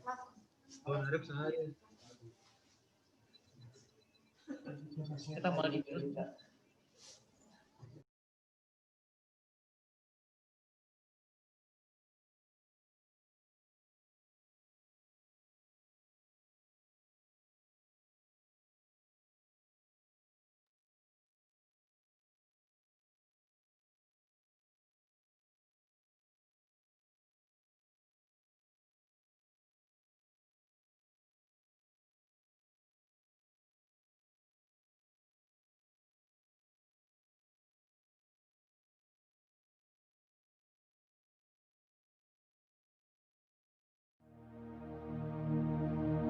Oh ya jemaah